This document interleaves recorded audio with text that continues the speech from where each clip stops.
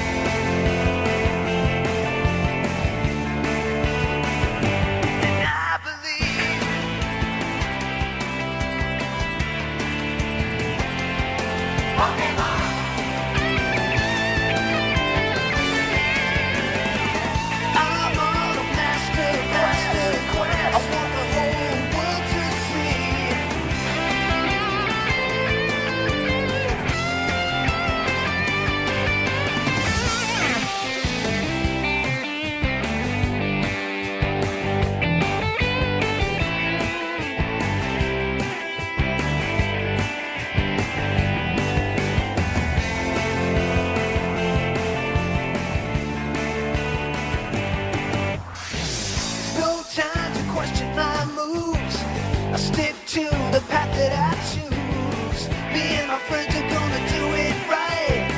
You'll never see us run away from a fight.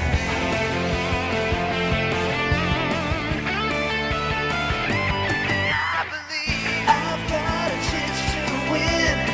I'm on my way to victory. I can be a champion if I just believe. I'm on a master quest. I want the whole world to see. I'm gonna be the very best. 'Cause all I've got to do is believe in me.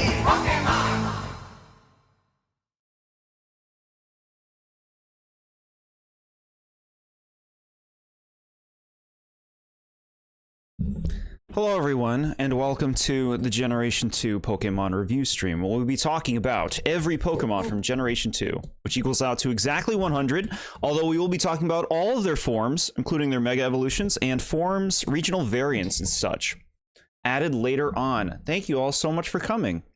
We'll also be looking at the community's picks for their favorite and least favorite Generation 2 Pokemon.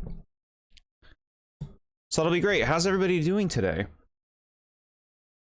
Mega Scissor, a throw-up face. Nice to see you, Yellow is cool. And of course, SMA and Nad. Yeah, this will be great, chat. I'm feeling good about this one. The first Generation Pokemon review stream ended up being so much longer than I anticipated. This one, I think, is going to be a lot more manageable. We're like 100 feet. I read feet. We're like 100 designs less from last time. Something like that. Ramen21, hello and welcome. You haven't missed anything. We're just getting started. I mean, you did miss a very nice song leading us into this that I'm happy to see was appreciated in chat. Normally, I'm asleep when you stream. Glad I caught this one. I'm glad that you're here for this, Yellow is cool.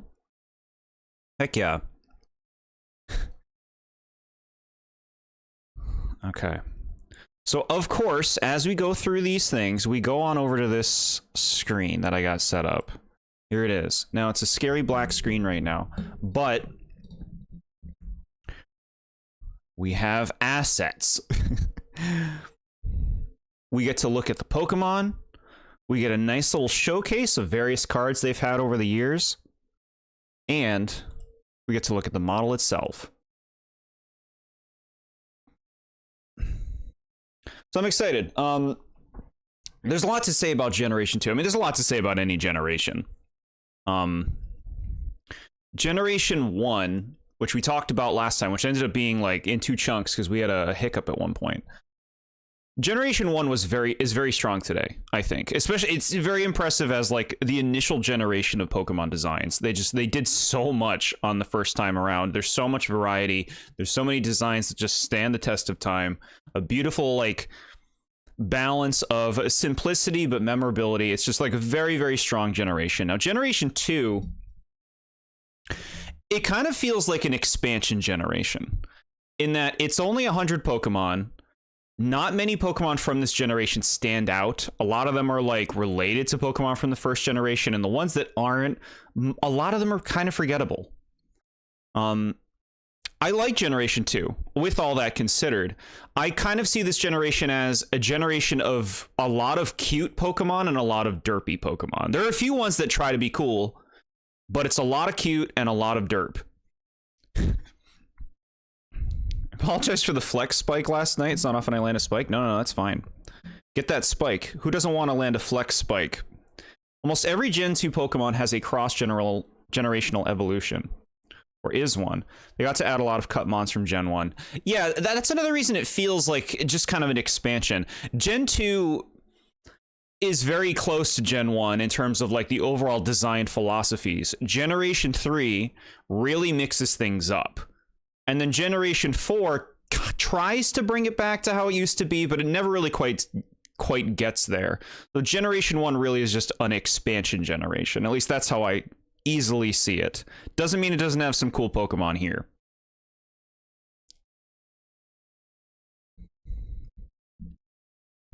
Yeah, always take shots. No, I think that's great. I think it's great to always take risks and shots when you're playing any game. Well, when you're doing anything, really. You got nothing to lose? Why not? Well, if you had nothing to lose, then it wouldn't be a risk. So, of course, we start at the starters. They did not even try with this design. That's a green blob with a leaf. So, Gen 2 starters are... We'll talk about the starters overall once we get through all three lines, where we kind of reflect on the starters. Now, Chikorita is very different. Is very different for a starter, at least at this point. When we talked about the Gen 1 starters, Bulbasaur, Charmander, and Squirtle, my ultimate stance on them is they're all appealing, but they're all kind of made for the same person. They don't have varied personalities. Now, Chikorita is interesting in that way, in that Chikorita is distinctly different from what the starters were at this point, even the other two starters in this generation. And I think it's worth appreciating Chikorita for that, because it's easy to see this as a more feminine design, which it's nice to have that kind of variety. You know, they're not all trying to be that same kind of attitude. Chikorita is very much trying to be cute with how it looks. Now, this is a simple design. It is simple, but I think it works. You know, I don't think that you can really get away too much with this today. In Pokemon, you know, they try to be a lot more interesting with designs, especially starters. I see what you're saying about it's a blob. It has a leaf on its head. Very cute. I like the red eyes. Now, these things are actually vines, chat. If I do it, yeah, there. You can see that those are actually vines that come out of its neck. Which is cool. That's a layer of depth to the design that you don't really see too much in the older stuff.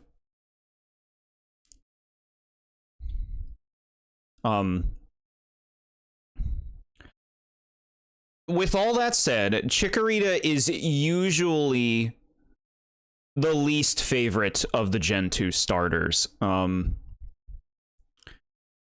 Because there's kind of like a softness, there's kind of like a lack of edge, a lack of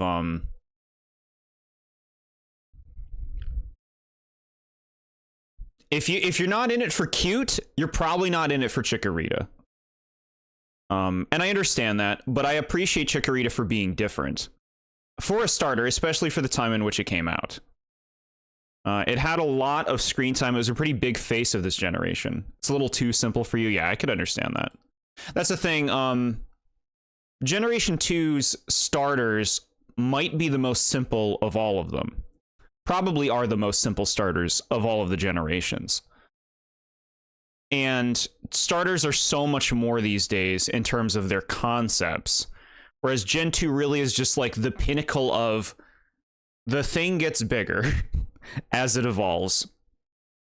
It's a simple design and it gets bigger. So, like, I like Chikorita, but it's probably my least favorite of the 3 Gen 2 starters as well. It's not bad to me. It's just, like, not as interesting as the other options. And it really does just go for cute. It would actually be pretty creepy if it didn't have the leaf on its head, huh? Like, try and picture it without the leaf. It's just like a thumb. Nad was reading your mind a little bit last night. He's in your head. So that's great. Okay, yeah, Chikorita's good. We did it. That's the generation. Bald Chikorita. Yeah, bald Chikorita is too much of a toe. Okay. And so then we move on to now its evolution, chat. Calling it cute is being generous. You don't think it looks cute in some of this card art? Look at it in the middle card. It's sweet. I distinctly remember the Chikorita in the anime was very, very attached to Ash.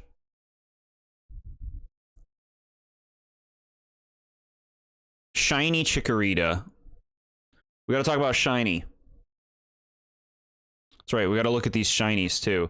Now, I like what they did here. It's not super different, but I like the concept when they do stuff like this with grass types for their shinies. It's like, oh, okay, it's a different season, or it's wilting or something like that. So I don't think this looks too bad. And I like this this reddish brown color for the eyes. I think that looks pretty nice. You love the autumn colors. Yeah, that's a nice choice. Sonic will always beat Dr. Eggman. That's how it has to be. I like the autumn leaf, but I don't like the color of green they used. Yeah. Sure. Stale Chikorita. All right, so Chikorita's evolution.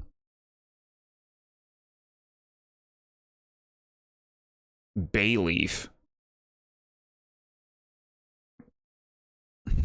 So here's Bayleaf, chat. Now, I think we lose some of the cuteness here, which is normally the case with middle evolutions. You know, you often lose a bit of the cuteness. The vines have grown out. They're now so, I don't even know what you would call these, little pods. And the leaf is longer and sharper. I actually like how it has this one cutout in it. A very, like, simple progression of the Pokemon, you know? Like I'm saying, with Gen 2 starters, they're very straightforward. And this is an incredibly obvious evolution for Chikorita, I would say. I don't think this looks bad. It just doesn't really do anything special for me. This color of yellow also, like, maybe the background isn't playing well with it. No, I think this color of yellow is not the best. But that could just be how it is in this model, you know, like in some of this card art, the coloration's a little bit different. They look like pea pods. I hear you on that. I don't like the stupid cocoons he has around his neck. Bayleaf is the best of this family. Actually, I lied. I like Meganium more. Yeah, I could hear that. Yeah, Bayleaf doesn't have a lot going on. When I look at Bayleaf, I immediately think of how affectionate Bayleaf is in the anime towards Ash, because that's where his Chikorita goes and stays, I believe. It's not a bad design. I like it when they make a Pokemon based off like a weird dinosaur. You know, to me, this is a dinosaur. It's not like a normal animal. It's something more creative, I guess, which is cool. Shiny Bayleaf. So, Shiny Bayleaf. The body color actually looks kind of nice here. It's going, like, the coloration for the plant part is getting more golden. And then the body, I think, is a pretty attractive palette as well. It just, the combo looks good. It's very autumny. Bayleaf was a starter mon you could catch in Phoenix City in Pokemon Coliseum. This is true. This is true. So we dipped it in mustard. You know what? Okay, I can see that. I can see how you see that in it. And now we get to the final. Here it is. Meganium. The final evolution. Oh my god, this card art is something else. And again, very straightforward progression. Now it has a full-on blossoming flower around its neck. It's a bigger dinosaur. It lost the leaf and it just has these antennae, I guess you'd call them. I think Meganium is pleasant. It is remarkable how simple this design is when looking at this compared to the Pokemon that come out today. You know, especially for starters. Starters are so involved. Look at this. It is a green dinosaur with a flower around its neck and 2 antennae. You love the pink and green combo? Yeah, this is very, like, comfortable on the eyes. But there's, again, that, like, it's kind of back to being more cute again. And that comes back to, like, it's nice to have this evolutionary line be different from what starters have been up to this point in being going for more of a cute thing, not so much a cool thing. But at the same time, if you're not into cute, you're probably not into Meganium, you know? So Meganium is often seen as the least popular of the starters in this generation, but I don't think it's a bad design. It's just very plain. There's really not much going on here. What if they added some features on the back? Thing is, I don't mind a plain design. Today they definitely would do more with the back end of this Pokemon because there's nothing here outside of a very plain tail. And it's all like one color. It just like looks like this big blob.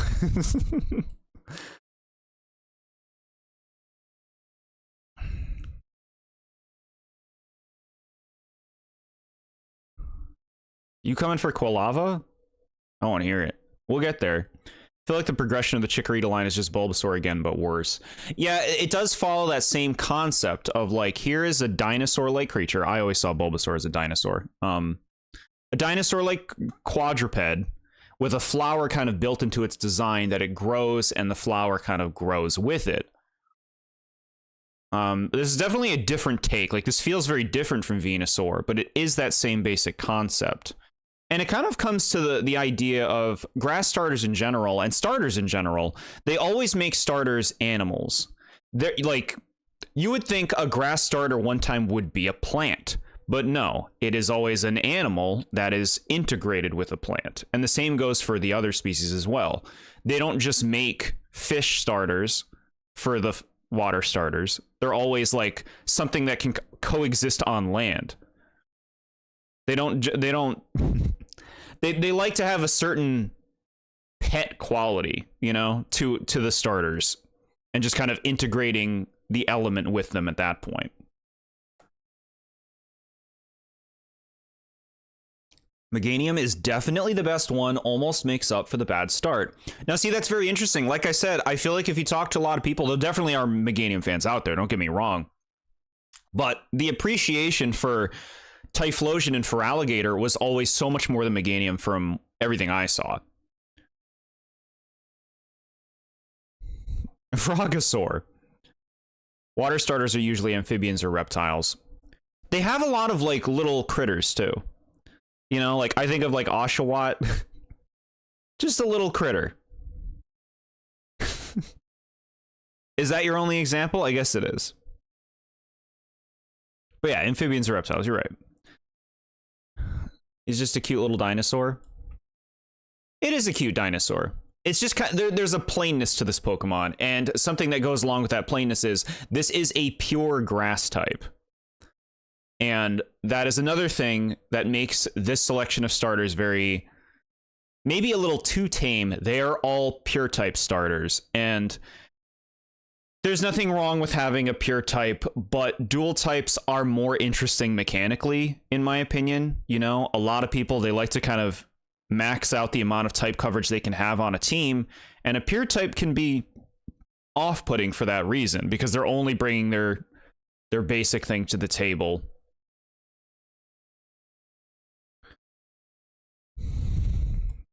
So, yeah, no, I think Meganium's a nice design, but it is kind of bland. Everything in the Cyndaquil line is so bland. We're not even talking about Cyndaquil yet. Is it just me, or is grass a less loved type in the community than some others? Grass is definitely one of my favorite types. It depends on who you're talking to, you know? It totally depends. There are fans of them all. If we're talking like less popular types in the community, I would say rock and ground are the front runners. Amphibians and reptiles are actually two completely different things. Yeah.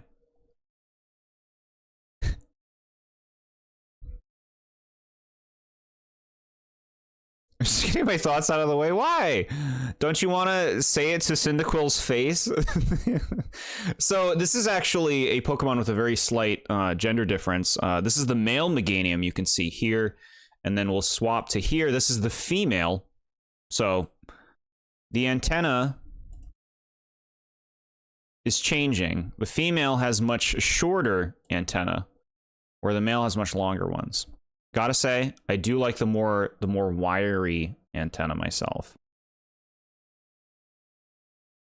I love animals with plant traits. It's interesting. Yeah, 100%. I think plants are really cool. Like, if we talk, like, you know, people always say, like, if you could have elemental powers or something, I always think, like, things that control plant life is a really fun ability in, like, media and stuff. You like subtle gender differences like that? I'm not a fan of subtle gender differences in general, honestly, but I don't think this is a bad one. Here's Shiny Meganium, a lot more yellow looking. It's very pear looking in its color. Orange flower, not bad. Antenna kind of blending in. Maybe those could have been a different color. This doesn't look bad. It's nothing special, but this doesn't look bad. Could it be a lot more interesting? Could this be like wildly different colors from the base? Yeah. I feel like it's not as autumny as the previous two. Like, the original Chikorita was so autumny in its colors, and as it's developed, it just kind of committed to the yellow. Because every member of the line a different shade of yellow, I know, right? And then, of course, the gender difference. And so now we come to the next starter, the Fire Starter, a very popular starter, and Pokemon in general, Cyndaquil. Now, I love Cyndaquil. I do. I do have some qualms with how they interpret Cyndaquil today. I know how much you love the inconsistency of the genders in Pokemon. I would like consistency. What a cutie. I like this family, but they look plain without their fire. Yeah, and so you're basically touching on one of my problems with Cyndaquil is you can see it in the 3D model here, and it's different from how he appears in two of the artworks and his main art. Cyndaquil looks so much better with the fire being on, but it's something that it can turn off. When it turns it off, it looks kind of awkward. It looks kind of awkward and strange, like it's just mounds of flesh, you know? You can see the fire comes out of these spots on the back. With that considered, I still think Cyndaquil is very cute. This is actually my first starter ever in Pokemon chat, because my first game was Pokemon Gold, and this is the first starter that I picked. So I would say that this is my choice for Generation 2, would be the Fire Starter line. You have a plushie? That's really cute. Now, there you go. You can see we can get him to bring his fire out. I think the fire is a big part of the design. Now, I do like designs that aren't static. Like, I like that he can put the fire in and out, but the fact that it's normally not out does make him look... He just gives off a different impression, a different vibe. And I think that the flames do a lot for him. Why, though? Totodile is right there and is so much better in every way. We'll get to Totodile, and I have plenty of praises for Totodile as well, but Cyndaquil is just a very cute Pokemon. I've always resonated more with warm, fiery things than watery things myself. In fact, I have rarely picked the water starter in most generations of Pokemon. I've most always gone for fire or grass.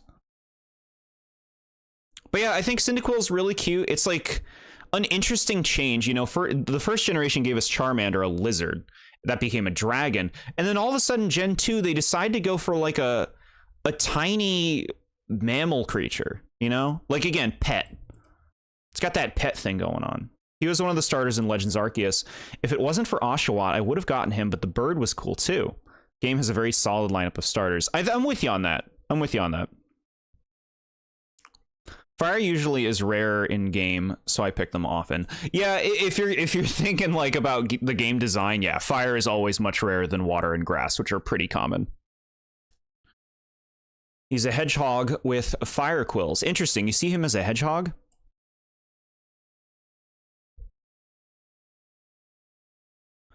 It's a cute little thing.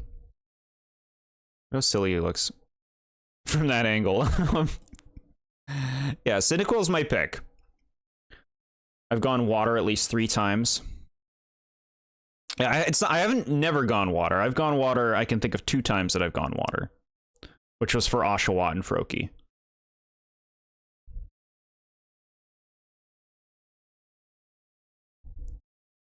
Now, shiny Cyndaquil. Wow, doing a lot with this.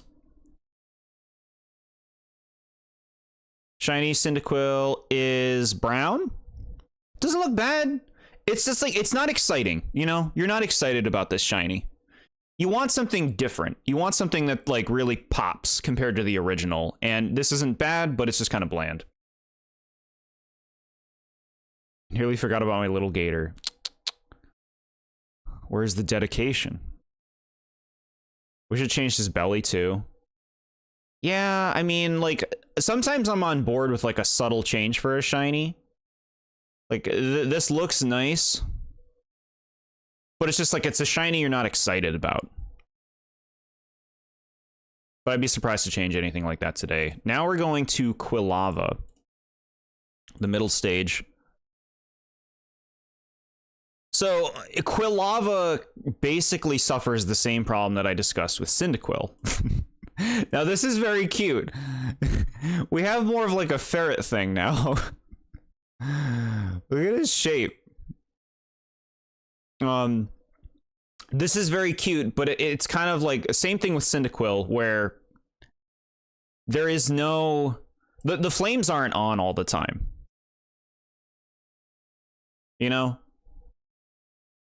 They're in 2 spots now, on the head and on the backside, which I like. I think that creates a pretty interesting dynamic to its design. There you go. That Cyndaquil doesn't really have. I think that this is a nice progression for Cyndaquil, though. It's like, okay, it's bigger. They did something more interesting with the flames in terms of the placement. Expression is becoming a bit more mature, but still very cute. Why did he go from all fours to bipedal? I mean, Cyndaquil is basically bipedal too. It's just his body shape was different. The body shape is longer now, but Quilava can certainly, you know, stand on its legs. They made him ugly. Look at his little face. I think this is adorable. His mohawk in that artwork is sick. Talking about the first one? Yeah, Quilava's really great. I think Quilava's like one of the best middle evolutions in all of Pokemon, honestly, Chad. A very appealing and cute middle stage. Not really much going on with this design, though. Like, for Cyndaquil to go in this direction, it's just like, well, it got bigger. The flames moved. This is what I mean about, like, the Gen 2 starters are very tame in their overall progression. Now we're going to be doing a lot of complaining. Well, first, shiny Quilava, you know what? This does look nice. It's the same thing as the regular. You got the brown. But there's something cinnamony about this. It looks nice on the bigger body, I guess. Or maybe just the way he's posed here. I think Cyndaquil stays the same the most. Yeah. It's a good middle evolution, but he's not as cute as he used to be. Yeah, I could understand that. It depends on like what style you find cuter, I suppose. We'll be talking about Tysplosion soon. So here's Tysplosion. Typhlosion, of course. The less we say, the better. Now, this is my first fully evolved starter ever, and here's the thing. I like Typhlosion. But, oh my god. So, I have a lot to say about how Typhlosion has evolved in terms of its design over the years. This is incredibly basic progression still. The Quilava has gotten even bigger, primarily stays on 2 legs, although it still will go on 4. The flames have all moved up to here to become a, I don't even know what you'd call that. Like the frill. It's a frill. But this is just a bigger, angrier looking Cyndaquil, essentially. Hot take, I kind of hate his design. I could see hating his design. I am going to explain what I appreciate about him. I haven't seen recent leaks.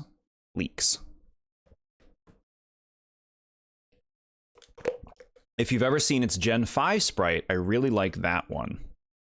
I'm sure I've seen it before. We're going to be looking at some sprites in a moment for this Pokemon because I gotta get into Typhlosion's changes. Cyndaquil has a long nose or snout or elephant trunk thing, and he doesn't have that in his evolutions, which is weird. Yeah, they kind of just... He's more of like a weird shrew in his first evolution, and they kind of abandon that and just kind of make him like a big... mongoose? Oh, the family-friendly thing? No. I don't sign on to any of that business.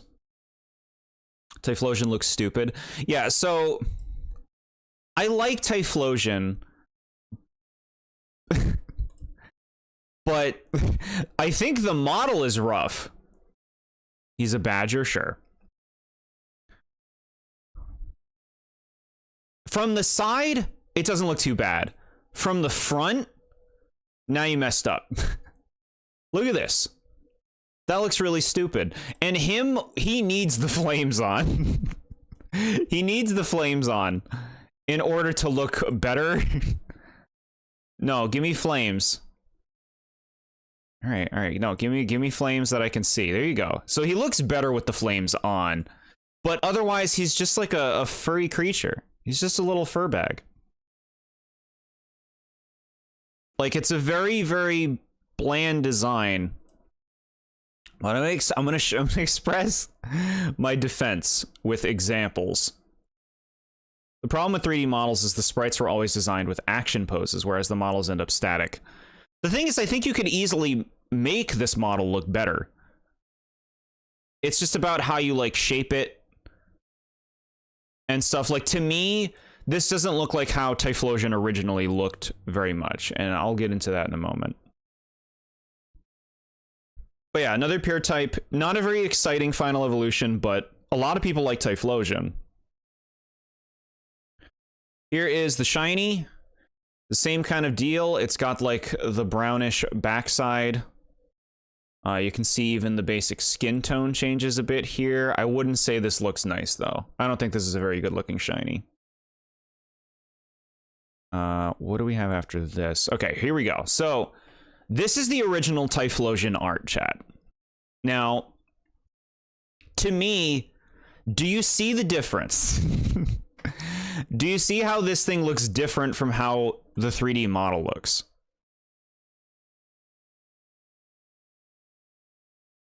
Like, on all accounts, it shouldn't be very different. But to me, there's something proportionally wrong. It's like its head is too small in its model.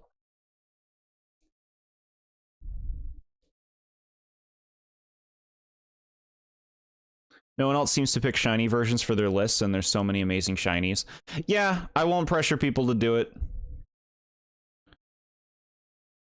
He's more menacing and intense. He looks cooler in the art. Yeah, I feel like you could make him look better, more like the art. There's something like his head is getting smaller, whereas in the art, it looks big. I have more examples, though. So let me see how this looks on this thing. Let's go here. There we go. Okay, I'm tiny now. So this is the original sprite work for Typhlosion in Gold and Silver, the first game that he was in. Now, I want to specifically point to the one on the left. This Typhlosion looks completely different from the model today. I think this looks fucking awesome. I think this model, this kind of proportion looks really good. He looks sleek and fast. His head is like bigger than most of his body at this point. Whereas like in the model today, they totally morphed him. They morphed him a lot, and they kind of got rid of this appeal. This almost looks like a weird little cat. A weird little standing up cat. He looks frillier. The fire looks less like a collar and more like it's just like wearing flames all around its back. Its neck, essentially.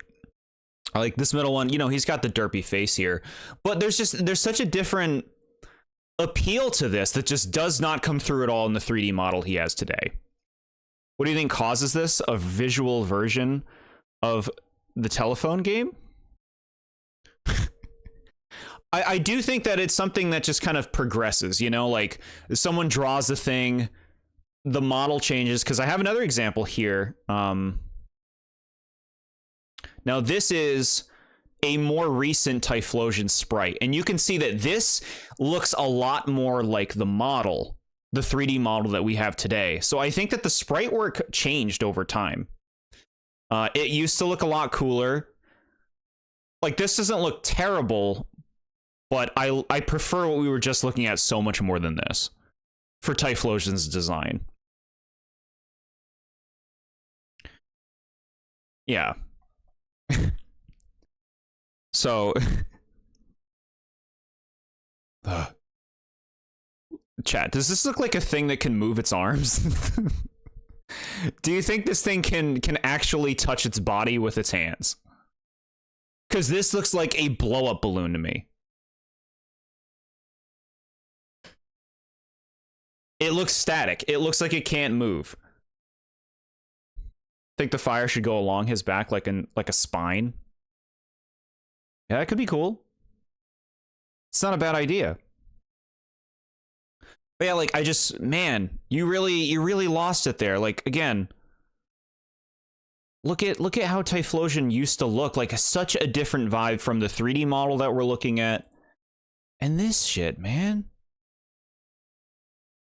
The arms, the weird baby hands. You played Crypt of the Necrodancer? I have not, no. I know it's on big sale right now, but I'm not interested in that game. So I'm not crazy. Chat sees it. I bought it in the Steam summer sale, and it's really good. I'm glad you're having fun. Yeah, I took a look at the trailer. I've definitely noticed this with a lot of Pokemon. Yeah, this is not the only Pokemon that has suffered this kind of change over time, but I do think Typhlosion is one of the most notable examples of just like being altered. Now, we get to talk about the new Typhlosion, what we would call cooler Typhlosion. And my oh my, is this a cool Typhlosion. Hisuian Typhlosion, chat. So this is a new form that only this starter gets in this generation for Pokemon Legends Arceus. Hisuian Typhlosion makes Typhlosion a fire ghost type, reflected wonderfully in this very, very attractive design.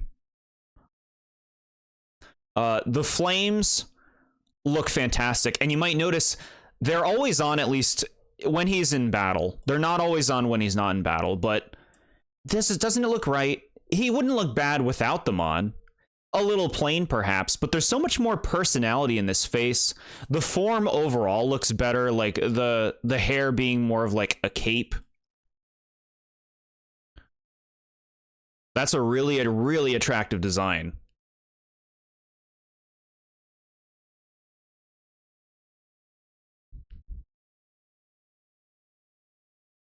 The games I recently bought from the summer sale are Crypt of the Necrodancer, Super Hot, Dying Light, The Stanley Parable, Portal 2, and Shovel Knight Treasure Trove. Cool. Hope you have fun with your games. Hisuian is so cool, better than the original. Slightly reminds you of a Alolan Marowak. Yeah, there is a similar kind of vibe, huh? He looks mischievous, which helps the ghost type. Yeah, this is such a nice like remix of the basic Typhlosion. You know, did he always have a tail? Typhlosion's regular tail, it's not really a tail, it's just kind of like a frill, you know, that comes off the bottom of the original. Shovel Knight's really great also. I actually have the Treasure Trove game on my Wii U, but I never played it. because I had leftover money. I had to get something before the shop closed.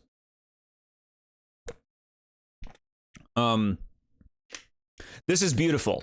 This is actually my easy pick of the final evolutions for Legends Arceus. I think the other two are... One of them is not for me, and one of them is just kind of like not very interesting. This one completely knocks it out of the park for me. This is one of my favorite starter designs for Final Evolutions in the entire series. Just really nice colors, really nice personality. Really nice thing to do with Typhlosion.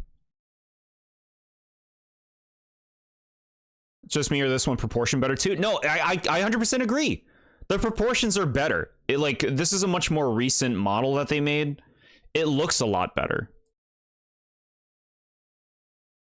And this is another regional form that just kind of completely overshadows the original, because this is just the cooler Typhlosion. But it's really nice. And of course, a shiny, not very different, giving it like a blue coloration. I feel like this could look a lot better. I feel like you could have gone with something more interesting. It doesn't look bad. It's just like not conceptually very creative, I guess. But yeah, wonderful. Do have to ask, why did Typhlosion's Gen 2 sprites look like it's shiny colors? Because the limitations of the Game Boy. It's his original color, this blue. I see what you're saying, yeah. Yeah, they're going for like the original color palette. It would have been nice if they did something more creative. But sure. They like to do that with a lot of shinies for like forms and stuff, huh? Yeah, very, very nice. It's just like regular Typhlosion has just been beaten out. They made a better one.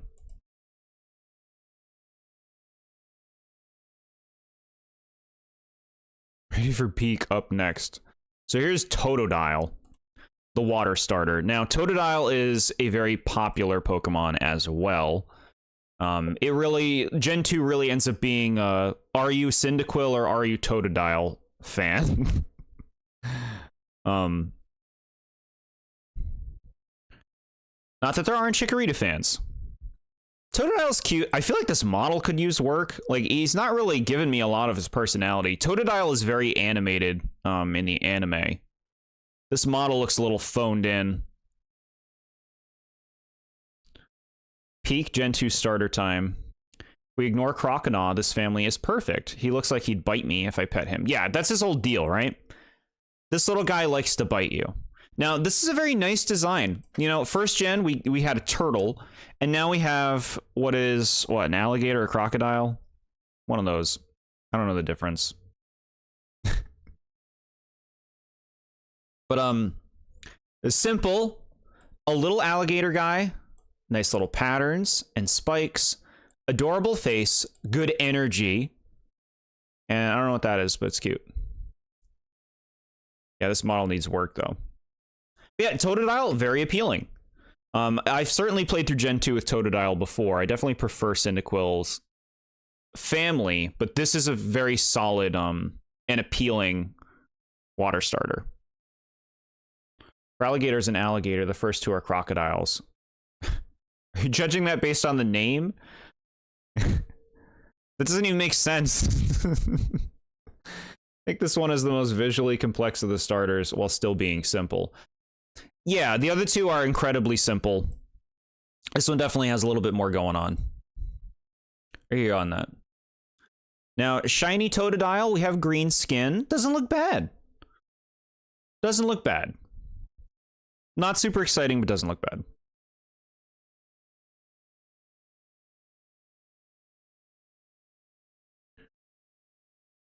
Here's Croconaw.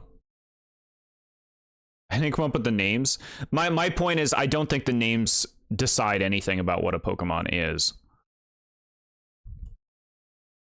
specifically based on.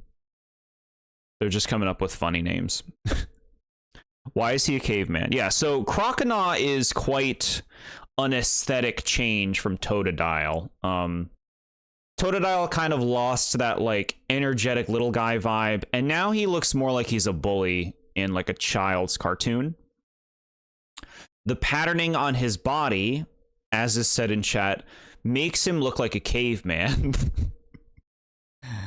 This is very much like a caveman dinosaur, you know? It's kind of given that vibe. I suppose a sensible progression for Totodile, you know, it's getting bigger. It needs to become a big gator. But I would not say this is an appealing design. Like I said, it's just kind of given, like, grade school bully vibes. I do like the placement of this fang here. This one weird fang in the back. Like, it's like its jaw really opens. I'd be scared to have him in my house. Yeah, this thing will bite you hard. Look at small little Jord. Chat, you didn't even tell me to switch back. I'm sorry, chat. Here's everything. Here's the world. Now look, real quick. Real quick, this is the card art for Totodile. And here's the card art for Hisuian Typhlosion. Because that was not seen. Thought that was intentional? Yeah, that I was reviewing them and not showing all the things that I introduced at the beginning.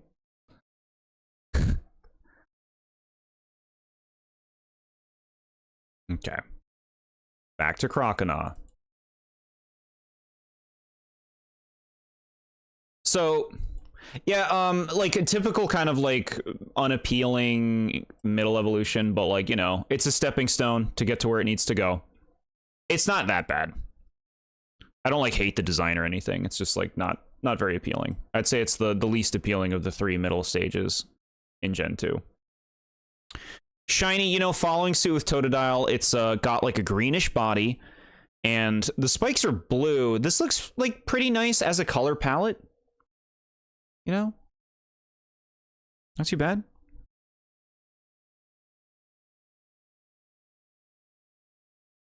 And now the final. Feraligatr. Now, if you do not know, the first thing we should talk about is Feraligator's name. And why it says GATR. There was a character limit on Pokemon names back in the day, and that is why Feraligator's name is spelled this way. Text limits.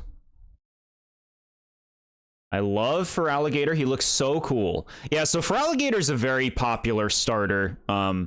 Like I said with Gen 2, you know, you'll meet people who are either Typhlosion or Feraligatr. And this is probably the most complex of the Gen 2 starters because the other ones are so simple. This one's still simple, but it feels a little bit more developed, like it has a little bit more detail to its design overall. You know? I feel like they're trying to do a mix of Gator and T-Rex. Yeah, it's like a very like dinosaur-like Gator, you know? I mean, look at this. This thing's not on all fours. This thing's standing up. It's ready to attack. You love Croconaw? I'm glad. Enjoy your Croconaw. I think it gives him more personality. The name, yeah. I don't mind. They can go for that. You don't have to spell things like in a way that makes sense. I'm fine with GATR.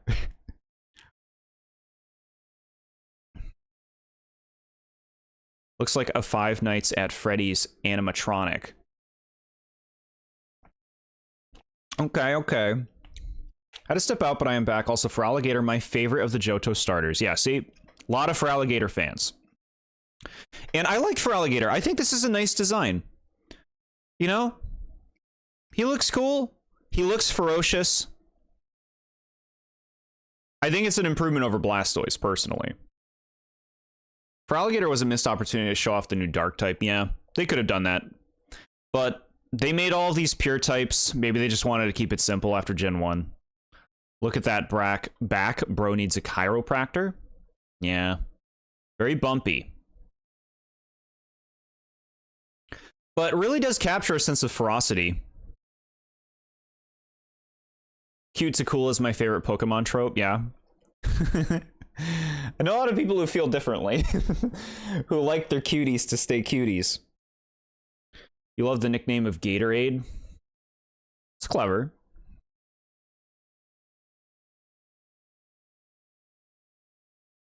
So, yeah, this is a nice design. Shiny for alligator, keeping that color scheme that Croconaw set up, and it looks good. You know, it's not super different, but it's a nice flavor. They have Clefable. I know someone whose favorite Pokemon is Clefable.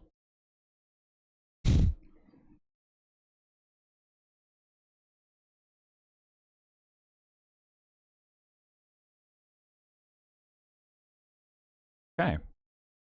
And now we come to this part. All right. Generation 2's starters. Super Saiyan Blue. You can either be cute or you can be cool. You can't be both. It's not physically possible. Wow. I think it is. I think it is.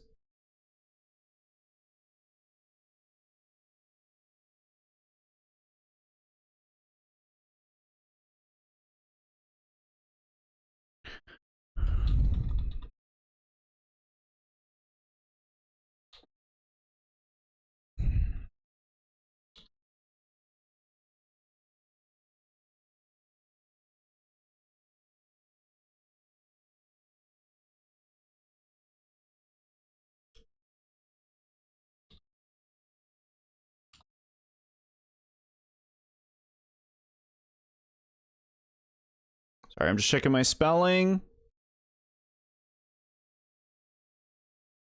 Shazam. There you go, chat. Polls up. Who is your Gen 2 starter, chat? Keep in mind that the Cyndaquil can become a Hisuian Typhlosion. Which maybe that's an unfair advantage. Maybe you should just judge it based on the classics. I don't know. Whatever you want to do. Just pick the one you want to pick. I think they are a mid-tier starter set. Not the best, not the worst. Kind of like the Totodile because it looks like a caveman line of Pokemon to me. I feel like only Croconaw is really going for that, though, you know? I feel like I don't see much caveman in the other two. So, the Gen 2 starters overall, now, like I said, this is a very plain selection of starters when you actually look at their designs. They're just small creatures that get bigger. And people still kind of look at this today as, like, you see a lot of Fakemon artists do the same thing. They'll just make a Pokemon that just gets bigger. And Pokemon today are a lot more creative in their design. Like, some of them do just get bigger, but there's a lot more consideration into them developing, like, interesting qualities to them. It's actually crazy how simple these are. These starters are even more simple than Gen 1 starters. And because of that, they're often, like, kind of forgettable. Like, Gen 2 starters, I think, are mostly beloved for the nostalgia factor. Because they're all pure types. They're all very plain designs. But, like, they're lovable in their simplicity, if that makes sense.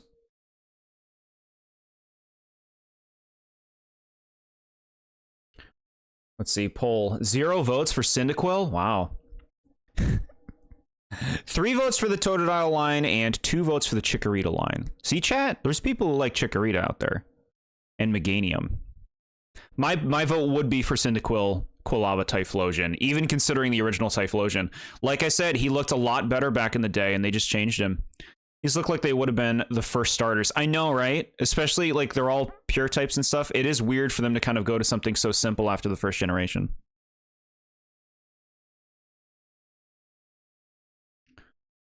Yeah, no, it's a nice, like I said as well with Chikorita, I do feel like you have a bit more variety here than Gen 1, where they all kind of had the same personality. In this one, you have the cute option, you have the cool option, and you have, like, the cute/cool option in the middle. I know people think Totodile is cute. I voted for Chikorita only for Meganium, yeah. Yeah. The first starters are iconic. These guys just kind of exist. A lot of appreciation for them still today, though. Of course, the nostalgia, you know, it plays a big part in people just appreciating these old things. But I honestly don't think that you can get away releasing starters like this today.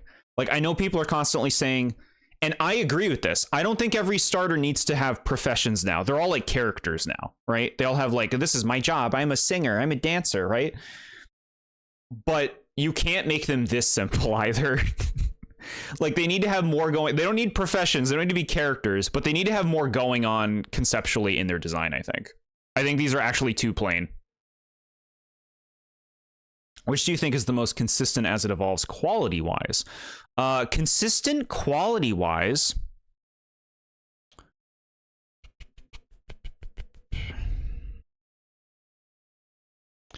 Well, now I think you're just baiting me into saying Totodile. But it's probably Totodile's line. I don't think Chikorita's far off, though. I think Chikorita has a pretty consistent quality throughout its family. Bailey's coloration being so different from the other two is bothering me right now. It's just like, well, I'm going to become this color, and then I'm going to go back to being dark again. Which is fine. It's just like, you wonder what the thought process was. Like was it intentional? Like, Cyndaquil and Quilava look the same. We managed to do the Star Fox crew somehow. We had our first 1v1 with the main villain of the game. Yeah, the Chikorita line would be my favorite, but it's unfortunately in a gen that counters everything. Most of the Johto gym leaders counter grass. Flying Bug, Ghost, Steel, Ice, Dragon. Do I need to say anything? Yeah, grass types, they're not having a good time in Gen 2 with what they have to deal with. Grass types are notorious for the amount of weaknesses that they have. I think it's, what, 6 total? 5 or 6? Fire, Flying, Poison, Bug, Ice. I guess 5. Which is a lot. 5 is a lot of weaknesses. On top of not being good against many things, it's like water, ground, and rock. And most ground things are rock anyway. At least back then.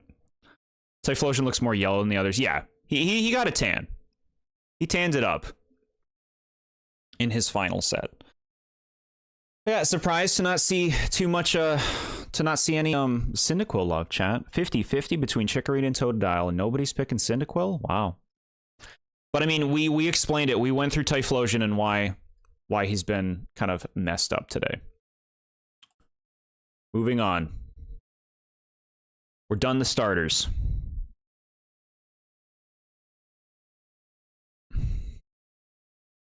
Grass may not have a lot of weaknesses or resists, but the ones it does have are extremely valuable.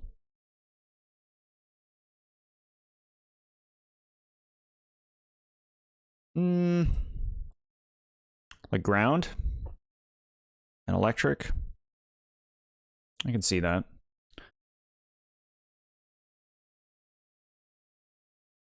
Sentret has too much going on for me. So here we have our, the generations tend to follow patterns in terms of certain concepts. And pretty much every generation has a 2 evolution normal type. Originally, they were all rodents. Rodent type creatures, but they're just like, you know, small little critters that you'll see in the woods. So generation 2's is Sentret. Water mostly, got it. Sentret's pretty cute. I like the big old tail. I like the general roundness. He's got like flaps coming down. Sentret really is just like a strange amalgamation of a lot of different kind of animals. He has wings and rabbit ears and a fox tail and the letter O. Yeah. Small Jord again. Thank you for telling me, chat. Appreciate that. There, now you can see all of the Sentret. Lot to keep track of.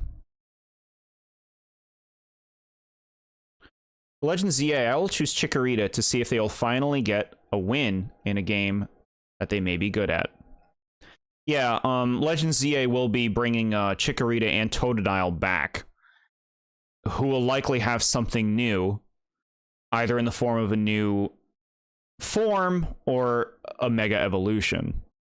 We'll see. Yeah, chat, Sentret is cute. The face is like a kind of cute where it's like it could be cuter. It looks like it's not really enthused about what it's doing. But it looks very fluffy. This is animated pretty nicely. Standing Sentra is cursed. It's true that Sentra is normally supposed to kind of like be standing up on its tail, which you see more in the games. You're not going to see that here, though. He'd be like, yeah, which is cute. But I don't know. I mean, Sentra's fine. It's a weird little thing. It's a nice change from Rattata, even though you'll still be getting plenty of Rattatas in gold and silver.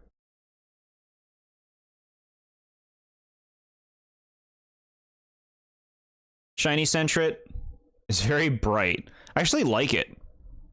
I actually think that looks nice. It's creamy. That's a creamy Sentret. Yeah, that looks good.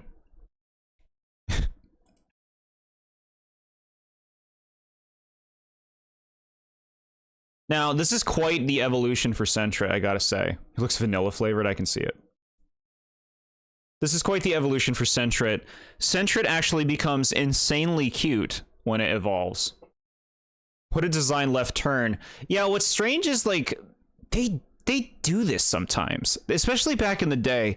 Furret has almost nothing in common with Sentret in terms of its design. Like, it basically becomes a different thing, like a similar idea in like being a tiny little furry critter, but it's just like, let's just take all those elements that made up Sentret and just make something else. Let's not even use any of that stuff. Here's Furret.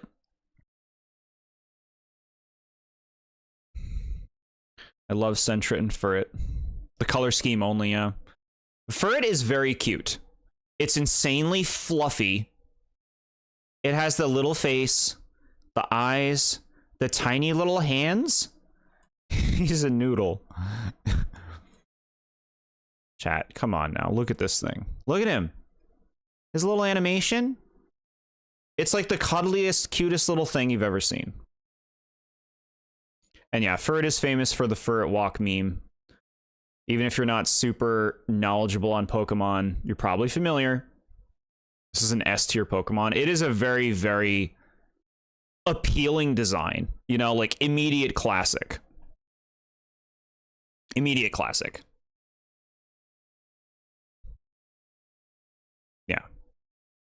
Yeah, Furret's great.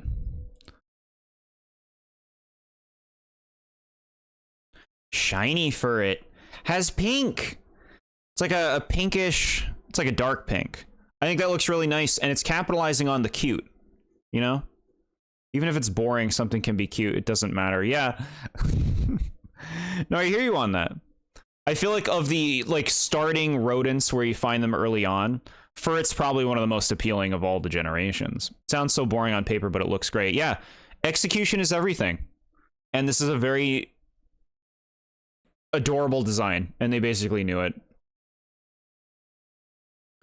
Now we talk about this part of Furret. Furret is large. Now they generally judge the height of Pokemon that are long by their length. So they did make a life-sized Furret plush. I feel like it looks a little too big, but Furret is 5'11", and so fully stretched out, its body would be this long. That's just even better. Yeah, so Furret is a large thing.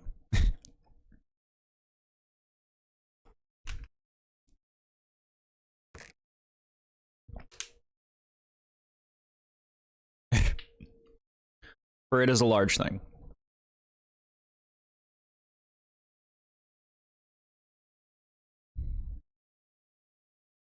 Imagine him wrapping around you in the winter. That sounds very cozy and very cute.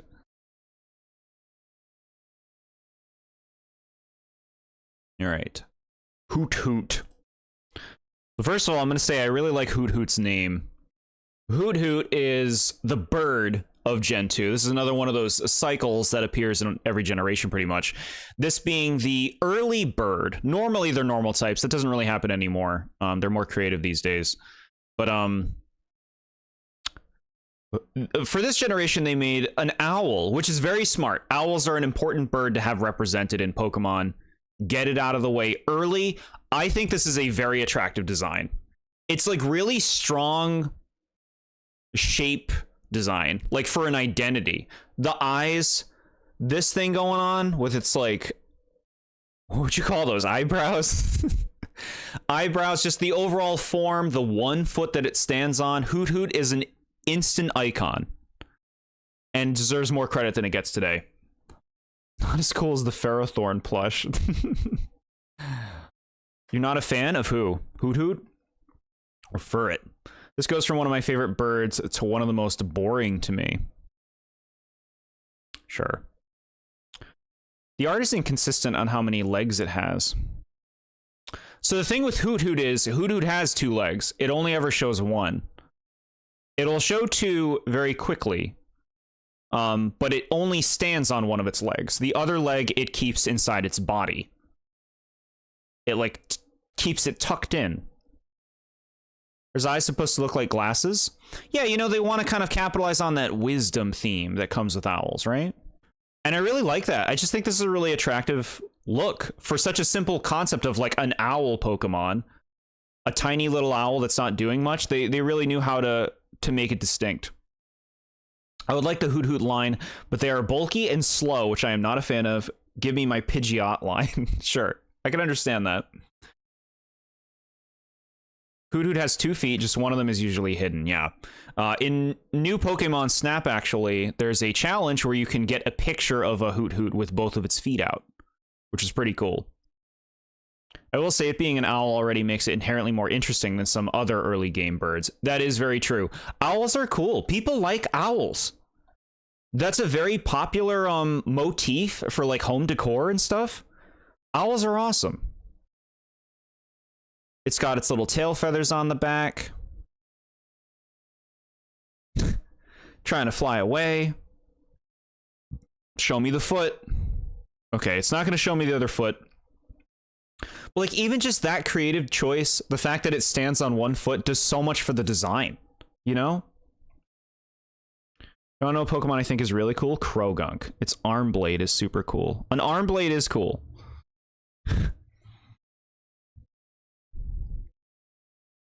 Yeah, chat. I like Hoot Hoot. Doesn't get enough credit.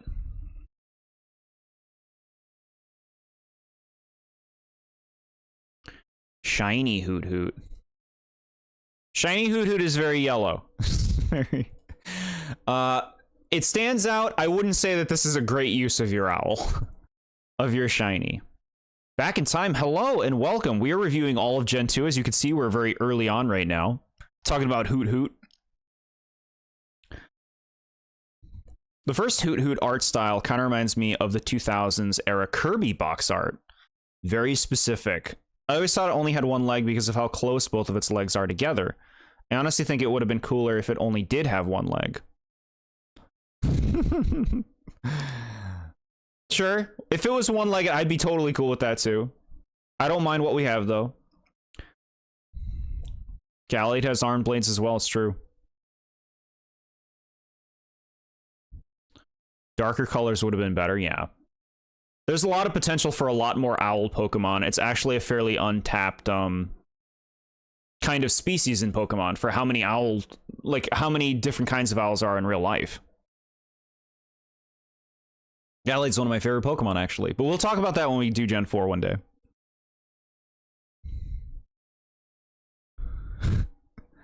I'm a big Gen 2 fan, and the Phanpy line is one of my favorite Pokemon, so I'm a little excited. Yeah, we'll be getting there probably in a few hours. We'll be talking about Phanpy.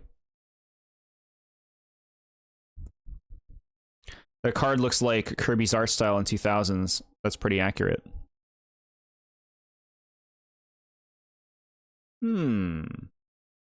what you're saying. Crazy it took 9 gens for a dolphin Pokemon. Yeah, we're still waiting on some animals, chat. Where's my platypus? That would be at the end of September. Let's see if you got that. For Gen 4, you are right. Yes. We'll be reviewing all of Gen 4 the last day of September. We do one of these a month, except unless it's a trivia month, and then the last day, or not the last day, the 30th will be the trivia day. So next month we'll do in trivia. August will be Gen 3. September will be Gen 4. And then October's trivia again. All right, Hoot Hoot evolves into Noctowl.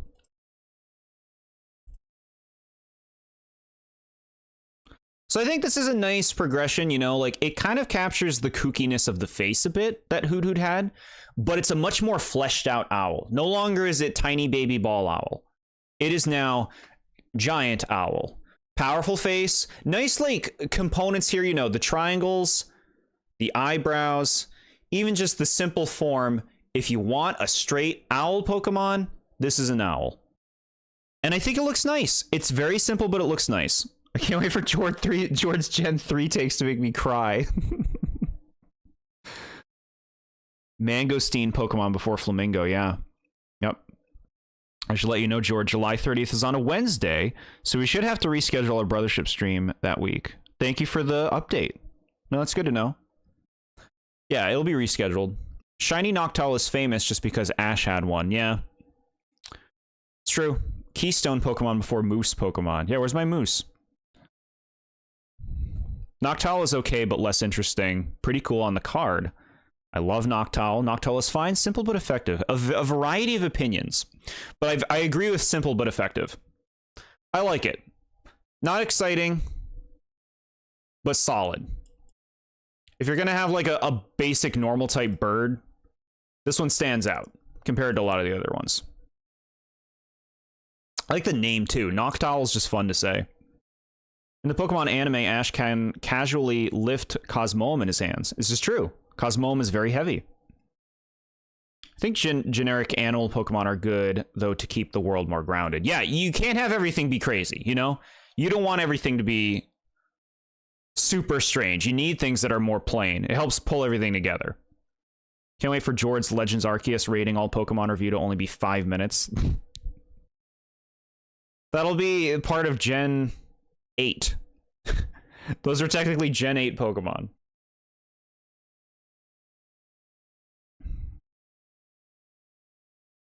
Has moose antlers. Those aren't antlers, just so you know. Shiny Noctowl, of course. Famed. Because Ash Ketchum had one. I don't think this looks bad. It's kind of like an autumny owl. The base yellow color is a little strange. Lemon pudding. As boring as they are, stuff like Rattata feels necessary. Exactly. You gotta have that. Ladybug. So as we've been talking about cycles, so every generation kind of does like a similar concept. We have the early bugs. And our first early bug is Ladybug. Who's a ladybug, if you can't tell. I think this thing's cute. Look at its hands and its stupid face. And its little body. I'm sorry, it's adorable. Most regional birds aren't outstanding to me. Noctowl ain't bad for an owl Pokemon, though. The barf yellow ain't for me. I'm so sorry. It's hideous. Look at it. Look at it in the card. It's a cutie. Probably the only person who loves the Gen 2 early bugs. Oh, no. We have some Gen 2 bug loving going on here. We do, chat. Looks like something Furt would eat. No. Ladybug is really cute, yeah. Look, SMA loves Ariados. We're going to be talking about Ariados soon. Don't even get me started on Ledian. I love Power Rangers Ladybug. Yeah, chat. This is so simple, but so strong. Like, even just the eyes. Look at how distinct the eyes are. You immediately notice Ledian or Ladybug when you see it. It's like, that's Ladybug. Like, simple features, but cohesive, iconic design. Bug loving, yeah, chat. I love bug Pokemon. Ledian and Ladybug are very useless in the games. It is true. They are unfortunately not very good Pokemon at all. It is so cute. I just wish it had a little better proportions. Still love, though. Yeah, in this model in particular, the body looks excessively large compared to everything else. Ladybug's Orenda looks derpy with its eyes looking cross eyes. It's cute! Cross eyes makes it cute. Googly eyes. Yeah, you could make your own Ladybug pretty easily, chat. Bug guys are reveling this one. Yeah, 100%. 100%. Shiny ladybug. Okay, first, gender difference. The male has larger antenna. Female has shorter. This is such a minor difference. It's like, why did you bother? Why'd you even bother? He's a little dude. It having googly eyes makes it even better. Yeah. Yep.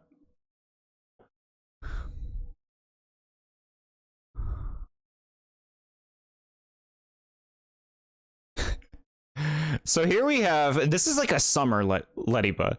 This is one that's been out in the sun for a while. Now, this is not a very exciting change, but I guess if you want like an orange ladybug, here's your pick. Make your own ladybug a fun class. That's such a good idea. In real life, gender differences are often subtle. Sure, I don't think Pokemon should follow like real life rules though. It's always nice when there's a shiny that doesn't look infinitely worse than the normal version. Yeah, especially for the older gens. All right, chat, I'm about to gush. I'm about to gush. I love Ledian. I think he's super dang cute. I love this shiny because certain ladybugs are yellow in real life. Yeah, exactly. That's fun. We have orange ladybugs near me. I love shinies that aren't just random. Yeah, even though an algorithm designed it, right? But no, it's nice that it worked out. I would like to give special shoutouts to Mega Houndoom, Skarmory Ho, and my Cargo to round out the rest of my top 10 list. Okay. Very cool. The Furt's pink and white shiny I absolutely love, and I only just found out about it 5 minutes ago when you showed it. Isn't it nice? Ledian be having Iron Fist with a base 35 attack. So yeah, chat, the unfortunate thing about Ledian is it is not a good Pokemon in the games. But look at this design. Ladybug has now become a little ranger. A little Sky Ranger. The face is much sleeker. Still cute, but like going for a cooler angle. Only 2 hands now. Well, 4 hands now. Count correctly. And he's all about the punching. Little tiny wings. It's simple, but it's cute. Look at his little punches. What is this ugly superhero looking Pokemon? You called it a superhero. And I don't even like superheroes, chat, usually. But like, I like that angle. I think there's a lot of potential for Ledian to get something in the future. Either like an evolution or some kind of crazy form. There's a lot you can do with this basic design. And it would be nice if it was more usable. Give my guy a hug, yeah. Its category is the 5-star Pokemon, and that's the grade I give it. Very nice. Yeah, people will be all over the place with what they find appealing or not with Pokemon. I get it. But yeah, I like Ledian. Give an Evo named Superbug. If they capitalize on the superhero theme a little too much, I might not like it anymore. But I do like Ledian. A cute little design. Same thing as the other one, male and female. The antenna are bigger on the male. And just like that, the shinies are also a similar situation. Where we have an orange, almost golden looking Ledian. Which doesn't look bad. Doesn't look bad. All right. The other early bug of Gen 2 is Spinarak, who is like immediately lovable, right? It's just immediately lovable. It's a spider. We have a spider. And you know what's surprising? How did Gen 1 get away without having a spider? It's surprising, right? This is so cute. It's so simple, but it's so cute. I love Spinarak and Ariados mainly because my favorite insect is the spider. So expect to see Galvantula on my Gen 5 list very highly. Technically, spiders are insects. But yeah, no, the spider Pokemon are sick. Imagine making me love a spider, yeah. Cute little guy. Spinnerack wows me a lot less, but it's still very cute. I like arachnids. Yeah, arachnids are really cool. So they did this thing where it has a face on its back. Now the fun part is the face will actually change to match Spinnerack's expression. You can see there how it becomes a frown. So like they can even smile. The abdomens can even smile. I guess that's all he wants to do. The face on his abdomen makes you happy too. Yeah, it's such a, like, if that wasn't there, this would still be a cute Pokemon, but the face does so much for the design.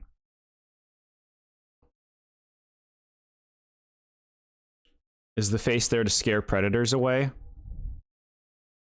I don't know. I couldn't tell you. But yeah, Spinnerack, just a nice design.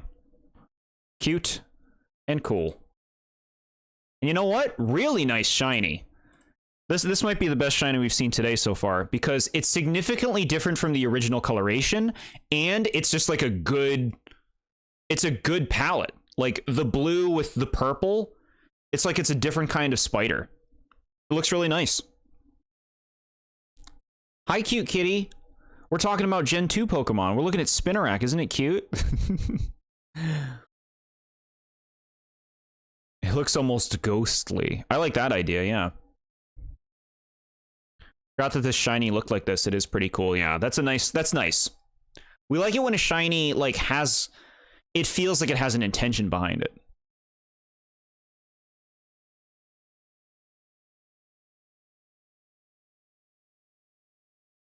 Now, Spinnerack evolves into a very big and very cool looking spider. Ariados, chat. Ariados. So I've always liked Ariados. I think this is such a nice design. The eyes, the colors, the form, even this stuff. Like, why did they do this? Why did they put these here? They look so good. It just pulls the whole design together. The spike on the head, the stripes. We even kind of have the face elements remaining in the back.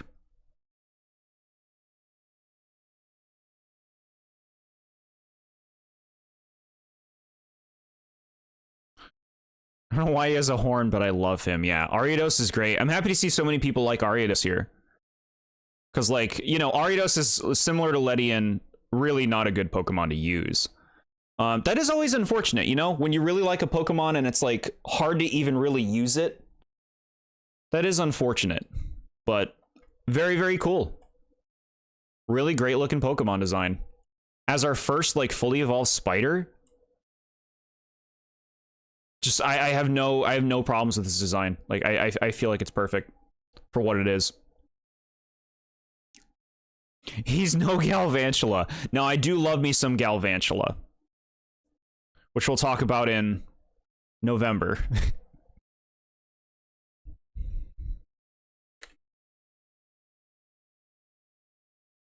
You actually think he's not bad in game? Yeah, in game you could probably get away with a lot of them, right? If you're just sticking to, like, basic game stuff. Ariados is my favorite Gen 2 Pokemon, and I do love spiders, regardless of how wrong I was moments ago. No worries. A lot of people don't know that spiders aren't insects or bugs. Yeah. Really nice. We sing the praises of Ariados here. Now, Shiny Ariados is also very cool. Doing what the Spinnerack did, with its own unique coloration. This looks great. The blue and the yellow, and then this, I don't know.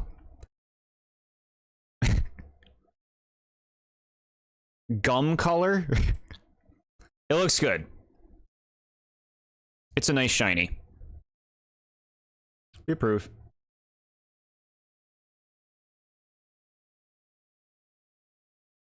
And we're getting into our first new evolution of a Generation 1 Pokemon. So we reviewed Zubat and Golbat on our Generation 1 review stream. And they gave Golbat a new evolution, being Crobat. Now, this is quite a direction to go with Golbat. You've gotten rid of the mouth thing. Golbat was all about look at my big mouth, and now We don't have that. We have our mouth closed. We have more wings and little feet, depending on what game you're playing. And it's just kind of like a sleeker, sharper design overall. I think I used to like Crobat more. I still think Crobat's cool. Like, I think this is a fine design. But I do think this could look cooler. There's something like a little potato-like about its body shape here.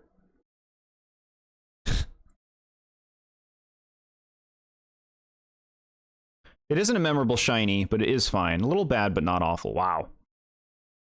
I like Crobat, but it doesn't look like a natural evolution of the Prevos. What I love about him is they really made him look fast. Yeah, Crobat is a very fast Pokemon. But it does look pretty different from Zubat and Golbat. They definitely changed it up. I don't know how much I like the eyes. Crobat is smaller than Golbat, right? I believe you are correct, yeah.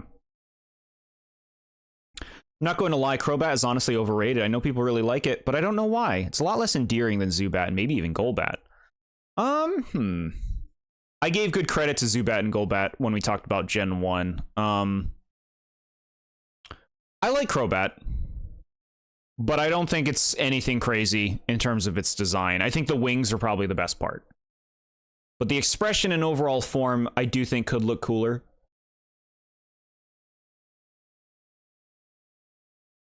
Do you think he'd look better with fangs? Maybe. The weird, like, bite that he's doing with his mouth does look pretty silly.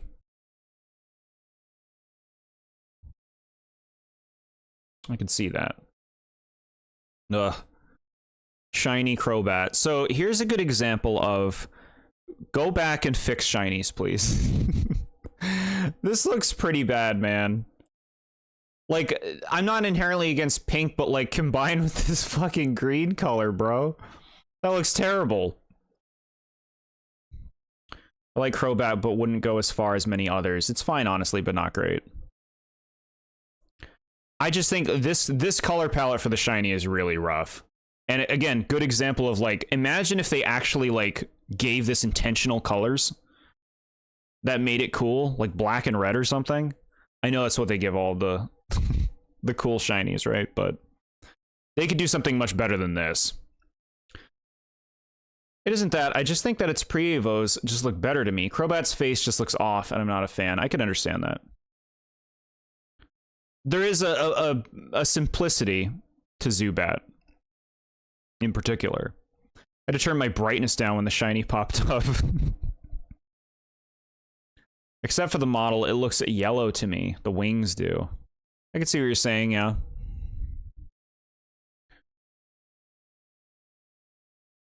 Crobat shiny is really iconic to me for some reason. I have no clue why, huh? Some things just stand out. It isn't even a great shiny, yeah. Yeah, so Gen 2 gave us a lot of evolutions of older Pokemon.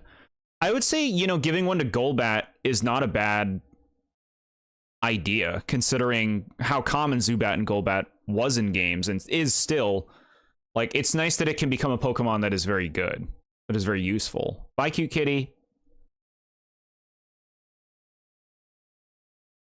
Hey, somebody voted Quilava. Somebody voted Cyndaquil, Quilava, Typhlosion. I appreciate it. You're excited for the Meryl line? I'm a huge fan. Yeah, we'll talk about Meryl. Chincho. So I love this thing because it has unusual eyes. I like Pokemon that don't have typical eyes. But on top of that, it's just like its weird own creation for like a fish. I love these bulby antennae coming out of the back. It's just like a unique design for a creature. I will say, you know, fairly forgettable evolutionary line here, you know. Gen 2 has a lot of Pokemon that many people would consider filler, and I could see them considering this one. I do like it, though. And I love the combination of water-electric as a type. Chincho is really cute, bro. I love him so much. Chincho is really solid. I love his eyes. A lot of appreciation I'm seeing, chat. It is such a goofy little fish. You wish Lantern kept his eyes? Yeah, they take a turn. There's something about its eyes and its face that I adore. Yeah, it's just cool. Like it's weird, but it's also cute. It's a fun combo. I always forget where to catch one in the Gen 2 games. Yeah, it's like a specific spot, huh? They hide a lot of the Gen 2 Pokemon from me in that game. He stands out to me due to the water electric typing. That's pretty rare. Yeah, water electric is such a fun typing.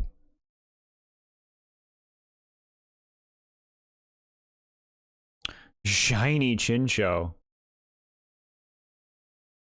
So we got like a green tinge to the design. I would say it looks better in this image than it does in the model. In the model, it's one of those shinies that's like hard to notice on the fly.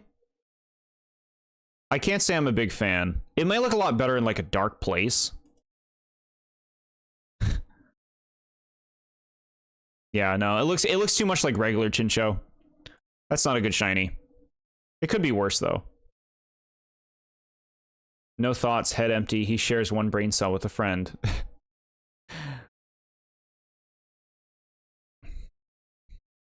Shiny Chinchou, more like sickly Chinchou. Sure. Like Houndour and Kanto for some reason and Larvitar. Yeah, they hide them. Shiny Chinchou in this model looks the exact same aside from the eyes. In the image that is near your webcam, it is a little better, but still bad for what it is, yeah. Yeah, that's one, like, go back and redo it. If you want to keep it green, but make it greener. Make it noticeable. So here is Lantern. And I saw multiple people state that they wished Lantern kept more of Chinchou's aesthetics. The eyes in particular. Lantern definitely goes for like something pretty different. Like, gone is the creepy element, right? The weirdness is gone, and now it's just a cute fish. It still has the lights, which have completely moved. This is quite the form change from Chinchou. The lights are up here, although I do like the lights being here. I think that looks nice. Despite the differences between Lantern and Chinchou, I like Lantern a lot. I actually think Lantern is really cute and very appealing. Lantern grew on me a lot in particular in playing Nuzlocke, because I would often get them, and I think Lantern is really good in Nuzlocke. Looks like it's wearing a superhero mask. It's just its pattern. You're gonna make everything superheroes. He becomes more generic, sure. It's definitely not as creative. Chinchou is like primed for like alternate evolutions, right? Like there's so much they could do with Chinchou going forward if they wanted to give it new evolutions and just go in different directions.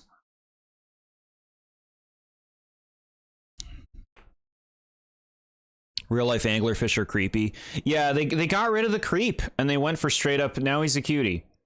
Lantern is a Pokemon I'm split on. It is cute, but Chinchou reigns supreme. I love both of them, but Chinchou is far cuter, which matters more to me than coolness. I can understand that. I think Lantern has won me over Chinchou, but I do really like Chinchou as well. I do think it's a sweetie. I wish its male gender difference looked more like male anglerfishes in real life. Huh. Would have been fun. Football fish. What about a ghost type regional form? Yeah, that'd be super cool. I always thought Zubat was related to Woobat.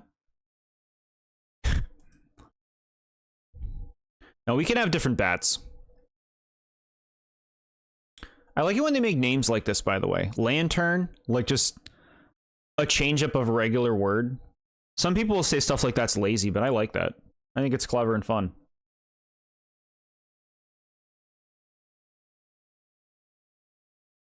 Shiny Lantern. So we've gotten rid of the green. We're no longer into the sick. Okay, you know what? It looks a little sick when you look at it here. It's got some green in the face. But we have like more of a purplish body. I don't think this looks terrible. But it's not that different from regular Lantern. And it could be a lot better, I think.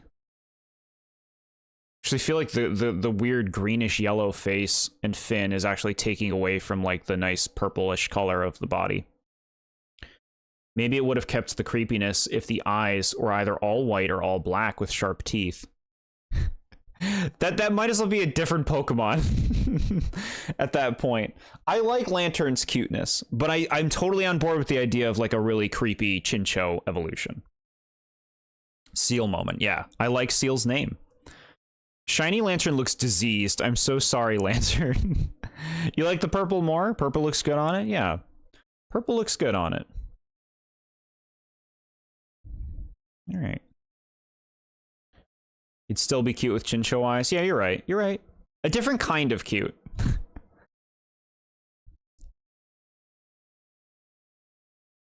The tiny rat.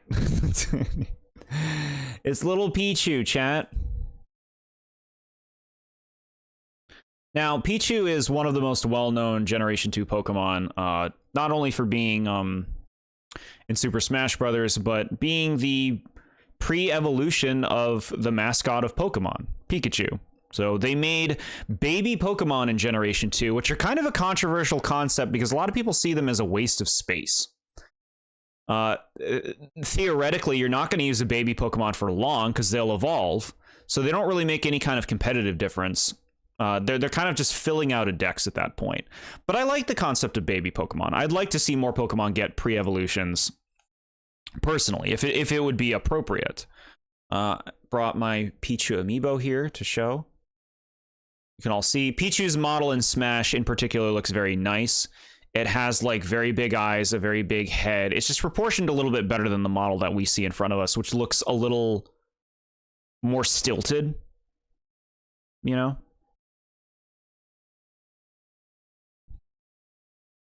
Pichu is a cutie. We've been doing this for an hour and a half. Yeah, we're making good progress.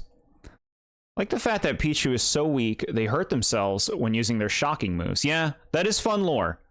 They gotta learn how to handle that electricity. Pichu is really cute, man. Technically isn't necessary because Pikachu didn't need a baby, but its cute little stature and face kind of make up for it. I think they did a really good job designing a baby form of Pikachu.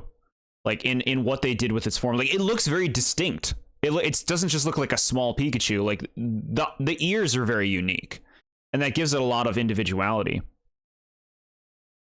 Don't you choose when Pokemon evolve nowadays, if you even let them? I know you're playing Legends Arceus, and in that game you always choose when to evolve them. None of the other games are like that, but you can stop them from evolving if you want.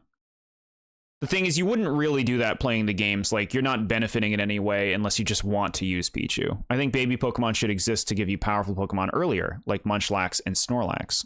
I like that idea. Windows. Doors and windows to new options. But yeah, I like it. It's a simple design. I even like the name, like how that's a difference from Pichu. They took out K, K-A. Now it's just Pichu. Yeah. Yeah, if you wanna really know Pichu, obviously Smash is the way to go because it's executed so well in that game and has a lot of personality. Usually the only time you stop evolving is for moves learned in the lesser stage. Yeah, which, like, how much do you even do that anymore these days in the games? With how move relearning works and everything. Yeah, it's our first baby. They don't make baby Pokemon anymore, chat. They stopped after, like, I mean, okay, Toxel is technically the baby Pokemon, but they stopped after, Generation 4 was the last time? Yeah, Gen 4 was the last time. They only really made baby Pokemon for Gens 2, 3, and 4.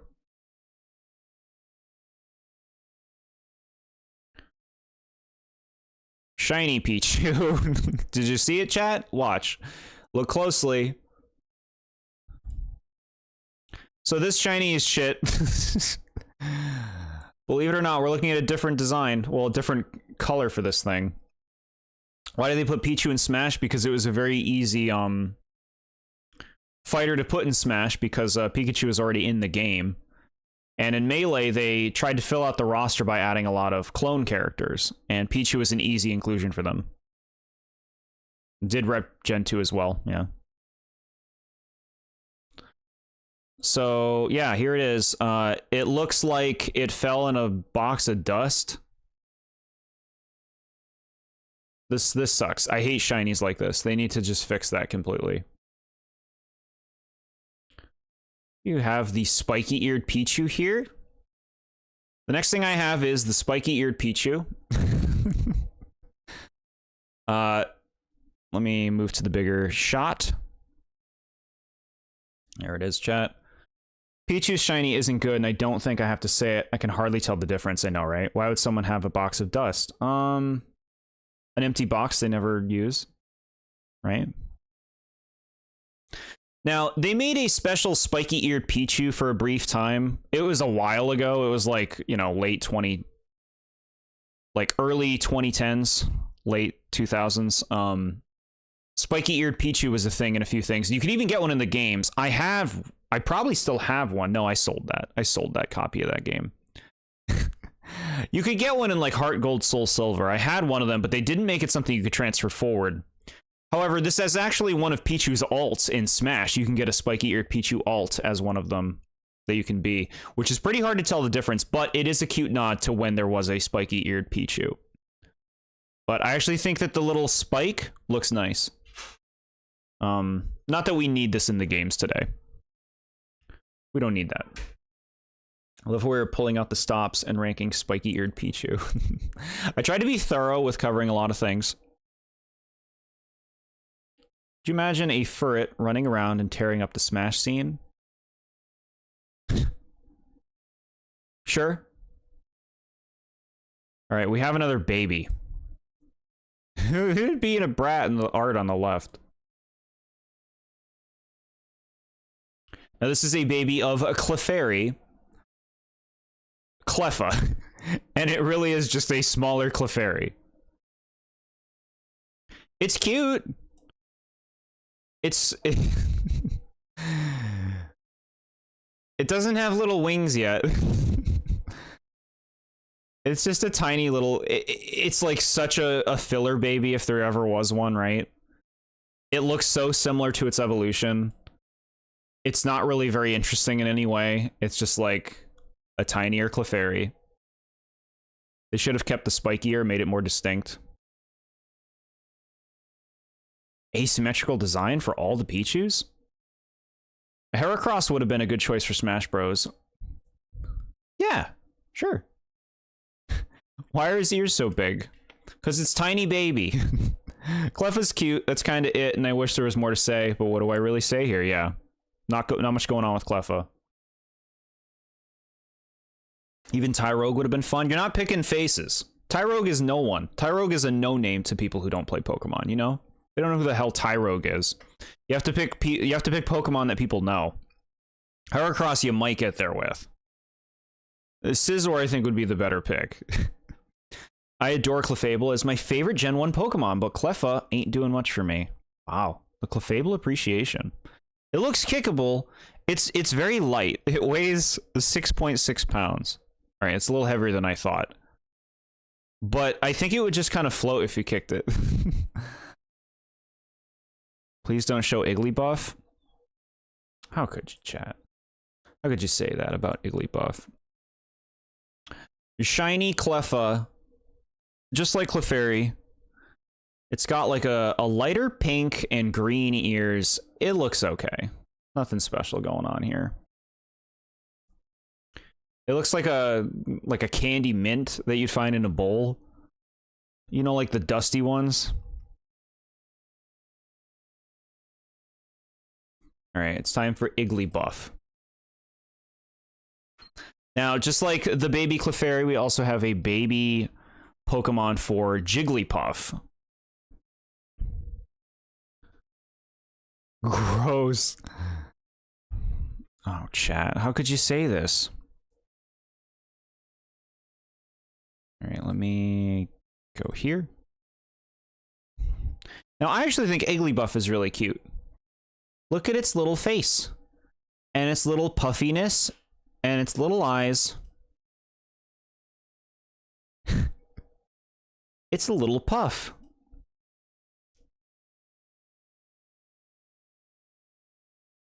This one feels a little bit more different. It's not just like Cleffa, where it's just a small Clefairy. This one actually looks like it has like slightly different design elements compared to the Jigglypuff.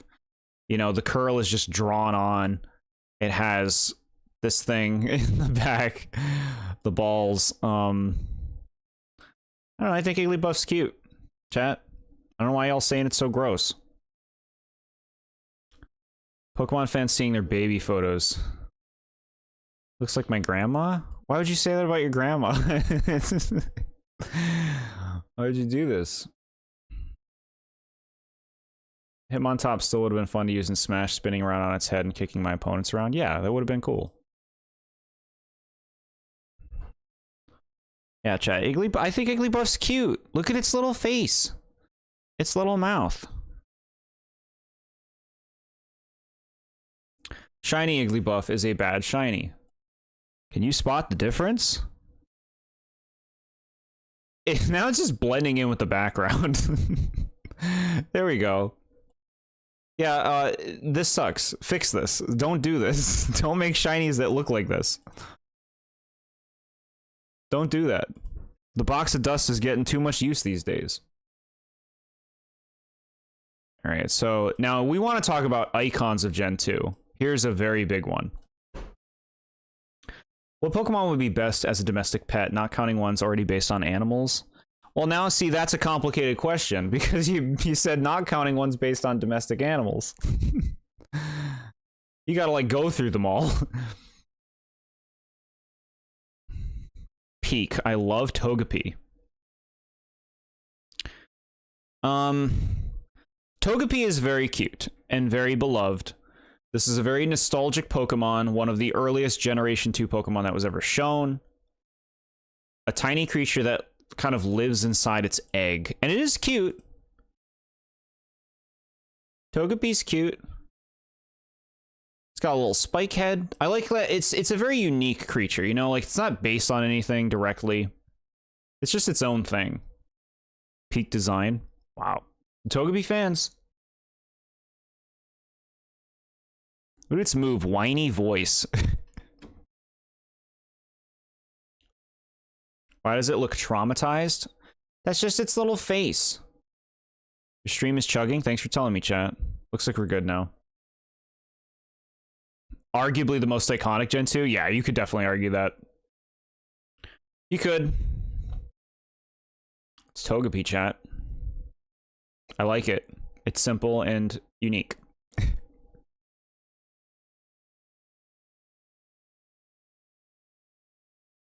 Shiny Togepi, this is another, like, come on, man. I do like the new egg colors. They, like, reverse the red and blue. But then, like, the regular color, it's just, like, flesh-colored now. Lame. Are babies supposed to look traumatized? No, it's just, like, it's new to the world. It needs to get comfy. All good now. Glad to hear it. In the anime, he is just adorable. Yeah, Togepi's very cute in the anime. People applauding Togekiss right now. And Togepi becomes Togetic. Togetic. Whatever flavor you would like. Now, it's going in a direction. It's basically fused with its egg. It has wings, and it's kind of becoming like a different kind of creature. You know? Different vibes. Now, I like this design. Togetic's pretty appealing. The thing is, with this design, you see so much potential. You see so much potential in what this thing can become. I ultimately do not like the direction this goes in, which we'll talk about when we talk about Gen 4. Because this almost looks like it can become a weird dragon. It doesn't do that. It becomes an airplane. But no, I like Togetic. Kind of forgettable, but still cute. And a good progression for Togepi. I always thought it was Gen 1 because of the anime, really? Yeah, I could see that. I really like Tangrowth and Licky Licky too. They are among my favorites. Guess which 3 Gen 4 evolutions they didn't include in Scarlet and Violet? Scrambled eggs. The eyebrows are ugh. I quite like Togetic. I think he's underrated. There we go. We got some appreciation. It looks like a toothpaste mascot. I could see that. I take that as a compliment. Togetic is interesting, but I like the potential aspect it has. I think he meant potential. Yeah, it's fine. Togedic's cool, you know? I wish it went in a more interesting direction. Oh my god. You gotta be kidding me with these shinies. Chad, look at this. The egg colors swap again, but otherwise it's dust box. That sucks, dude. Fix this. Go back and change it. You can do it. It's like, oh, but we already have all these things that have shiny Togedic in. No, change it. This sucks, man. You changed Charizard, you can change that. The patterns add much needed color, yeah. Yeah, the blue and red triangles do a lot for the design. Alright, so I love Natu. You want to talk about little cute birds? Look at that thing. So much character in its eyes, huh? This box still makes no sense. My chat understands it. Okay. Natu is just a little guy. Yeah, Natu is so cute. A little tiny psychic bird. And so much mysticism. I love the design of the wing and just the little accents. Like, it's so clean. The little decisions, just the shape of its beak and its eyes and the accents. Simple and clean is the way that I'm feeling tonight. Cute bird, Jord. I'm worrying about the birds. Don't you worry about them. This is a sweetie. Natu is a sweetie. I really like that. For like our psychic bird, that's a good one.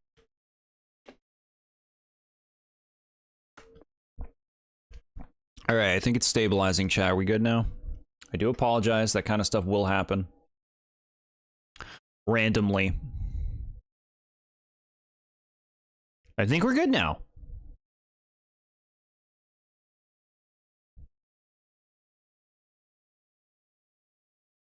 Refresh that.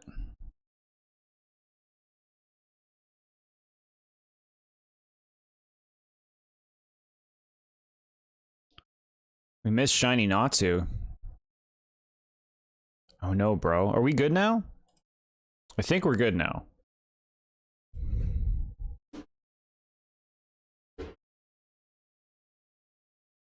Do that.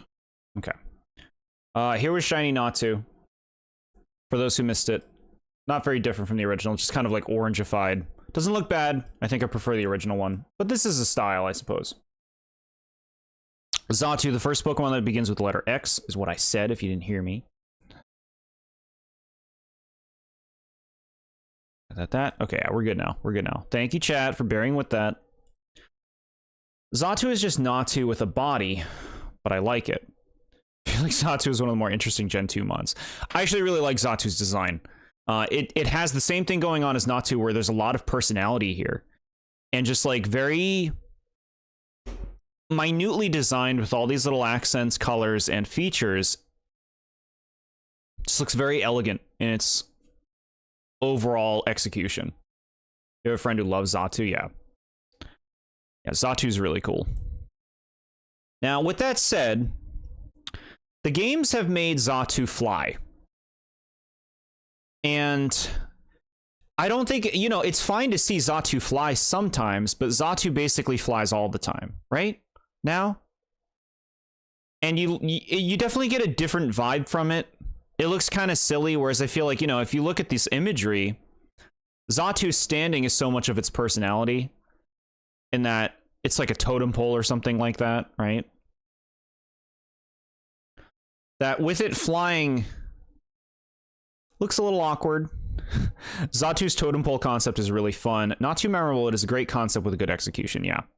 Yeah, I think Xatu's really cool. Nice name, nice colors, nice ultimate design and form. But I think I would like to see my Natu standing more in the games. I'd like it if it could do both. You know, they need to start making Pokemon have like dynamic states, essentially. Most flying Pokemon are like this now. Does not look like it was meant to fly. Yeah. They had to do that for the flying battles in Generation 6. In Generation 6, they created flying sky battles. And that was when they made the models for a lot of Pokemon. And Xatu's a flying type, so it could be in sky battles, but it can't just be in the sky standing. So they had to give it like a flying model, and I guess they haven't changed it since then. Love the scary face on its body. Yeah, that's a nice touch. Do you know the lore of Xatu? Yes. Xatu sees the past and the future through its different eyes, which is very cool lore. Very cool lore. Shiny Xatu. Oh, well, actually, the gender difference here is very minor. The male has 3 yellow stripes. The female has 2 yellow stripes. Like, they just did stuff to do it. They did stuff to do it, man. It stares into the sun. I mean, the sun is a very important thing for us all. Same kind of shiny as Natu, you know, it's got like the orange kind of thing going on. It doesn't look bad, but they could do so much better. It knows which Paradox Pokemon will arrive to Paldea next, past and future. Sure.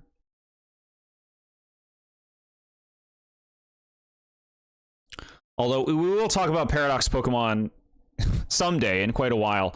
Paradox Pokemon, to be technical, are actually like alternate dimension Pokemon, not necessarily past and future. It's more like an alternate reality where those Pokemon turned out that way.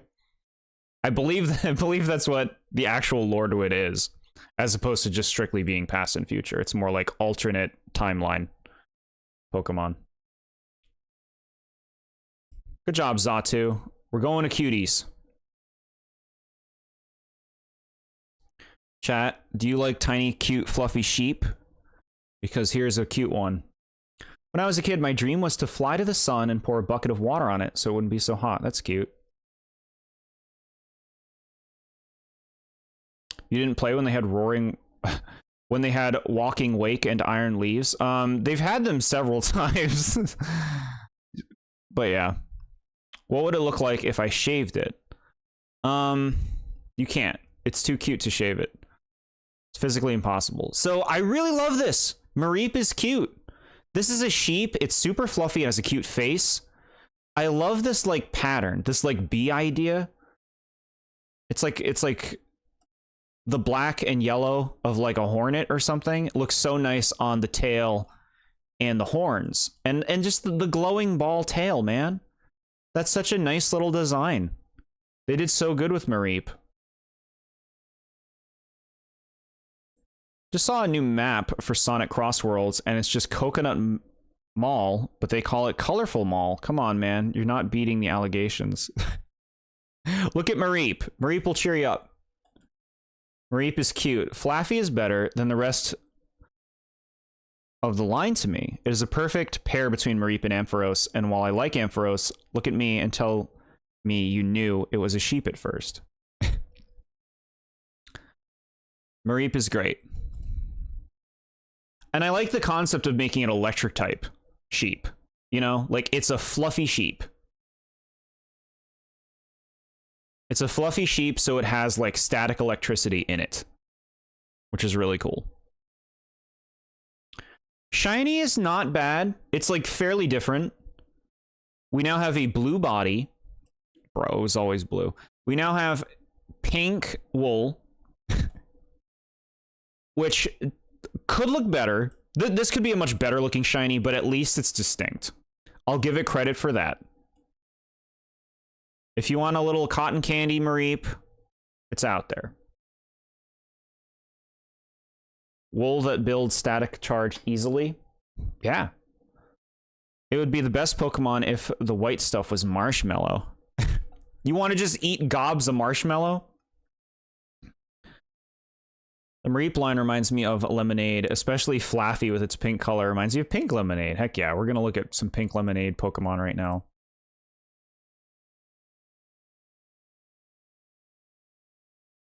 Bro, it was always blue. I caught it.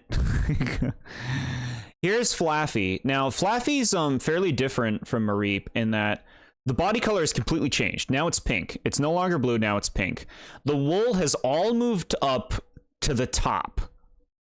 It's now kind of like naked body, and it's standing upward. So it's going in like kind of a weird direction. We also have a blue ball. It's cute though. I think Mareep is cuter to me, but Flaffy is still cute and is a nice middle form. Like, we see where it's going. It's like, oh, okay, this is actually kind of mixing it up. It's not just becoming a bigger sheep. It's actually doing something interesting with the concept. The cotton candy shiny is way more liked than I thought. It looks horrendous, in my opinion, as cute as it is.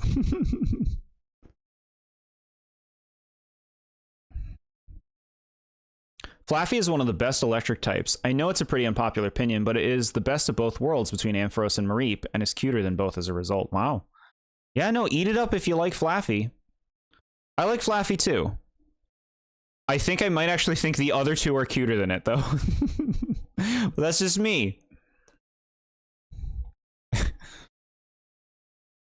Yeah, it's just a creative direction to go with this Pokemon. Shiny Flaffy. Now we have a green ball on the back, which is cool. But the rest of it is Dustbox.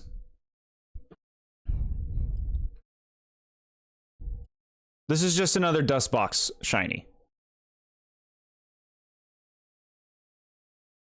It's okay.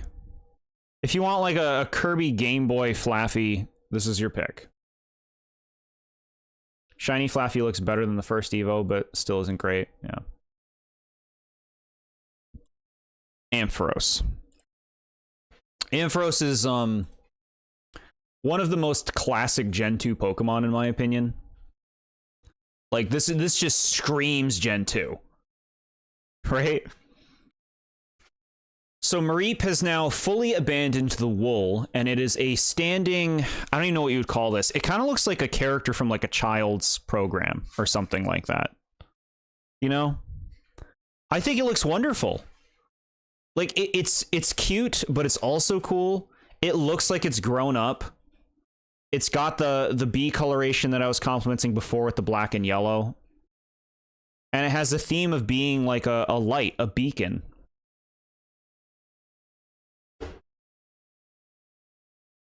Really like it. Flippers his hands. Why did it get rid of all its effing wool? It looks so naked and ugly. So, like, where would you put the wool on this thing? Where do you want it? Because if you picture it as a big wool ball, it looks pretty silly. Ampharos is really cool, but this is a sheep. No, it isn't. The whole clever concept of static wool is entirely abandoned, and it isn't at all for the better. Still cute, but way overrated. So I actually don't think I agree, because I like it when Pokemon tries to do creative things and do its own creative thing. Bro, you said the same thing twice. I like it when Pokemon tries to be creative instead of being predictable. Instead of just being a big sheep, they did something creative with the basic concept of a sheep. And I like that, you know? To me, this is a lot more unique than just a big electric sheep. I hate this. It looks like some horrifying ripoff Barney the dinosaur. It is an inflatable balloon animal. I think Ampharos is a sweetie. But I think there's a lot of potential for the line, though. Like, I think Flaffy could have another evolution really easily, and it could go in a whole different direction. If you want to play up the wool, there's some crazy stuff you could do with that. But I do appreciate what they did with Ampharos. That's where I'm at on it, chat. This just doesn't feel like a sheep anymore. It's a seal who missed the memo. So there can't be a sheep that doesn't have wool on it, and is also standing up and has a giraffe neck and has... I hear you. The thing is, I don't like the idea of Pokemon needing to be certain things. I think these days, too many Pokemon are in boxes of needing to be based on specific things. And I think basing Pokemon on specific things limits them. I think that's limiting to their creative design. So I like it when Pokemon makes them more of their own unique creature. Like, this doesn't need to be a sheep. This can just be its own unique creature, you know?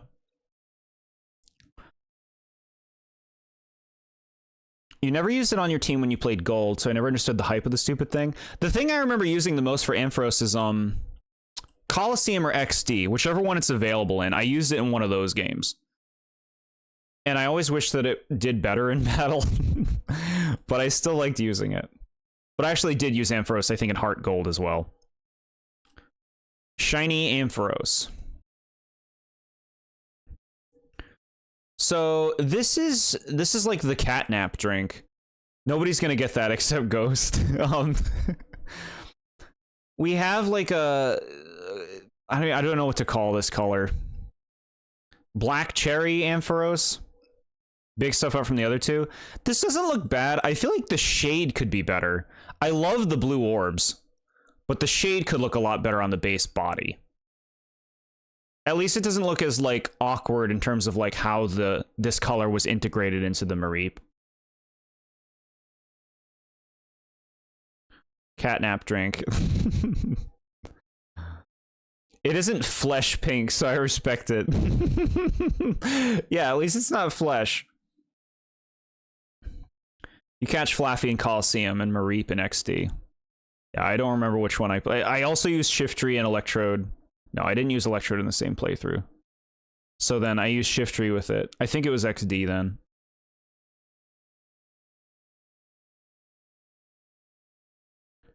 Yeah, chat. I like Ampharos. I understand why other people don't. But I think it's cute. It makes me think of Winnie the Pooh, chat. I like a weird Winnie the Pooh creature. We're not done with Ampharos yet, though. We have our first Mega of the day that we're looking at. Although I suspect a lot of these Gen 2 Pokemon are going to be getting Megas soon. Mega Ampharos is...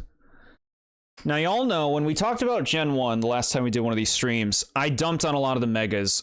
Megas are immediately a comparison thing. You immediately look at a Mega and you say, is this an improvement or not? I would say this isn't necessarily an improvement, but I don't hate what I see. This is very silly. This almost looks like it's being made to create memes, right? But I also like it. It makes you think of whipped cream, and it looks like a dragon, because it's a dragon now. Mega Ampharos is what I would have liked to see in Ampharos. It makes me really happy for whatever reason. Okay, yeah. We got the wool back. You're not betting on new Megas? Why would you honestly think that? The whole trailer and everything was like Mega Evolution.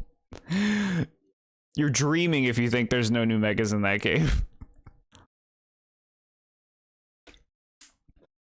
Also, I mean, to be fair, leaks have been pouring out about that game for months now. I don't love what they did with the ears. They made them like balls. I don't think that looks too good. I also don't know why they made it have such a flat expression. But I like the whipped cream tail and the extra balls on the tail. Mega Ampharos getting its wool back with its wool implants. Wow. I like to think of it as just it's got whipped cream all over it. And little cherries in the whipped cream. It is a sundae now. Look, the balls glow.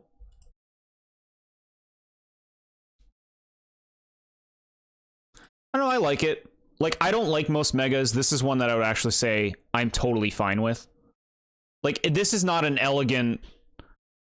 I feel like this is not an elegant progression of Ampharos' design. Like, to do this with it, I think they could have made something more clever, or just something that looks a little bit more complete as a design, but I don't hate this. Shiny Mega Ampharos, all right. Now we got a lot of blue balls all over it, and it's actually like a lighter pink color for the base. This actually looks pretty nice. For a shiny, this looks pretty good.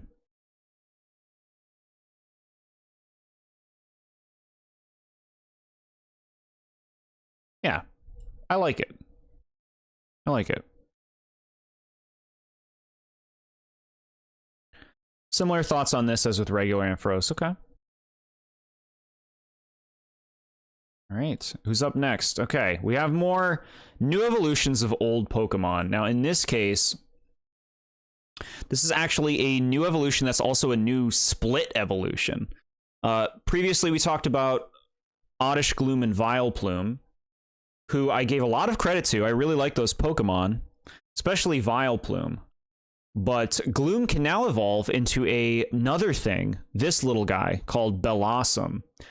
Gloom also loses its poison typing when it evolves this way, becoming a pure grass type flower dancer. Blossom is very underappreciated. I really like it for what it is. It is a silly gal who likes to jam out. Yeah, I think Blossom's cute. This is, I would say, one of the bigger faces of Gen 2. Blossom was everywhere when this generation was getting started. Now, I definitely prefer Vileplume. Vileplume is one of my favorite Gen 1 Pokemon, but I do think this is a very nice little design. And it's a nice, like, different choice compared to Vileplume.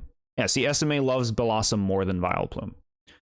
So this is a nice option. I love having options for evolutions, you know? I'd like them to do more split evolutions for Pokemon, because I think that that's a really great concept. And you get more use out of base forms of Pokemon because they can become more things. Yeah, it's cute. It's very simple. It's also a very tiny Pokemon. But yeah, a little flower girl. We approve. Shiny Blossom. So Shiny Blossom, it's going for like tropical. We're getting a lot of these like gum colored shinies, huh? It's very tropical. I don't think it looks bad. I feel like it could be a lot better if it went for something very different. So cute. You like it? Yeah. Yeah, it's cute. This shiny is extremely forgettable, but looking back, it ain't too bad. Yeah, it ain't too bad. I just would like to see them do something more creative with a lot of these shinies. We've hit Meryl. Now, some people like Meryl. No, I'm kidding. I like Meryl too. Meryl's cute. Meryl is another one of the biggest faces of Generation 2, originally referred to by many people as Pika Blue. People saw this as like a blue version of Pikachu, another Pikachu. And yeah, like it is very similar to Pikachu in a lot of like its design philosophy, but it has its own distinct personality. A nice big old ball on the back that helps it float in the water. It's a very round little creature. Cute ass art. I really like this little doofus. I have its Soda Pop plush. Cute. That sounds fun. Now, chat. Meryl's nice. Meryl's an icon. It's a tiny little mouse. Water mouse. So it is kind of like a different kind of Pikachu.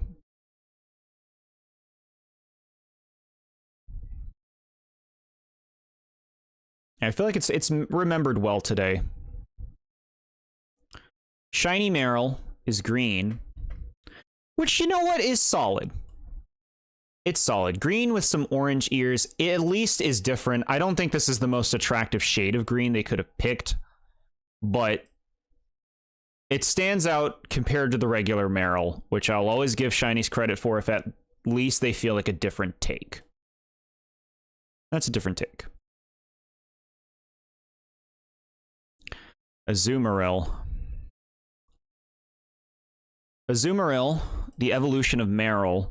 So kind of like, I guess you could say the Pika Raichu? No, the Raiblue, I guess is what you would say.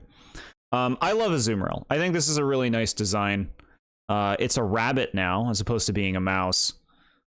And it stands out. You know, the big ears really give this thing a lot of personality. It's very rotund. It is very egg-shaped. They even made this thing a fairy type today. They threw fairy on some interesting choices. I wouldn't really say that there's anything fairy-like about these Pokemon, but no, they're fairies now. Azumarill is one of my favorite Pokemon, and it isn't close. It might be my second favorite Gen 2, unless I'm forgetting something. Wow. Azumarill, huge power, rocky helmet. The damage racks up, and if you don't finish them off, high chance they'll take themselves out. Yeah.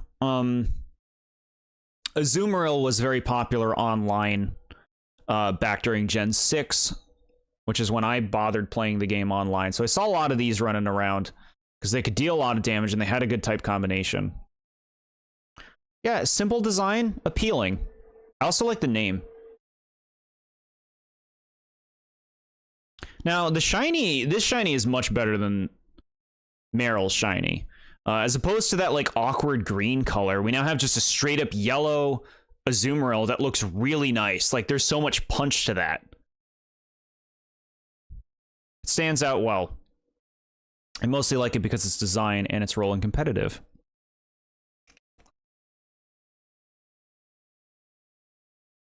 I get it. Azumarill's shiny is one of your favorites, yeah. It's nice when a shiny looks deliberate, and this looks like a shiny that they really, like, thought about, even though they didn't.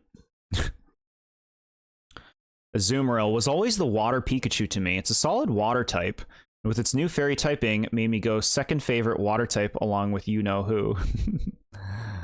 Peakest shiny gold yellow to me. Yeah, no, that's a nice looking yellow. I love egg yolks. I love this Pokemon so damn much, man. Cool. I'm happy to see all the appreciation for Azumarill. That's good stuff. Sudowoodo. Now, I adored Sudowoodo when I first saw it, because I always liked weird things. I always liked weird and, like, friendly things that, like, would appeal to kids. So, like, Sudowoodo was right up my alley. Just this weird tree guy. The unique form of him, the horn on his head, the hands with the different balls, the way he stands and pretends to be a tree. I just always thought Sudowoodo was really fun. These days, I still like Sudowoodo, but nowhere near as much as I used to. And I do feel like part of that is because Sudowoodo feels kind of incomplete. Like, he's really not a very good Pokemon in the games. There's a lot of potential for an evolution for this guy, and I think we'll see one eventually. Sudowoodo is another Pokemon I am a huge fan of. Look at this friendly, silly dude that sucks at imitating trees. Plus, Brock's Sudowoodo is very entertaining to me. Yeah, they have a lot of Sudowoodo stuff going on in the animation. Sudowoodo should get a Mega where it turns into an actual tree. At that point, give it an evolution. Why waste a Mega on that, right? Megas, I will always take real new Pokemon that are permanent in staying that way than, like, temporary form designs. But there is, of course, potential for a Mega. I would rather see an evolution for Sudowoodo. Sudowoodo easily would fit as a middle evolution, like Electabuzz and Magmar. A lot of personality here, though. Look at that.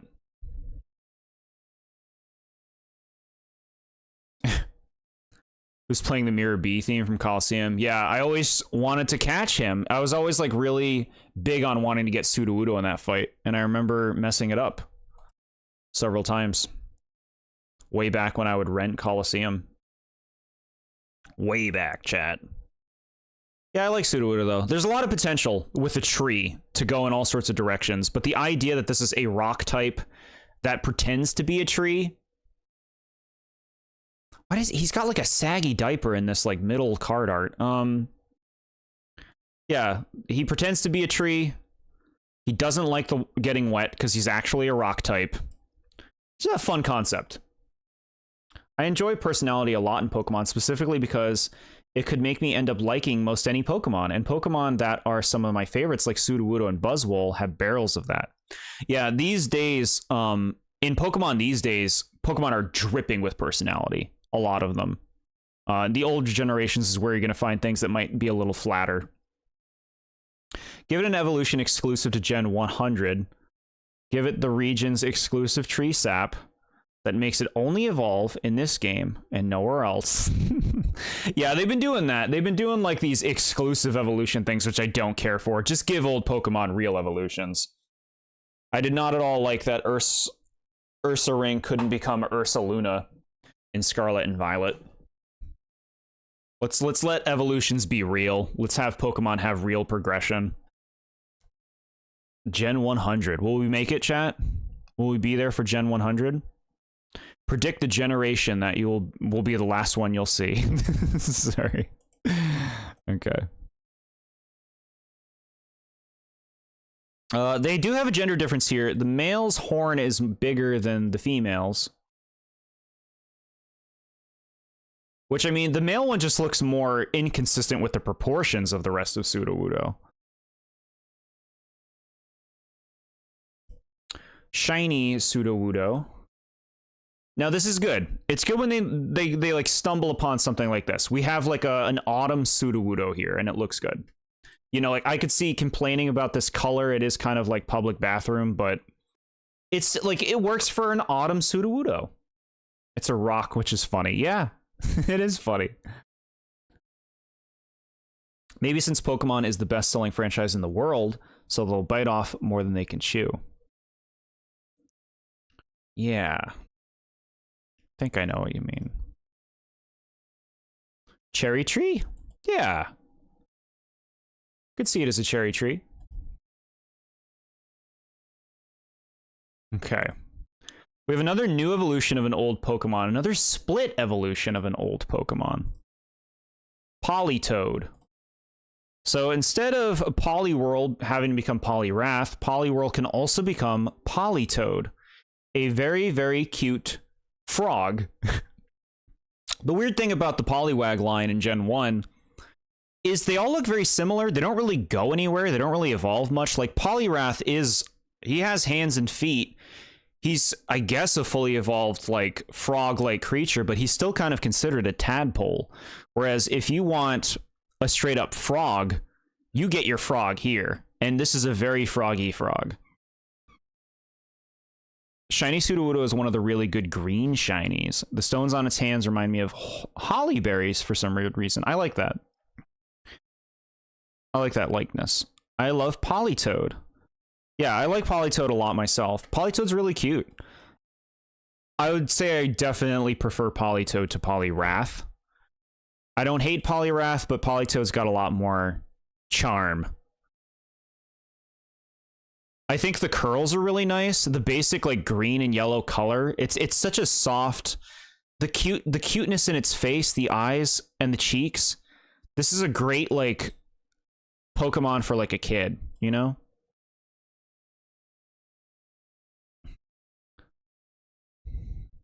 Eating rocks isn't good for you, just as holly berries would poison you. It is totally the same thing. I'm a huge frog lover, and this, like especially Politoed, are as good as frogs get. Except Bellybolt, it is my third favorite Pokemon because it is so damn huggable and cute. I mean, look at it. Now, your third favorite, are you talking about Bellybolt is your third favorite? What about an evolution for Sudowoodo where it starts growing apricorns? No, I don't want to see apricorns in my Pokemon. I think apricorns are stupid. Oh boy, go through all this work to make a single ball. And they're not even smart balls, they're stupid balls. They're like, oh, I got a quick ball, fast ball, speed ball, whatever they call it. I got a heavy ball. It's like, no, just make balls based on each type, game. There should be a ball for every type. Drives me crazy what they do with the balls. But yeah, Politoed, really cute. No tail. He doesn't need one. He's not a tadpole anymore. Look at that tongue. That's a nice design. Male and female differences here. The female has smaller, cute cheeks. I mean, who doesn't want the big, cute cheeks? I hate these gender differences, man. If you cracked a Azumarill open, would you get candy like it was an Easter egg? Or it would be organs and stuff? We wouldn't be cracking it open. Are you caught up? Are you caught up? Because we talked about Azumarill like 15 minutes ago.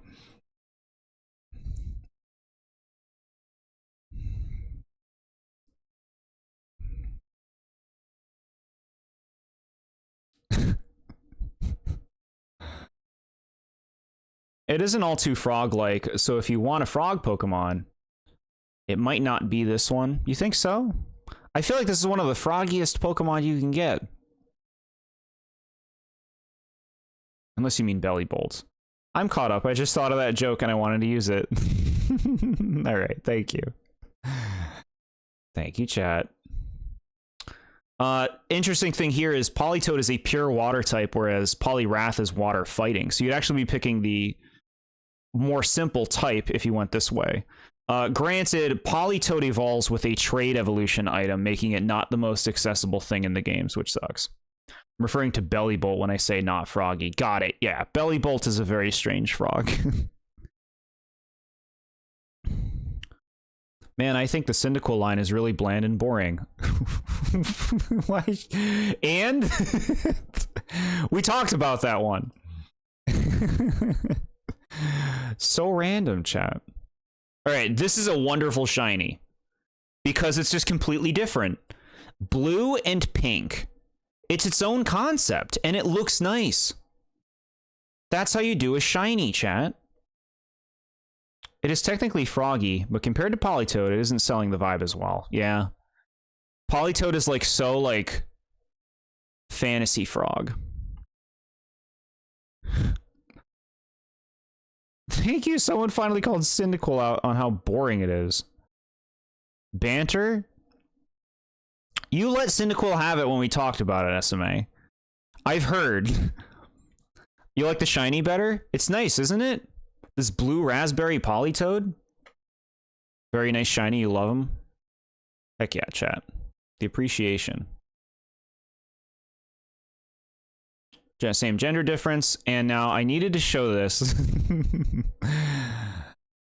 This is Politoed's running animation. Where it hops like a frog. And I just think it's incredibly adorable. We all needed to see it run.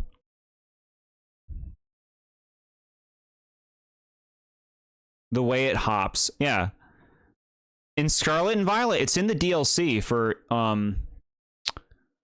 Teal Mask. You can get a Politoed and it'll follow you and hop around.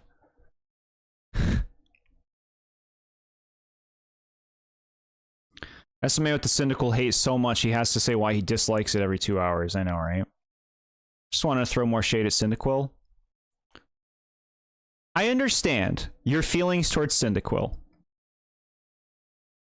You can express those feelings, but if you go overboard with throwing shade, it's not very nice to those who like it. Mush, mush, mush. Don't you just want to run around with a little Politoed now?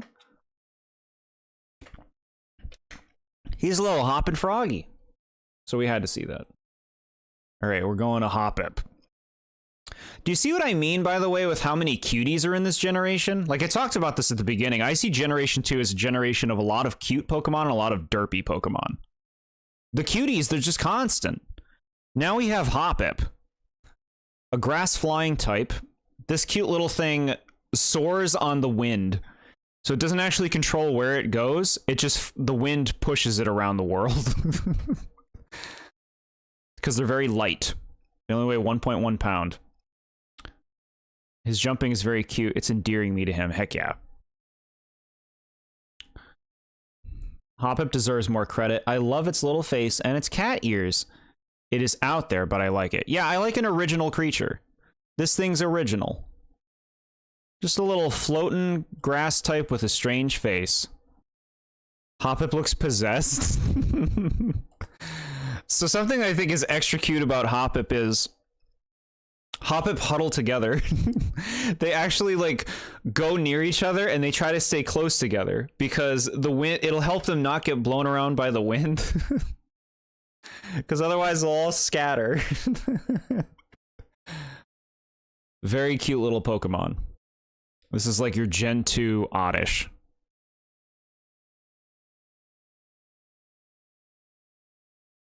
No, I actually like this shiny. I think this is a nice looking green. I would like it also if like these propeller leaves were a different color, but it still looks good. It's just like a nice little green Hoppip. It's cute. Hoppip evolves into Skiploom. You got a shiny Hoppip a while ago? That thing stared at me, and it stared back at it. And I stared back at it, then I caught it. Heck yeah. Good job, chat. Getting those Shim Sham Shiners. So, okay. Its leaves have upgraded to straight-up flower petal rotating. Its body now normally is green. It's become more rotund, and it has floppy ears. I'll be honest, this is not a standout middle evolution. But it works for where the line is going. This shiny has a great shade of green with the yellow eyes. Yeah, the yellow pops on him, right? I remember running around Scarlet and accidentally finding a shiny Hoppip. Yeah, there's a lot of Hoppips in that game. Yeah, so I think as far as middle stages go, Skiploom is probably one of the most unremarkable. They made Dumbo into a plant.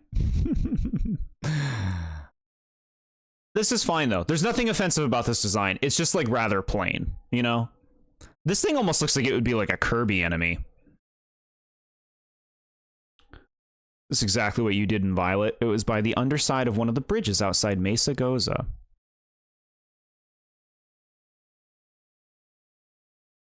Like Skiploom even more when you put it like that. Now, shiny, it's like doing a reverse thing. Whereas the Hoppip was pink and became green, the Skiploom is green and becomes pink. This actually looks pretty nice. The pink looks good, especially combined with the yellow. That's a good shiny. I'm also a huge fan of Kirby enemies, so that's a plus. Heck yeah. Got a lot of Kirby fans in chat.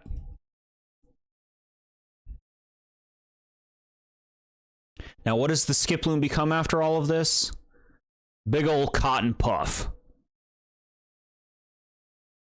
Jumpluff.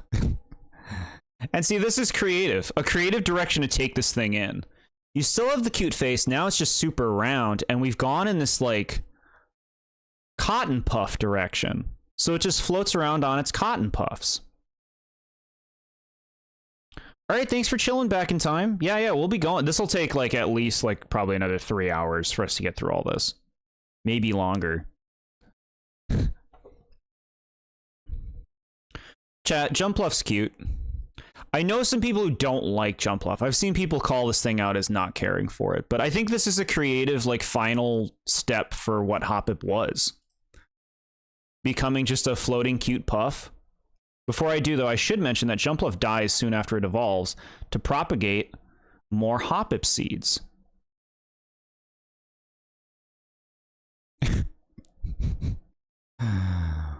It dies. I never read any lore about it dying. Yeah, Jumpluff's fun. A very fast Pokemon. Jumpluff had square shadows in games like Stadium and Coliseum, huh?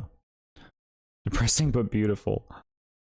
What's this? A Pokemon 3 evolution line that stays true to its previous evolution? Yeah, you might have noticed, chat, we haven't seen a lot of triple evolutionary families in this gen. There was a lot in the first gen. But in Gen 2, they definitely cut back on those. We've seen Ampharos in this one and the starters. Believe it's in a Pokedex entry? Wow. I'm sure it spreads its spores. Can you catch a Pokemon corpse? You can catch ghost types. That kind of counts.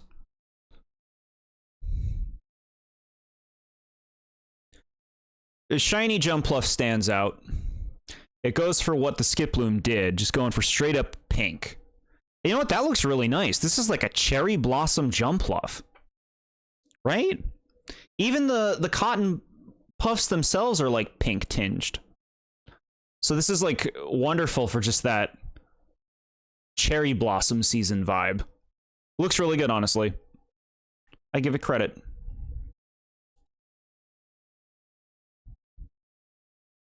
Apom. So Apom is pretty wonderful. This is a very cute, very happy little monkey. And man, is that a nice design. It's so clean. The face, the ears, the little mohawk, and just the tail. A big old three-pronged hand. Look at how happy and like energized he is. Callie from October, you've been summoned. I can't believe you came here right now. When we got to Apom.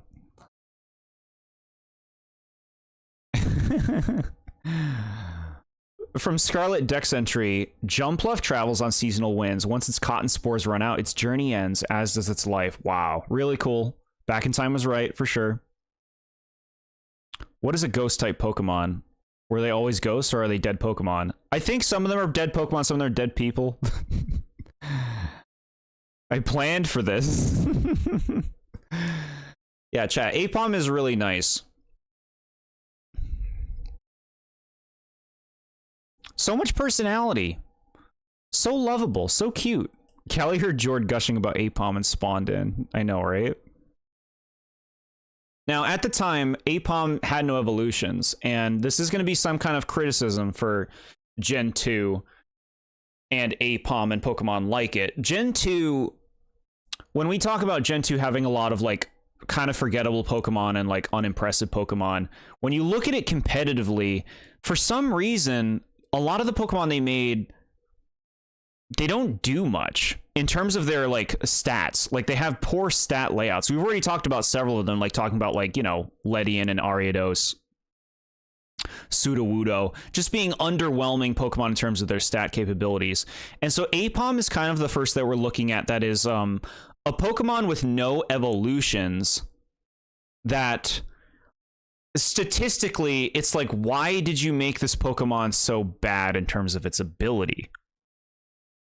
Like, why did you make a Pokemon that has no evolutions, that can't really do anything? You know? Apom, Destroyer of Universes. Like, Apom evolves today, which is great, but this generation, it made a bunch of one-off Pokemon that don't really do anything. And they kind of feel like they're just filler. I mean, I love Apom, and I love a lot of the other Pokemon that are just kind of like one-offs.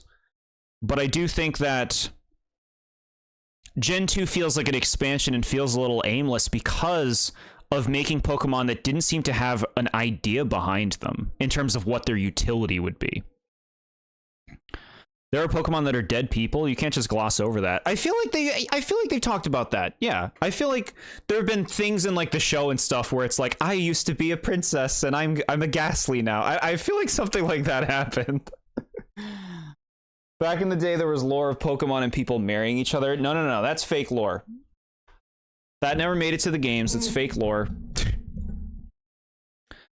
When we get to most of everyone's least favorite Mon, you will hear my wrath on why I hate it and what it done to most of these poor Mons. Wow, okay, yeah, we'll be getting there. I know who a lot of people picked as their least favorite. Yamask is a dead guy.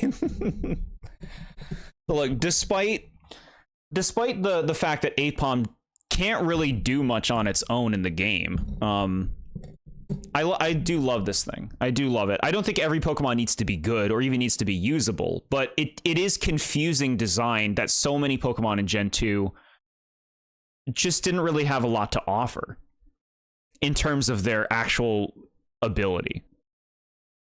Jord ignores any lore he doesn't like. No, that lore literally did not make it to the games about the marrying. It was in the English localized versions of Diamond, Pearl, and Platinum. Explain yourself. Explain yourself. Cophagrigus is a sarcophagus. Yeah, there's a lot of like haunted object kind of things. Yeah, we love Apom. Apom is great. I don't know if I've met anybody who's like, I don't like Apom, but I'm sure they're out there. At least they got evolutions. That's better than what Spinda got. Yeah. That's the thing. These older Pokemon that aren't really going anywhere. That's why I said about Sudowoodo. Like, it would be nice if Sudowoodo had an evolution, because as is, Sudowoodo is not really bringing much to the table in terms of its ability. There is a gender difference here. The female has taller hair, a taller mohawk, as you can see, which is pretty fun.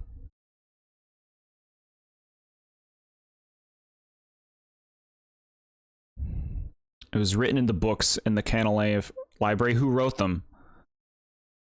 What's their credibility? Who wrote that book? They should have given the female a foot for a tail. You designed a Sudowoodo evolution. Did you post that one before? I feel like you've posted some stuff like that before. Shiny Apom we approve of. Just making it pink... But it looks nice. It's just a little pink Apom. Looks great.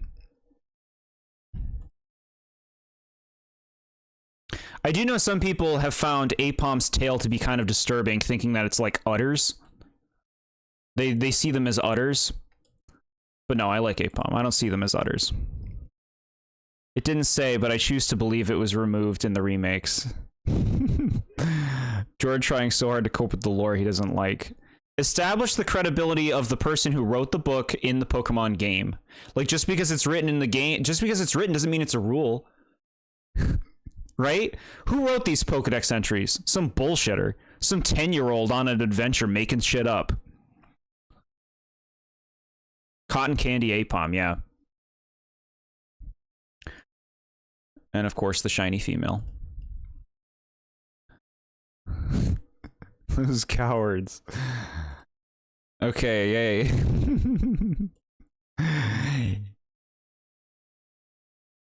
Here it is, chat.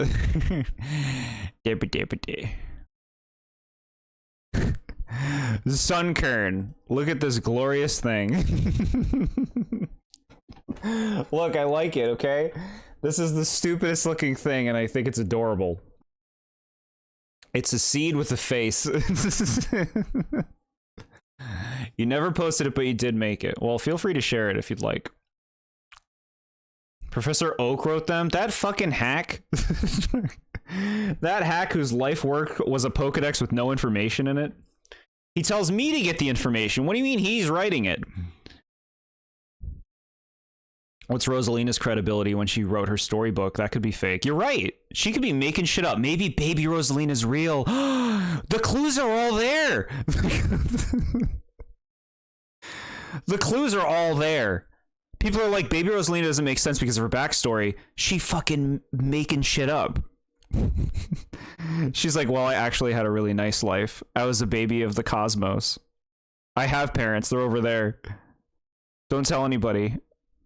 These Lumas serve me. They think I'm their mom. Okay.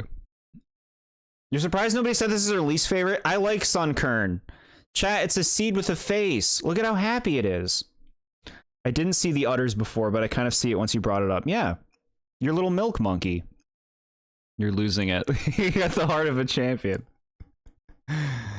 So Sunkern is actually well known as one of the worst Pokemon in terms of their stat total, chat.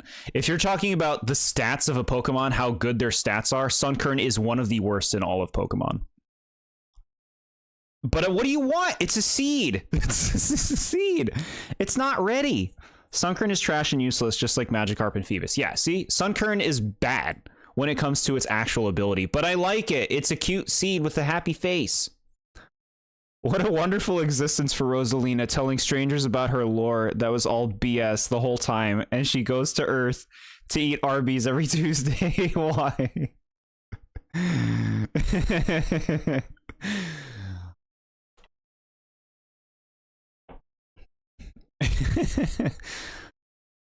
Because the Apom is a milk monkey if you see them as udders, chat. Do I have to explain it? Oh, here, I gotta bring its form up. Look, now you can see it in motion. Chat, isn't it cute? It's a tiny seed. This is what people talk about when they talk about filler in Gen 2. Sunkern is only outclassed in that regard by base wishy-washy, but it can at least use more moves than one move, yeah.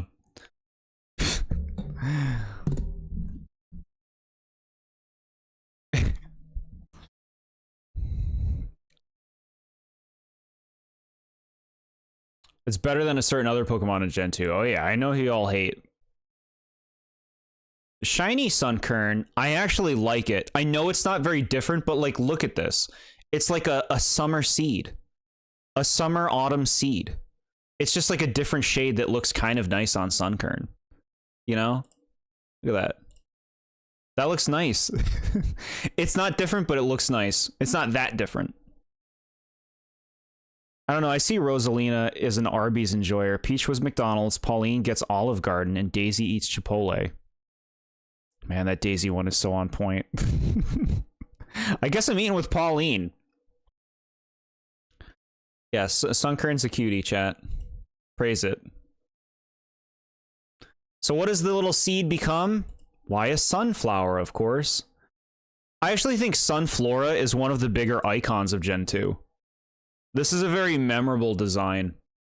I think, like, as simple as this is, just like a sunflower, the face gives it such just an unforgettable appearance, you know?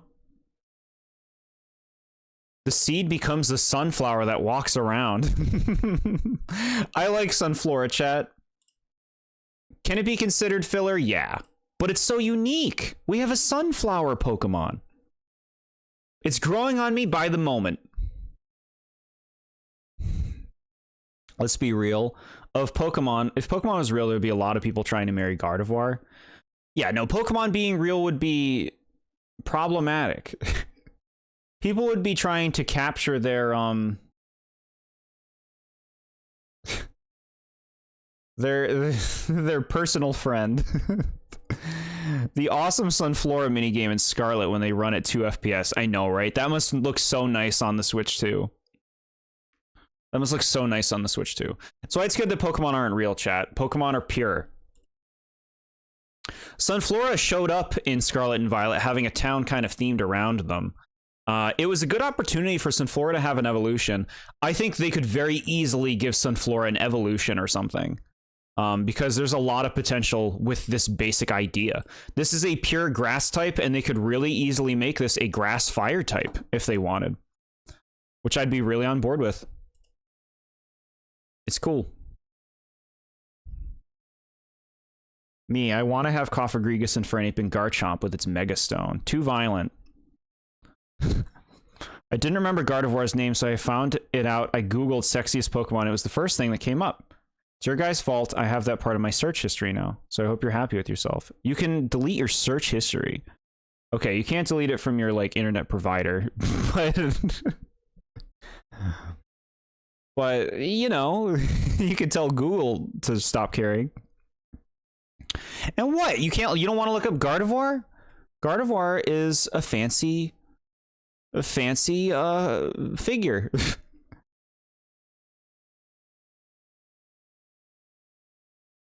They're cool Pokemon. I'm not violent by any means. As long as you're nice with them. As long as you just, like, take them to McDonald's. And eat. Okay, shiny Sunflora. I think I like this. It's, like, washed out. It's, like, kind of wilted or something. I think this is pretty nice. Just, like, considering it's a flower, you know? That's not a bad thing to do to it. Yeah.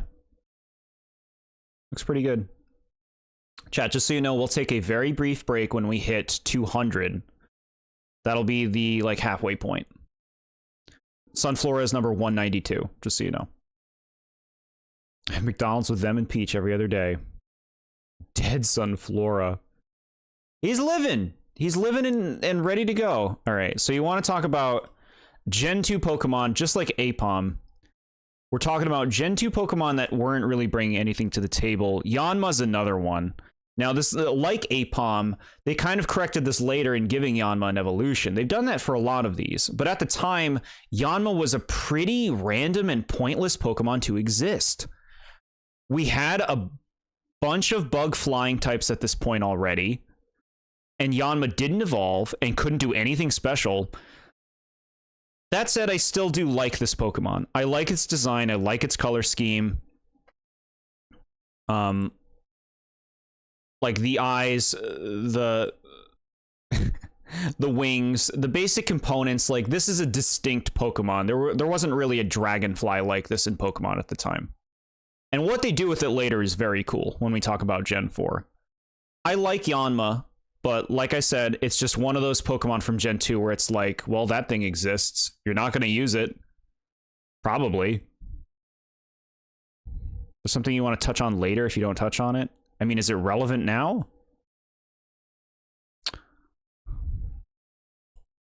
Bring it up whenever it's relevant. Shiny Yanma looks really nice. That's a really nice looking shiny, man. Holy crap.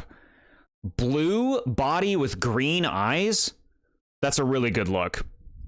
I would, because I like using bad Pokemon and winning with them anyway. All right. Yeah, you could do that. Chat, this is such a nice looking shiny. Still never did my crystal playthrough. Got it. You can do your crystal playthrough and then use the Pokemon that you haven't used.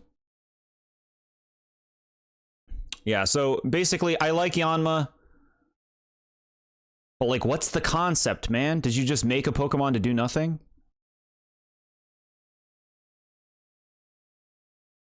Wooper. Now, as far as Gen 2, like, famous Pokemon people love, icons, Wooper's pretty up there. Like, even if you don't know Pokemon, you've probably seen people post images of this thing online. It has Wi-Fi. Wooper is a very cute and very derpy little water fish. This face, like, how can you say no to that face? A lot of Gen 2 Pokemon have these kind of blank expression faces. I love these things on the side of its head. These antlers or whatever they are, those look really nice. And just a simple little body. Just very appealing little creature. Very cute. Peak Wooper. Wooper is overrated. Whoa. Hey, I like it, chat. I like little Wooper. It's a cutie. And I get why people dig it. So this is a male Wooper. The female Wooper, you can see the antlers are less intricate. And I do prefer the more intricate antlers. So that's a thing. Shiny Wooper is pink. And you know what? That looks pretty good. It's like so soft. Like that pink is like baby room pink, you know? Looks good. Which brings us to the other Wooper. Y'all know about Paldean Wooper? So this is actually a very recent form. In Scarlet and Violet, this was created. The Paldean form of Wooper, which is now a poison type. It is a poison water type? Poison ground type. It's poison ground, right?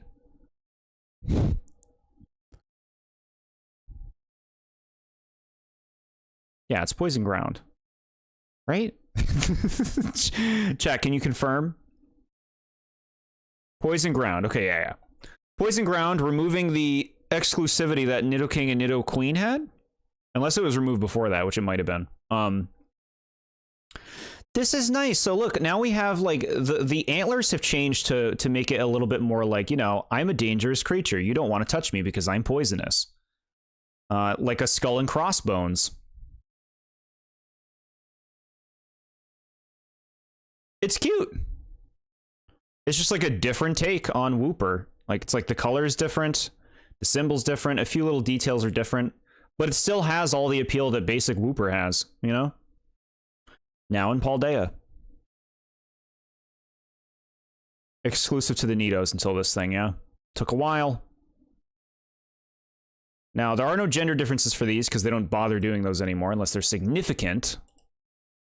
But, shiny Paldean Wooper. This is a nice color. I wouldn't know what I would call this, like a ghostly... This is like a color they use for a lot of ghost types. Looks good. It looks good. And I even like the new color that they gave to the antlers. Good job, Wooper. Now, regular old Wooper evolves into Quagsire, which we'll be looking at now. The Paldean Wooper's evolution we will be not looking at. We will not be looking at it for a long time. Here's Quagsire, chat. So the derpiness has been retained. It's been retained. And now we just have a big, round, smooth Quagsire, who's a very big creature, very thick. This thing is supposed to be derpy. It like floats around. It's a pretty popular Pokemon, similar to Wooper, in that like people just love like the silliness of it, the cuddliness of it. I think Quagsire is cool, but I don't like it like other people do. I think it's solid.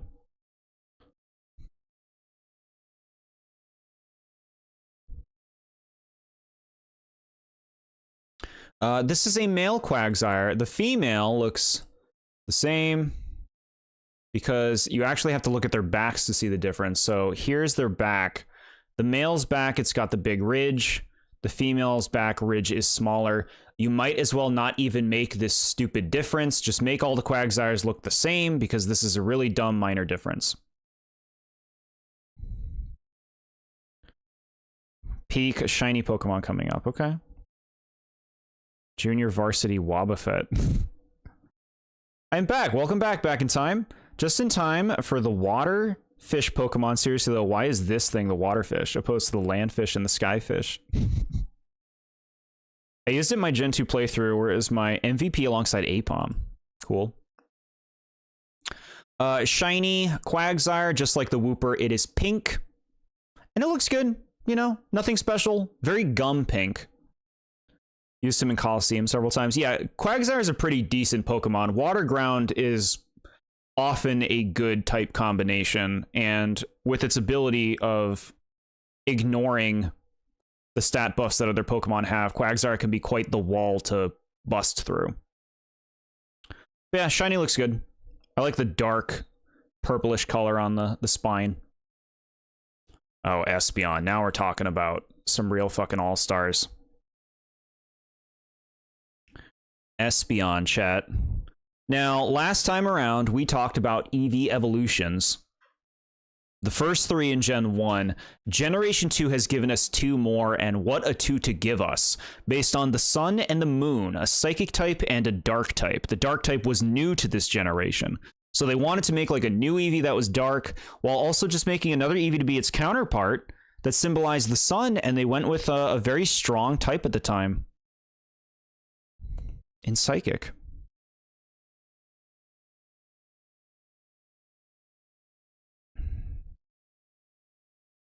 Use it alongside Feraligatr. 2 surfs going on. Wow.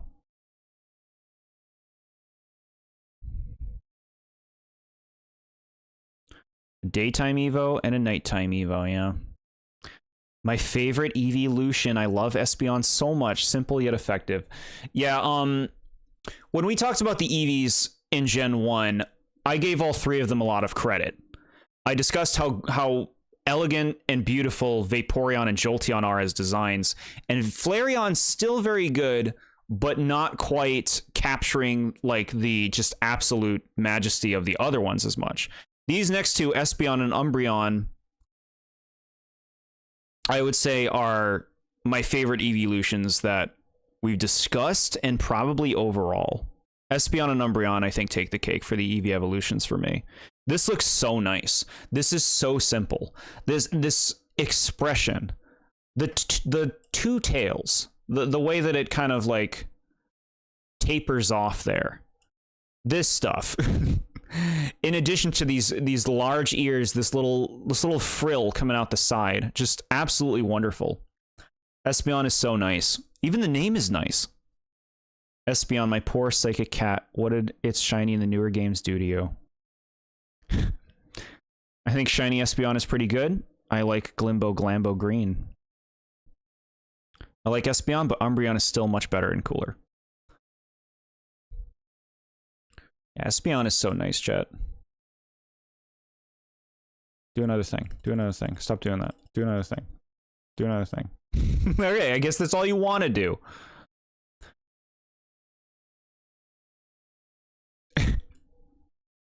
Yeah, chat, like, what an EV evolution. And, like, so different and distinct from the first Gens 3. Like, they do such a good job. The person who designs all the EV evolutions did such a good job at, like, keeping them varied while also keeping them, like, clearly related, you know? And striking that weird line between dog and cat. It's great. Reminds me of those ugly hairless cats, except cute. Sure. I'd say Gen 2 had the weakest evolutions out of all gens that introduced it, but I like Espeon enough. Wow. Yeah, no, this is the pinnacle for me.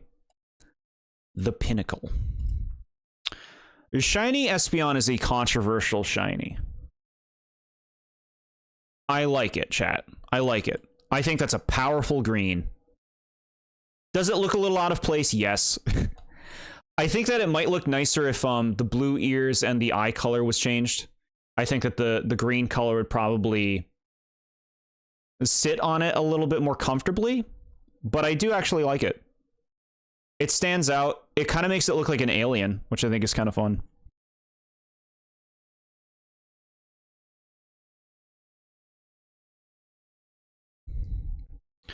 I uploaded what its shiny looked like in Coliseum. What do they do to my cat? All right, I'm checking the Discord. That is a cool looking shiny. That like minty shiny chat. If you're on the Discord, check the gaming chat. You can see the minty shiny Espeon. That looks pretty nice. This is definitely a different take. This feels like a very drastic color difference for a shiny. We like that. We like it when they do something different. Why bother if you're going to make it too samey, right? But I suppose this could be maybe a little, you know, the shade could be more pleasant to the eyes.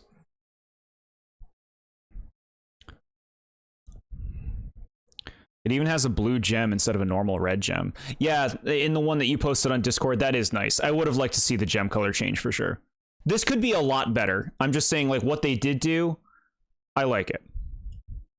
That's where I'm at.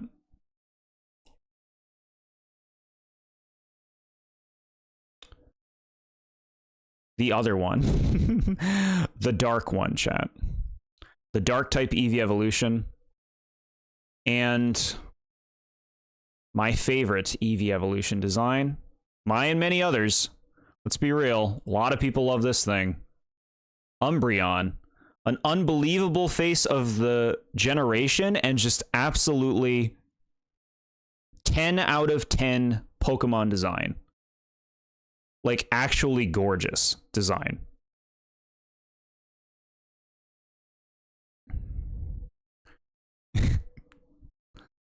I dislike it because it's my least favorite, but everyone loves it. You didn't explain why you didn't like it. You just said it's your least favorite. Why is it your least favorite? To me, like, just the color palette, the patterning, the expression, the overall form, even the name. Like, I wouldn't change a thing about it. I think this is like a perfect Pokemon design.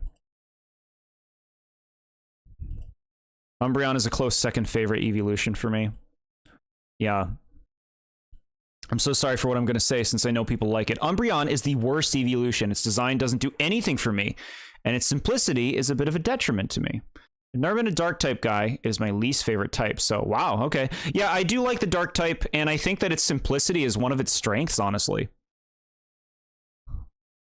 Like, it works so well for how simple it is.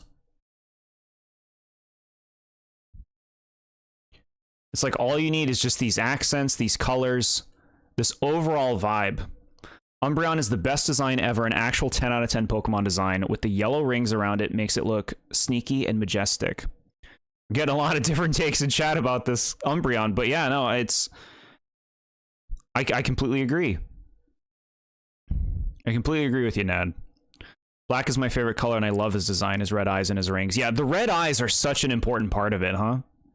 It just feels so much more basic than every other evolution. You mean design-wise? I mean, to make it a dark type, it's like, what do you do to make it a dark type? I like generally how much they get, how much personality they express while keeping the evolutions so simple and so related to each other, generally. This design just looks a little off compared to all the evolutions. It is so damn basic, and I don't really get why people like it. It's just like, it looks nice. Like, look at some of this card art. It has a really nice expression, a really nice basic form, a really nice color palette. Yeah, it's just cool. It's just like a simple coolness, you know? I hesitate to say I hate it, but I simply couldn't care less. I'm sorry. That's, no, perfectly fine. You can have differing opinions here, chat. If you don't like it, you don't like it. Didn't get time to make one, but Apom is my favorite. Oh, we were gushing over him a little bit ago. Popple's rookie. We were gushing. We're gushing right now over Umbreon. Okay, I mean, some people are gushing over Umbreon. Others not so much. Back in the day playing Coliseum, I would bench Espeon to keep Umbreon on my team. I wouldn't bench either of them. I liked both. I wanted both in my team. I wouldn't dislike it if it wasn't so popular. So basically, I'm mad because everyone else is happy. I'm a bad person. Wow. So it's like a contrarian kind of thing. I can kind of understand that. And his utter tail. Yeah, Apom. Apom's utter tail. Now, continuing the absolute slaying of wonder is shiny Umbreon. which, you know, the blue looks really, really, really nice. The orange eyes also look nice. I will say the dusty body, I would prefer the dusty body to be the regular black color. The dustiness doesn't look bad, but I do think the regular black color would sell this even further. Still think this is a really, really nice shiny. Let's make Umbreon's shiny be the best shiny in the series because we couldn't decide what color of its rings look better. Yeah, blue rings. The blue looks really good. It's a nice design choice. It can learn a move from every type. Who are we talking about? Aipom or Umbreon? Part of why I don't like it is because it is so popular and the hype isn't all warranted to me. Huh. It's interesting. It's interesting to see psychology of people, huh? The psychology of, like, liking something less because other people like it more than you should think they do. But I totally get it. I'm like that with Mario and Luigi. Best shiny of Gen 2? Blue being one of my favorite colors, sure. Aipom's Evolution, yeah. Big fan. The shiny is good, but also really overrated. Black shinies in general are good, but aren't as good as people make it out to be. There are other black shinies that are overshadowed by it. Minior. Minior's shiny is very nice. The lighter skin tone is majestic and beautiful, like a starry night sky. I kind of see what you're saying there. All right. I like that angle. But yeah, incredibly impressed with these Eevee evolutions. Espeon and Umbreon are just perfect additions to the Vaporeon, Jolteon, Flareon that Gen 1 set up. In how they, like, expand what evolutions are while being their own thing and capturing what Psychic and Dark types are visually. I like it, chat. All right, chat. I am going, even though we're not at 200 yet, I am actually going to need to take a very quick break. It's going to be super quick, though. I'll be right back.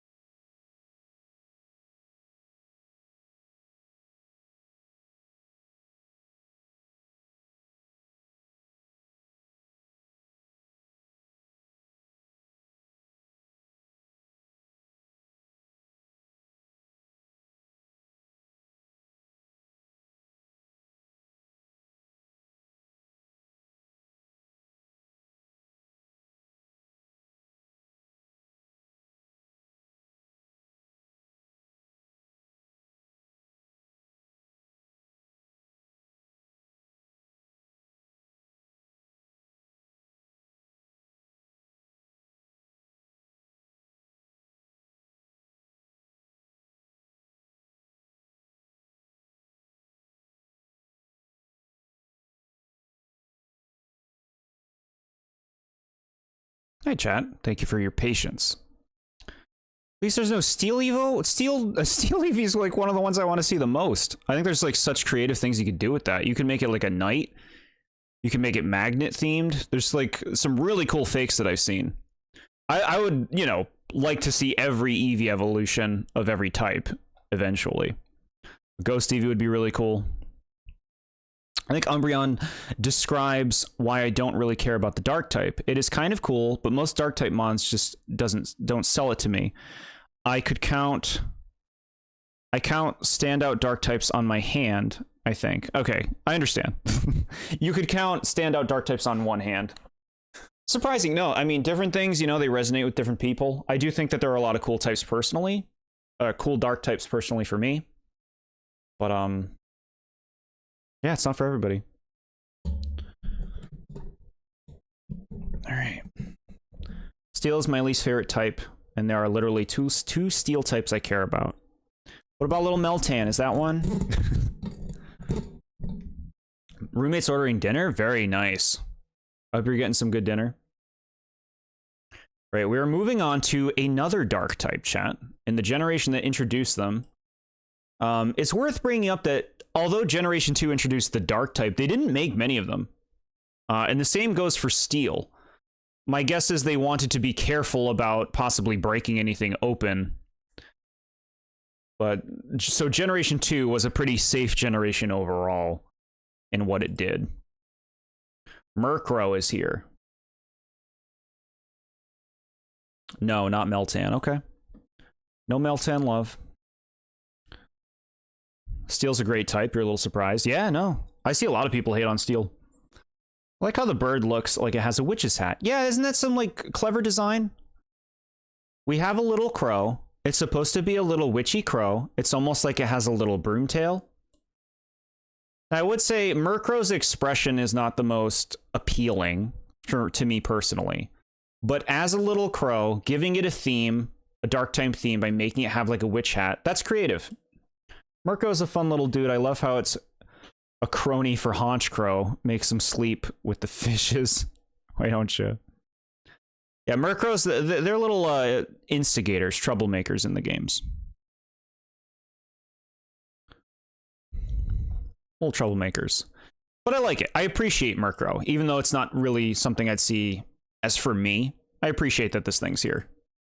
You gotta have a little crow. Murkrow.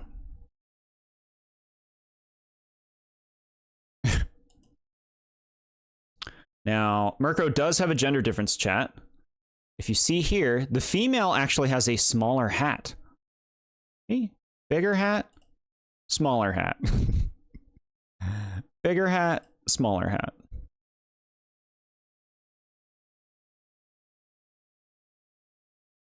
You know what? End that poll.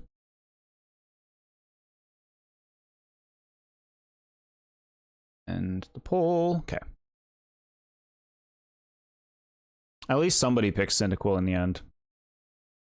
You found Murkrow really quickly in Brilliant Diamond. Good job, chat.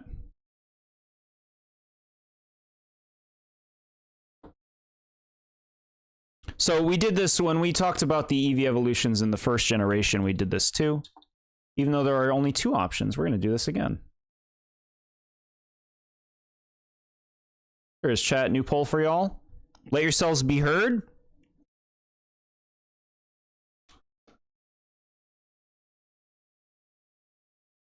Espeon or Umbreon? Shiny Murkrow. I will say Shiny Murkrow at least stands out. I think that this could have a much more attractive shade, but I don't think this looks terrible. I just think it could be a better shade.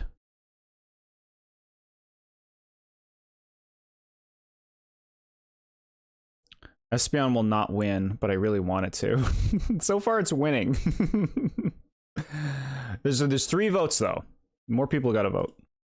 That'll be up for a while, so we'll see what happens. Shiny Murkrow is less repulsive than I remember it being, though. I remember this being flesh pink. Yeah, that sounds gross. Cheryl's Chansey nearly killed the Murkrow. Oh, yeah, that's rough. It's rough trying to catch a thing with a partner in tow.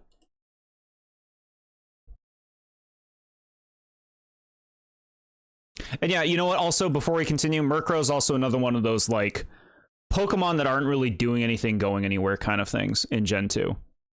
Was remedied later, though, with an evolution. So now we move to another evolution of an old Gen 1 Pokemon, another split evolution, this time for Slowpoke.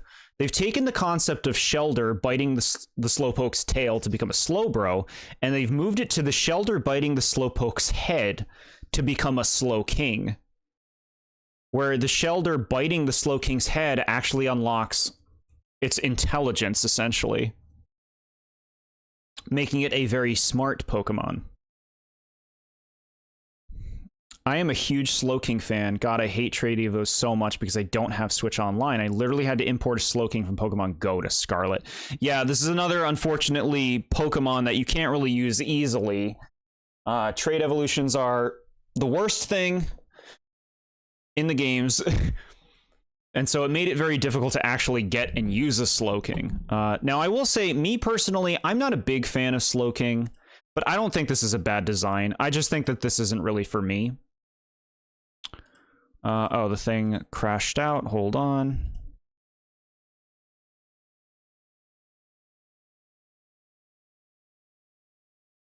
There you go, chat.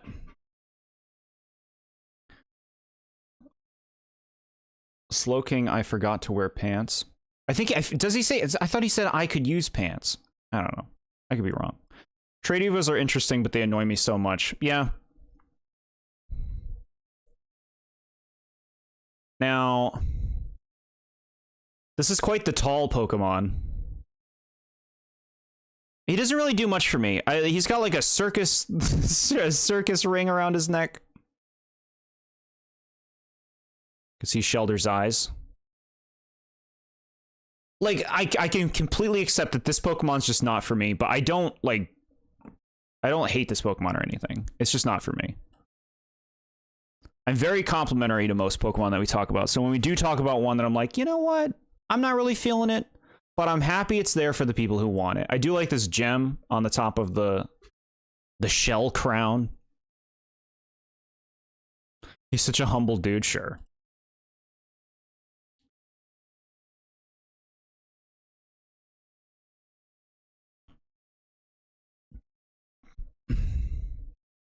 Slowking shiny. You know, I don't think that looks too bad.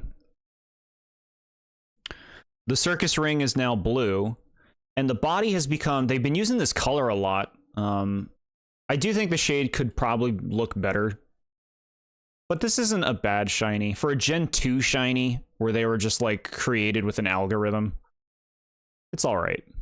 Man, this one, yeah.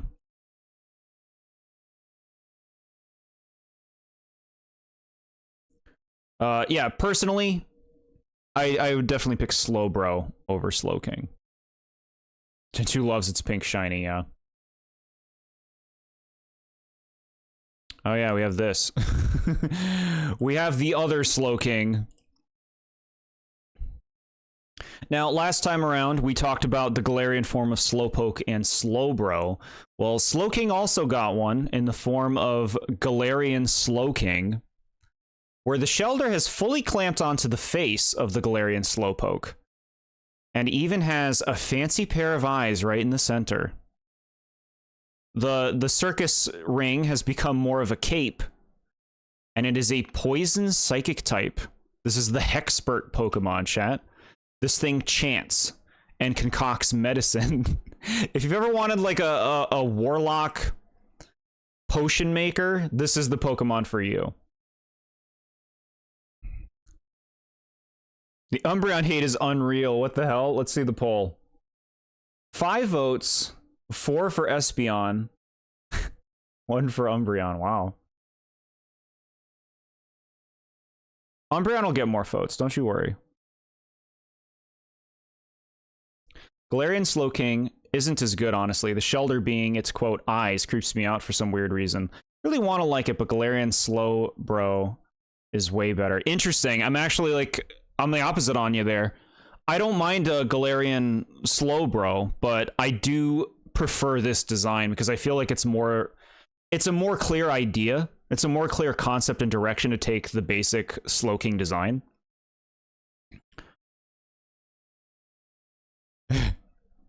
Give me a chant.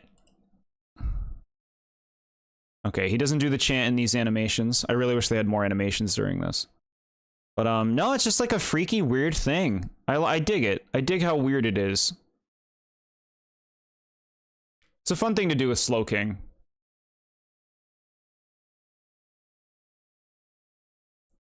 The shiny. So it's like some of the colors change a bit. It doesn't look bad, but it's not, it doesn't really feel super different from the original.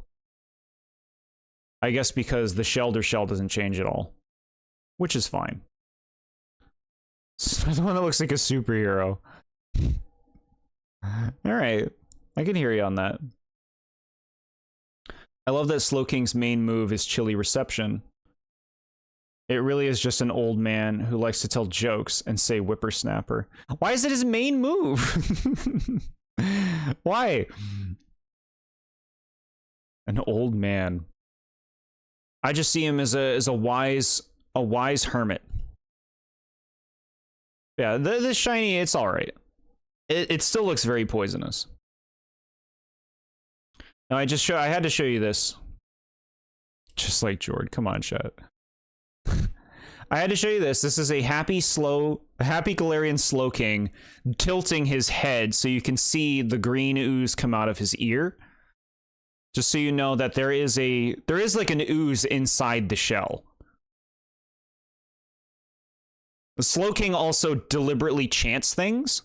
He'll actually move his mouth like he's chanting a spell, an incantation. He is the Hexpert Pokemon. He'll be like... And he'll use a move when he does that. Which is pretty cool. Why'd you feel the need to show you the ooze? Because it's an important part of the character. I guess the cards kind of portray that. The one in the middle, in particular.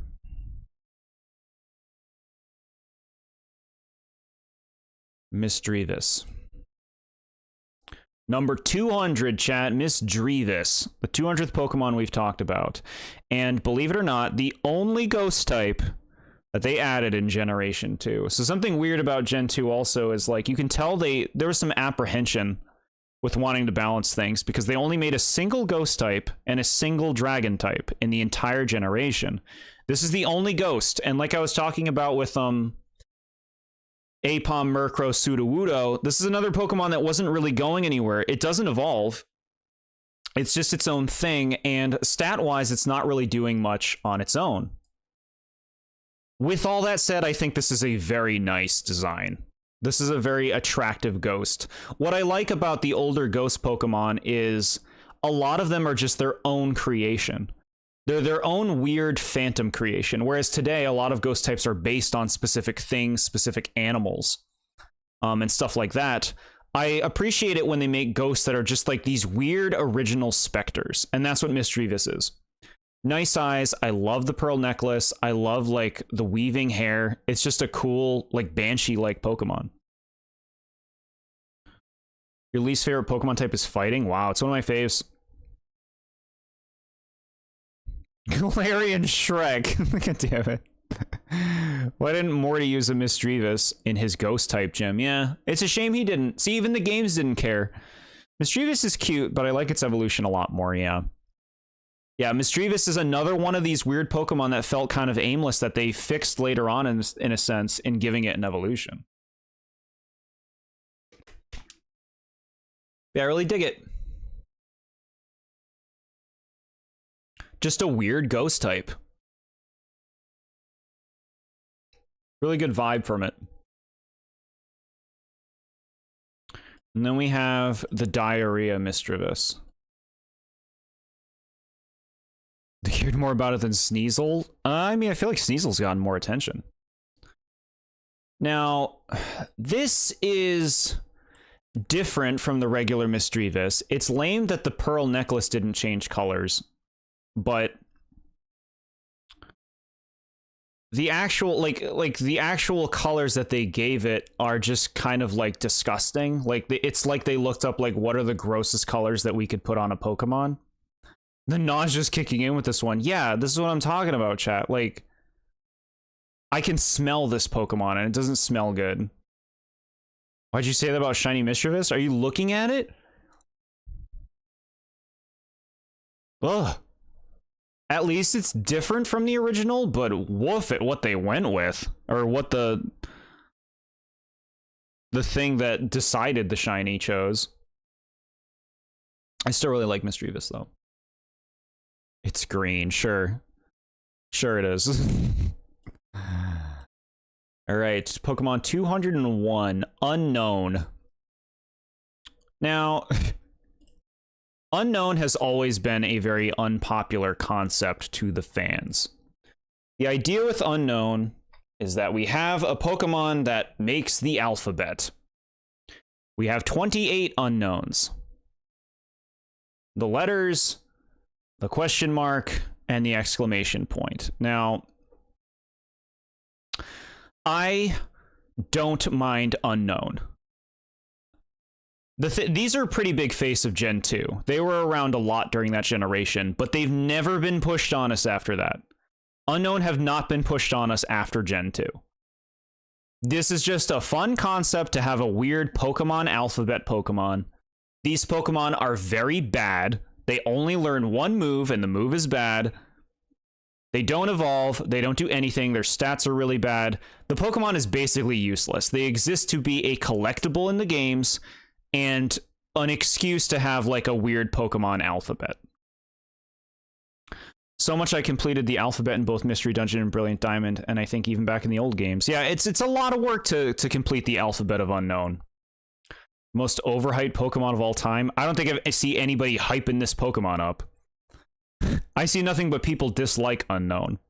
I believe Unknown is the reason why many Gen 2 mons are lacking in some evolutions. There was that interview where Iwata had to cram Kanto into the game as condensed as possible, with Unknown having 26 forms that could have went to either new evolutions or some of the scrap mons that were uncovered from the beta leak, telling me we could have had a Fire Seal mon. I can't really speak to how true that information is, to whether or not Unknown really stole spots from other possibilities, but I do find it a little hard to believe if that was the case. I can't imagine it was that hard for them to include all of these unknowns of different letters. That was a water and fire type. I do very much like the Fire Seal that you're talking about. That was very cool. I would have liked them to use that Pokemon. I don't mind Unknown for what it is.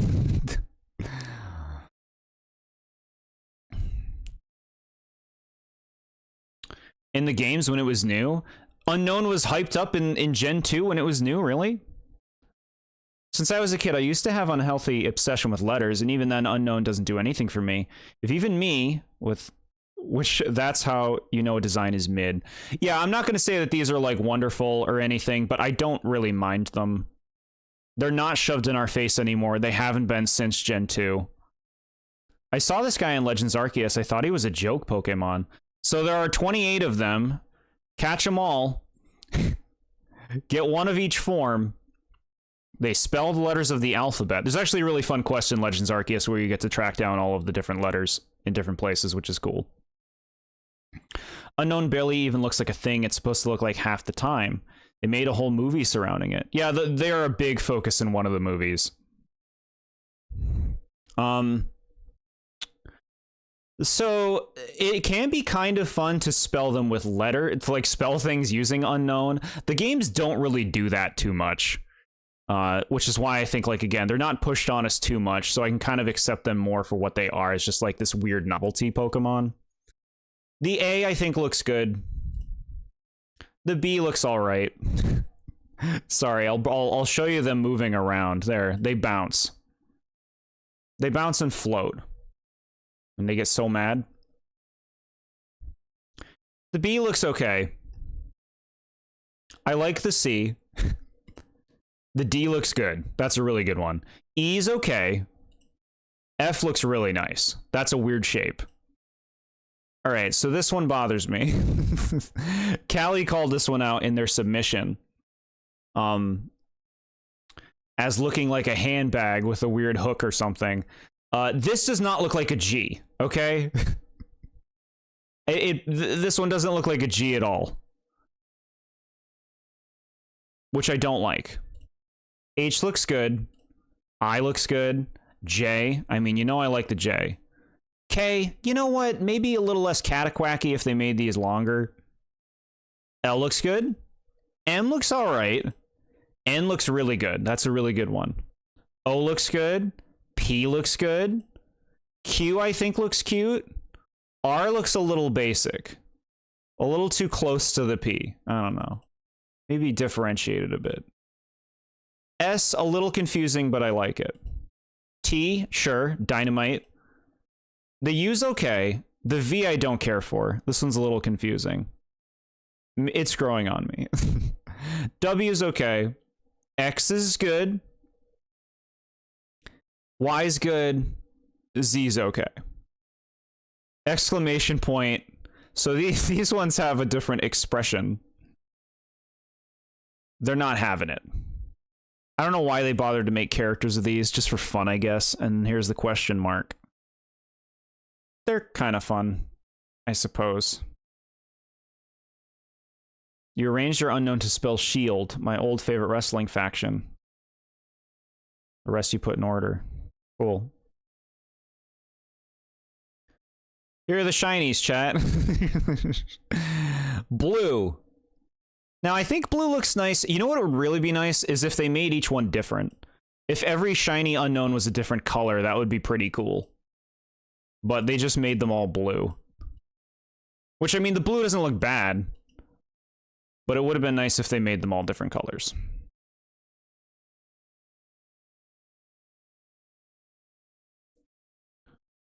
Now look at them all, chat. You love them? Do you want to see any more of them move around? Here. Look at that one bounce. With its floppy dangler. We gotta look at J, because J is a special letter to us all. I do like that they all move differently. They have their own animations. They tried. Look at the end, chat. Look at the end.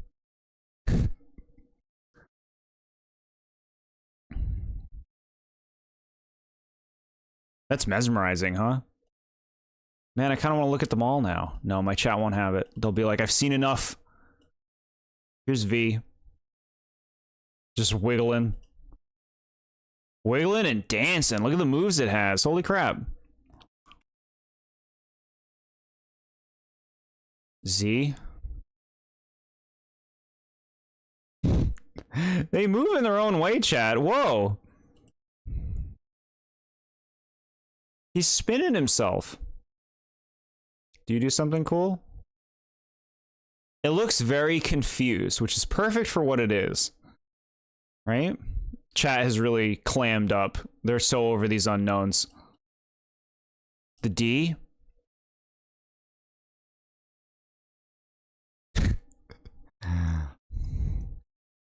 That's a fun motion. I gotta see F. I gotta. Look at how cute he is, chat. You hate this thing? He has a little body. It's called unown because you want to unown it. Damn. Yeah, let's go to M. I'm seeing requests for M. I love how we've been here a while because of the animations, which fair enough, man. Look at the hopping. It's interesting how they chose to make them move. All right. SMA wants the S. We'll look at the S. Man, that's fun. I could just watch these move, chat. Meditate. Looking at some unknowns. This one almost looks like a smile.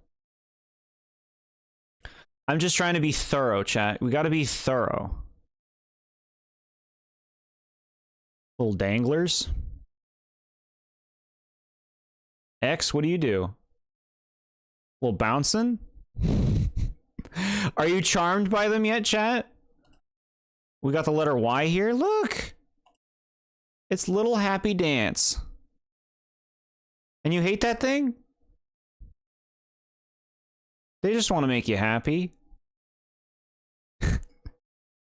Look, he's so happy. He refused to be happy. Hold on, we gotta look at B. Be yourself. See? Now I need to look at them all. We have to be completionists about this. Whoa. That's one hell of an animation, man. That looks sweet. E, we didn't look at E. E's boring. Let's be real. E has always been a boring letter. We all know it.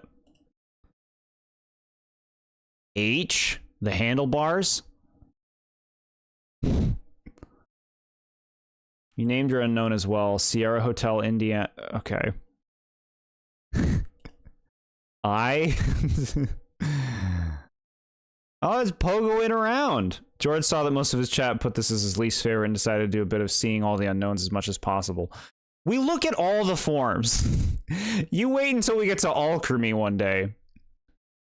We'll have a great time. Now this one looks very carefree. Carefree and happy K. L? Oh, he bendy.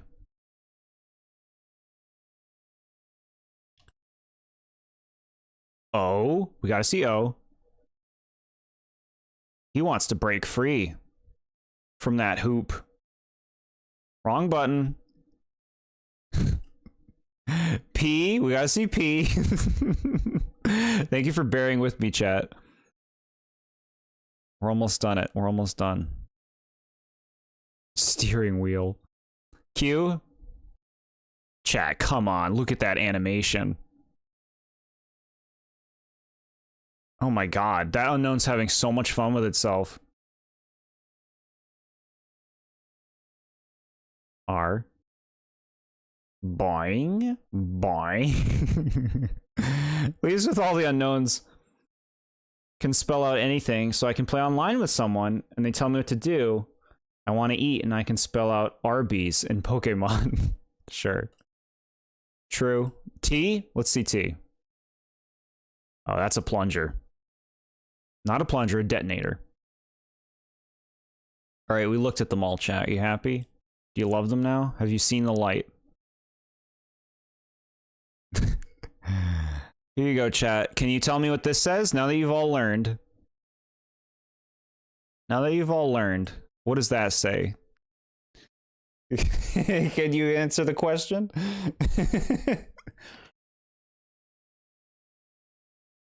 Just as a nice example, so y'all can see what something spelled with unknown looks like.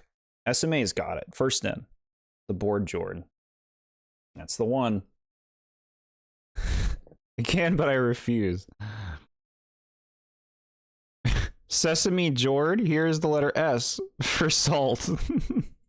Good job, guys. Yeah, it's good to see like an example of how the unknown actually look when they spell something. All right, now we go to another weirdo. Did my thing close? Did you guys stop seeing the things? Oh no, here we go. Now you can see the things. Only Jords. Small Jord. Here we go. Okay. Wobbuffet. So Wobbuffet's another pretty big face of Gen 2, having a large role in the anime. Was also a Pokeball Pokemon in Smash for a few games. But Wobbuffet stands out for Gen 2, you know? This is another interesting Pokemon because it's kind of just its own thing. Like, what is it? Look, what am I looking at? I'm looking at a big ball creature with little ball feet and then a tail with eyes on it.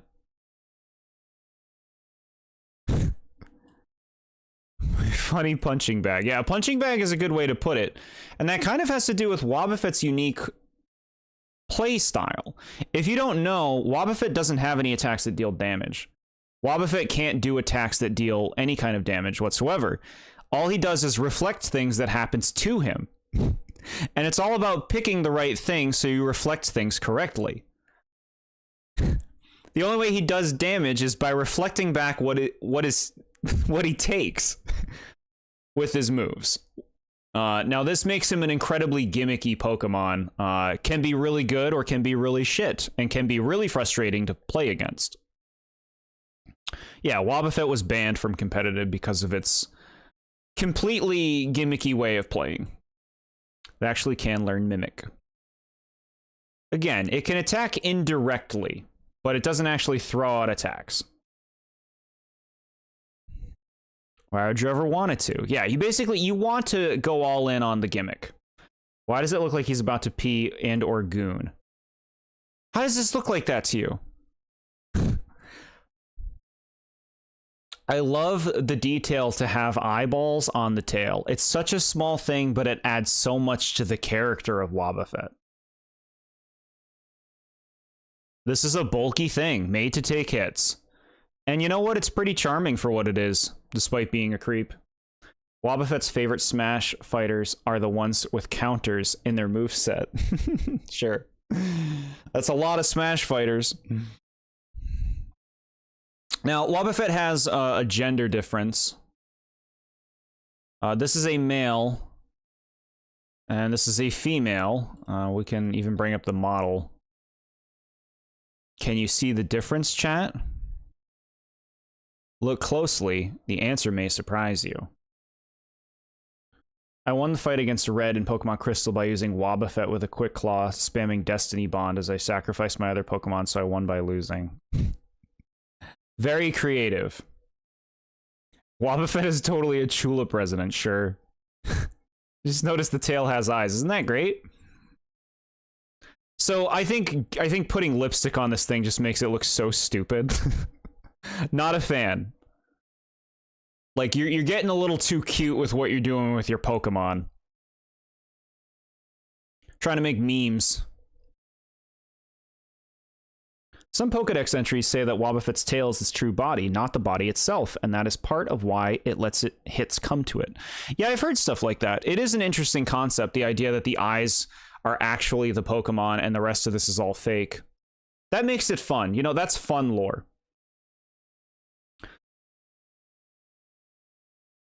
You'd have two Wobbuffet on the field not doing anything, just like Ditto, and it would become a stall fest. And they struggled and fainted, yeah.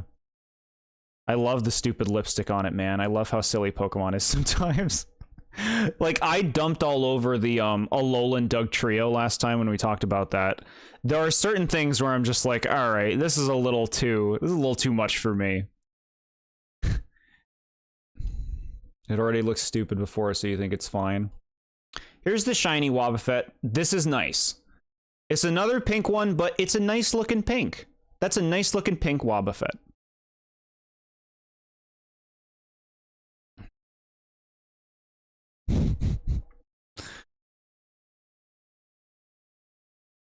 The lipstick, you know, not really standing out so much with the pink body. Maybe they should have changed the lipstick color to blue. That would have been really nice. Fix it. Make it blue. Girafarig. Girafarig, one of several Pokemon whose name is the same backwards as it is forwards. And that's because this Pokemon's got a whole push me pull you thing going on. I love how charming and sweet it looks in the face, and then it's got the chain chomp tail, man. What did you say about Alolan Exeggutor? It's one of my favorite Pokemon, and since I wasn't here for Gen 1, I want Jord's thoughts. I was pretty nice to it. I was like, this is a good kind of silly. This is like a fun idea to take Exeggutor in, you know, like giving him this giant neck, making him a dragon type. I think that's fun. You love this thing, yeah? Chain chomp tail, yeah. Girafarig is cool. This is a psychic normal type, which was a very bizarre thing to do at the time. Pair normal with anything that wasn't flying. And they paired it with psychic. Now, its tail will bite. But ultimately, this thing is kind of a sweetie. You can do this way. It's kind of a sweetie. It's a pretty fun design, honestly. There's so much potential for an evolution with Girafarig, which we eventually got in the most recent generation, Gen 9. So we won't talk about that for some time. But I will say that I do think they could have done something a lot more creative with its evolution. Not that I dislike its evolution. But yeah, just like, you know, a lot of fun elements here. The chain chomp tail, the different coloration body and how that works, and just the sweet face on the front. It's fun. Chain chomp tail transcends me. As I said on the Discord, I want this thing to be sad, and I want to know that I'm responsible. Whoa. The Girafarig. Disapproval. So this is a male Girafarig. As you can see, the female, it has more yellow. Very strange, weird choice. Very strange. Shiny Girafarig. Gotta say, I kind of like the blue and like the more like burned colors. I think this actually looks pretty nice. Beebing. Me. Raffarig. Me. We're on number 203 out of 251, chat, just as an update. Ew, what? You don't like it? I like the burned colors. And the blue? Me. Chain Shop reminds you of the ones in Mario RPG. Okay. The shiny is surprisingly good. I love. So it is very pleasing to me. Brapperig. Why? Yeah, I like the shiny.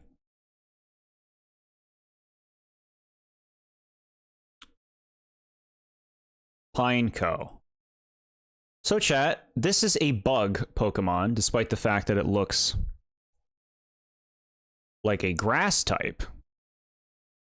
It's a bug Pokemon. That looks like a pine cone. So this is a pine cone with eyes. I like it, chat. I think this is fun. This is interesting design. First of all, the shape of the pine cone is very distinct, and I love where they chose to put its eyes. That's really cool, man. You know, why not? Looks like a rock type. This is essentially a bug Pokemon that's like a shell.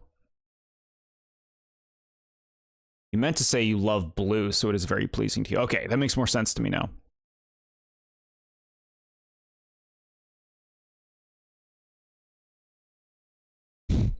It can't move too much. It looks like a blue pine cone. Yeah. I mean, that's the inspiration, basically. But I think Pineco's fun just for being weird.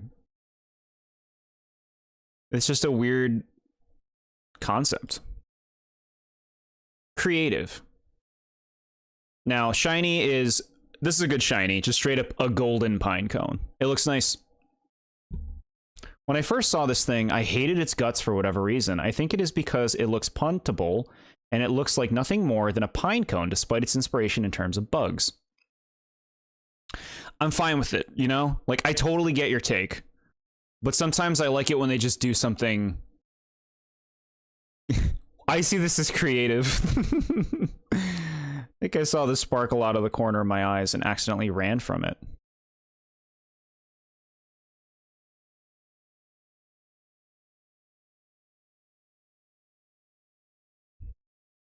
I'm not sure what you're talking about. Took me a moment. Pineco evolves into Fortress, which is a very cool direction to take this. So we're going more with a creature that exists inside like a shell. Fortress is part steel type, and it's just this looming, creepy, floating creature inside this insanely hard shell. And I just love the way the thing moves, the way it interlocks with itself and pokes its body in and out. Really, really nice design. Honestly, impressive for a Gen 2 design. In terms of its complexity. Oh, the giraffe rig, got it. Brock had one in the anime, you don't really like it? I can understand not digging it. This thing looks disgusting. It's a shell! It lives inside the shell.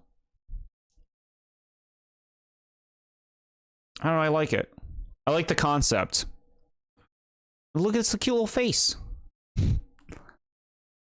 Fortress is shiny. Golden. Golden like the Pineco, except like more of like a metallic gold. And so that's just kind of like plastered over the whole thing. It looks okay. Not as like popping as the gold of the original one, but this doesn't look bad. I used to think this thing gets too much credit when I was younger. I didn't really like Pokemon without limbs. I like it more now. It is fun. Nice to see the appreciation. Looks more like a robot than anything. Yeah, heck yeah.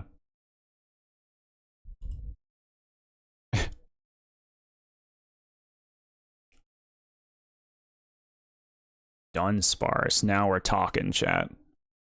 So along with all the other Pokemon we've seen that are just kind of like these weird one-offs that can't do anything, Dunsparce is a front runner and finally got an evolution in the most recent generation, Gen 9, but I love this thing's design. I think it's so cool and cute. Look at its little face, its little doughy body, a drill tail, and little tiny wings. Sweet. It's so sweet. Why is ice the most uncommon pure type? There's too many of them, honestly. They made too many of them. They need to start making ice types more interesting because there weren't a lot of pure ice types originally, and they keep making them now. I'm a huge Dunsparce fan. It is based on the mythical snake called a Tsuchinoko. This is true. And I'm a big fan of it as well. I think this is so appealing, man. What a sweet and cute design. No spoilers yet, chat, but I actually love what this thing evolves into. You'll be so pleased when you see it. You'll be so pleased. You'll be like, oh, I love Dunsparce and I can use it now.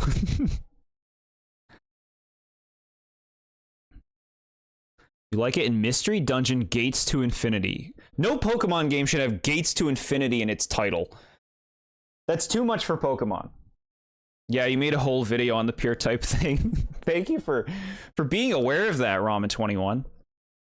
That was made some years back. Dunsparce is one of the names of all time, yeah. I dig it. I love the name too. Dunsparce. What this thing evolves into, chat. Tsuchinoko translates to dirt child. I love my little dirt child. This little snake is so cute. Say what you want, I genuinely love its evolution. It is most Dunsparce, which is always a good thing, but also I love how mad everyone is at it. I love the Dunsparce. Yeah, no, I love it. When we talk about that, I'll be praising it. But yeah, that thing has like a miserable moveset potential. Really good stats. Gates to Infinity is peak. I will not accept this slander. I haven't played it. I haven't played it, like, I've tried Mystery Dungeon. Didn't really catch on to it. Shiny Dunsparce, really nice. Honestly, just swap out the blue with the pink. You have a cute little Dunsparce. It looks good.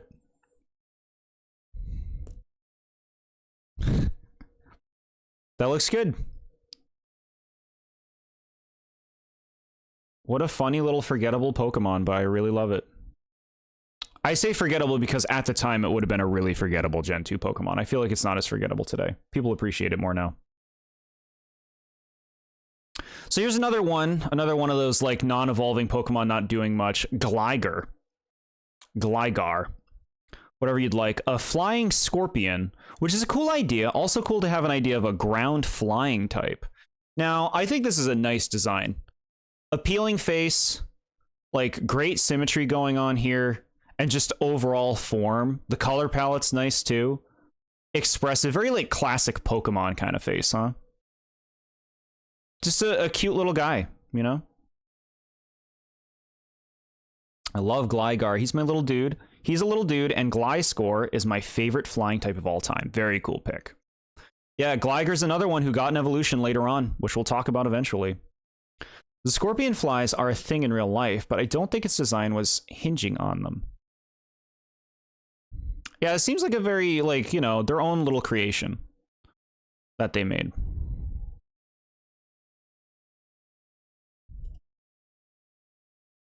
I like it, chat. Part of the only ground flying line, because Landorus doesn't count. Landorus doesn't count. Dunsparce has grown on me? Yay. Yay. We got one, chat. Now, the male and female difference here is the male's tail is much larger than the female's, which, I mean, I like the big old bulbous tail, gotta say. Shiny Gligar, you know what? I like it. It's just like a nice blue Gligar, you know? That looks good. Steelix. Okay. We got a big boy. So, although I've been saying much of this generation is cute and derpy, there are a few exceptions, and this one is a pretty big exception. A new evolution for Onix, who we talked about last time. Now, if you remember, I said Onix was like a cool concept, but like the Pokemon is just absolutely terrible in Gen 1. And I think giving it an evolution was a smart thing to do. Not just to increase its usability, but because I think there's a lot you can do with the concept of a rock snake. Now, here we have an iron snake that has all these little changes that differentiates it from Onix a lot.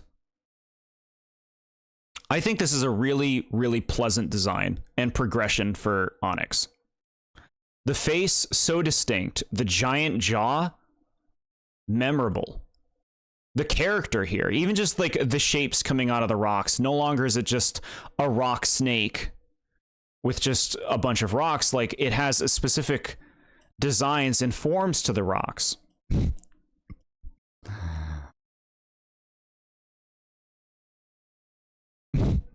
Steelix is fun. I don't have much to say other than the fact that I like Shovel Rock Snake. Steelix, a new evolution that's cool, but it still gets washed with one surf. I feel like his Mega Evolution would be incredibly painful. You're literally having crystals burst through your chest. I haven't experienced that myself, so I can't really say, but it probably would hurt to some degree. Steelix has a really good showing in new Pokemon Snap in particular, chat, where you can take pictures of a giant one that is flying around a cavern, and he looks great in that game. He looks great in general. I'm trying to get like a good view of his side, like his face on from the side. There we go. Yeah, I like it. They do so much with so little, you know? There's just so much character in every Pokemon's face that separates them from each other. You should see how Doom and Scizor Mega Evolve. I'm pretty sure they basically melt. Yeah, this is a very nice progression for Onix, though. Onix was going nowhere and doing nothing, and Steelix, you see a lot of love for it today. This is a male Steelix. The female, you can see that this little part on the jaw here, it has like this extra fang kind of thing. The female loses that. Very, very minor touch. Might as well not have bothered. He did terrestrializing before it was cool. Are we still waiting for that to become cool? Shiny Steelix. Now, what better thing to do than to just make it golden? This looks great. I do feel like the shade could maybe have more punch to it. It could pop more, but I think it does look nice. You like Terra? I will always bash Terra Pokemon when given the chance. I subscribe to that. Yeah, Gold Shiny's a smart one. Mega Steelix. All right, so I've been very praiseworthy today in a lot of things that I've said. Look at these stupid cards. You can't even make a normal one. No, we need to make shiny ones. All right. Mega Steelix, I am going to dump on, chat. I think this looks bad. Now, like I said with Mega Ampharos, Megas immediately creates a point of comparison. This is the exact kind of Mega that I think is a disaster of creature design. This is taking a design that's really good, that's really elegant, and just throwing a bunch of shit all over it, and it looks fucking awful. Like, do you really think you needed all of these things? Floating particle things around the basic form. Crystals spawning out of its body. Weird shapes just drawn onto the side of it in random places, and just like rims put on its head to make it look even bigger and stupider and more like a shovel or some kind of tacky car. Look at the fucking shape right here. This is such a fucking downgrade from Steelix. I can't get over it, man. Some Megas, like, there are a few Megas I'll go to bat for as being good designs, but so many of them are this, just like bad creature design. Where it's just like you took something that was good and you just threw shit all over it and you ruined it. Even though Jord is a Dynamax hater, I still think it's better than Terra Pokemon.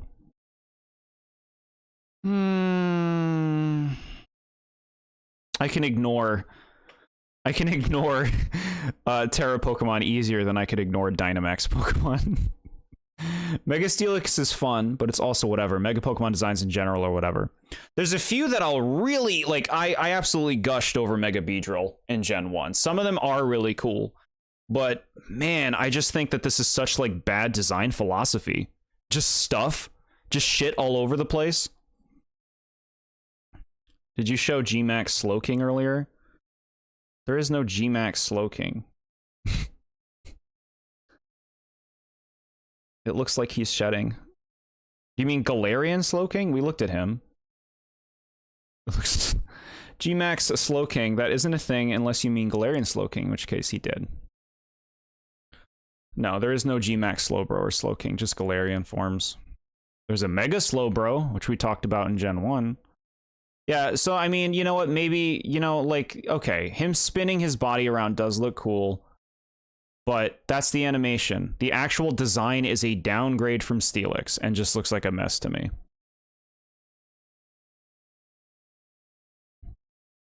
Shiny. Oh, look, it's gold. Sure. Let's talk about a real cutie. Look at it in the art. Look at it in the card on the left. Even the one on the center. This is all good stuff. Schnabba. Here it is, chat. Snubble. Isn't it best?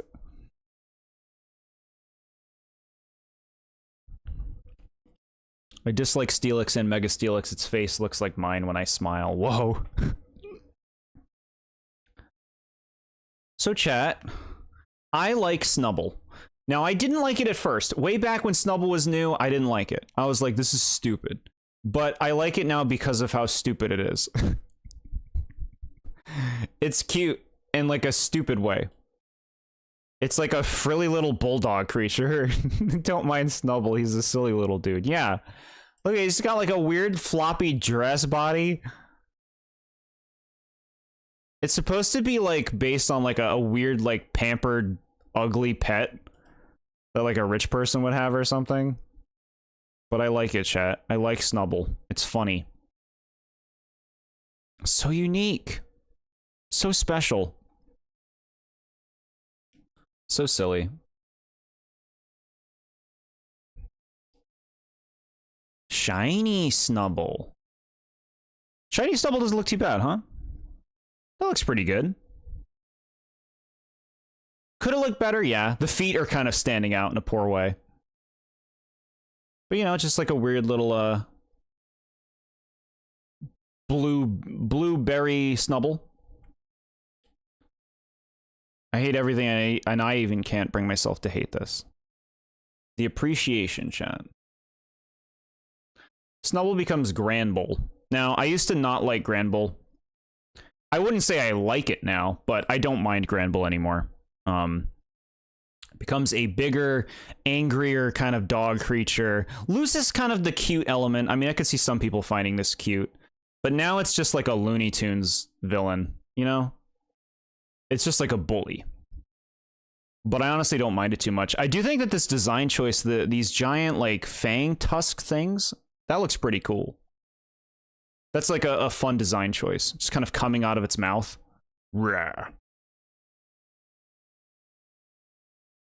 Rah. Yeah, very angry Pokemon. I could easily see why people would not like Granbull, but I don't mind it, I would say. Even if its face is very like old-fashioned Looney Tune. Granbull is cuter than Snubble, honestly? Whoa. The takes.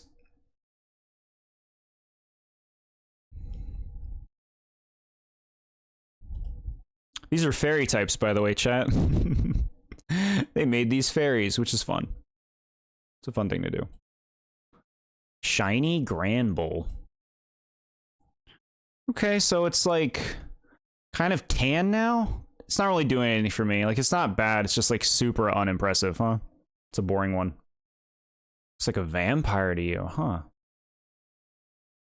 Quillfish. Another Pokemon that does nothing.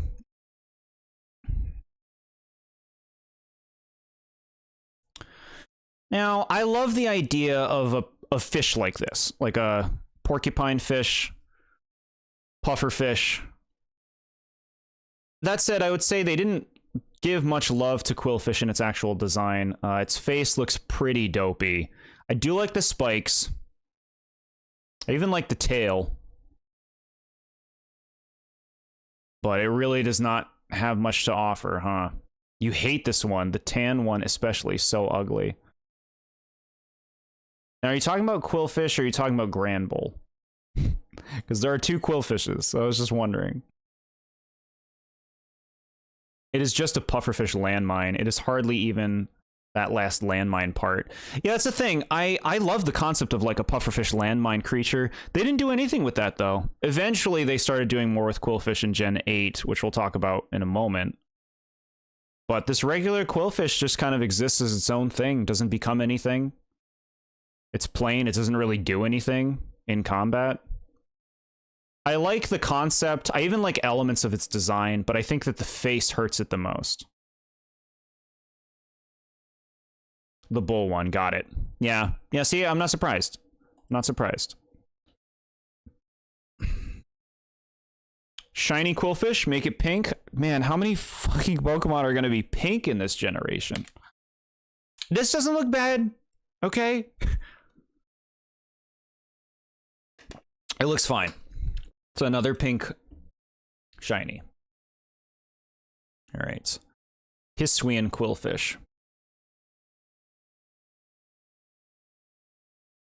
Here's Hisuian Quillfish, chat. So they made a new form of Quillfish in Generation 8, and this is where they really did something with it. It's now a dark poison type. They totally changed its color scheme, which looks a lot better. The face is still kind of unappealing, but the color palette brings it a far way in terms of being more appealing. And it even has like a weird little Q on its tail. So I would say this is the better of the two Quillfish, especially because this evolves and the other Quillfish doesn't. Like if you're going to want one, you're probably going to want this one. I don't hate regular Quillfish for what it's worth. I just think like, you know, design aspects, it's not a looker. It's a very plain design. This form is not really doing too much with it outside of changing some colors, adding and altering a few things. It works for what it is. You don't like the pink one. You don't feel like it fits. Yeah, they could have done something better and more fitting. Gaskeep, Gate Boss, Girl Light. Gen 2 and pink shinies. Dongon Rampa Blood. Whoa. I don't mind Hisuian Quillfish and Overquill, but its shinies are absolutely immaculate. Yeah, these are some nice shinies. Let's take a look at shiny Quillfish. Shiny Hisuian Quillfish does go for a very cool palette here. Look at this, chat. Doesn't that look nice? You can tell this is a shiny design today. This like indigo color looks really good with the gray, with like the whitish gray. That's a really nice look for the Pokemon overall. Very good. Oh wait, you didn't see the, here you go. Here's the Hisuian Quillfish colors, or cards.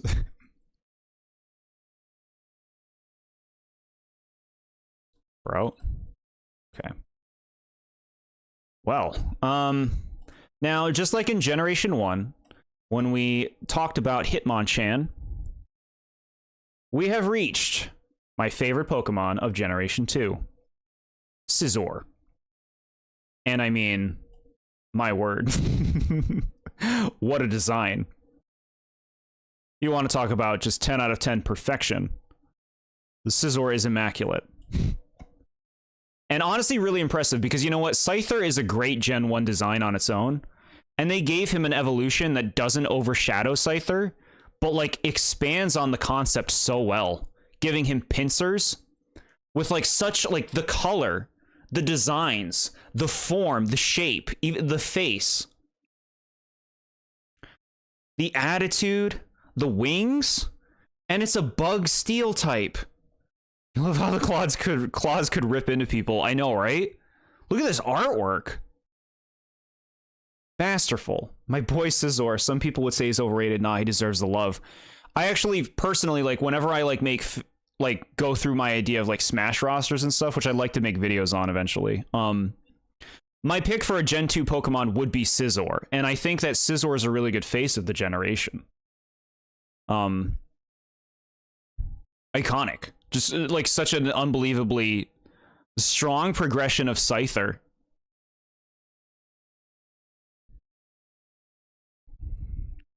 More power to two of my favorite types, Bug and Steel. Yeah, I love Bug type.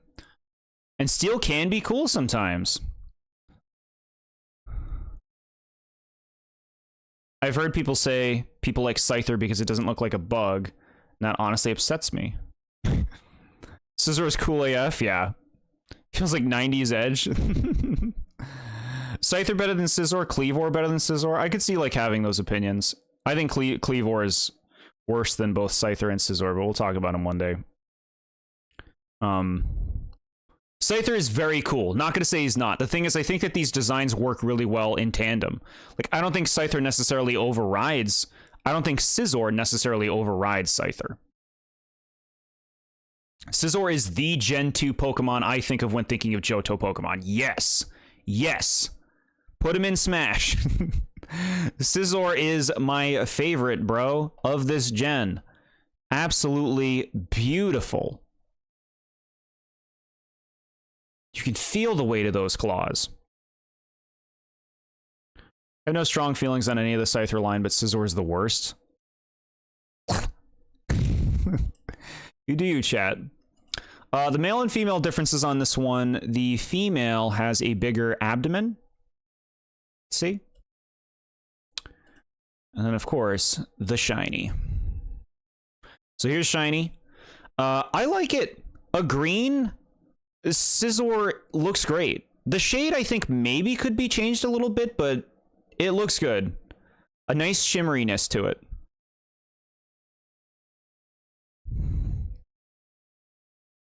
I think of Donphan and Azumarill, but that's because I have a strong bias, sure. Think of Ariados and the cutest Pokemon in the region. We're almost there. Yeah, man. Scizor can't sing its praises enough.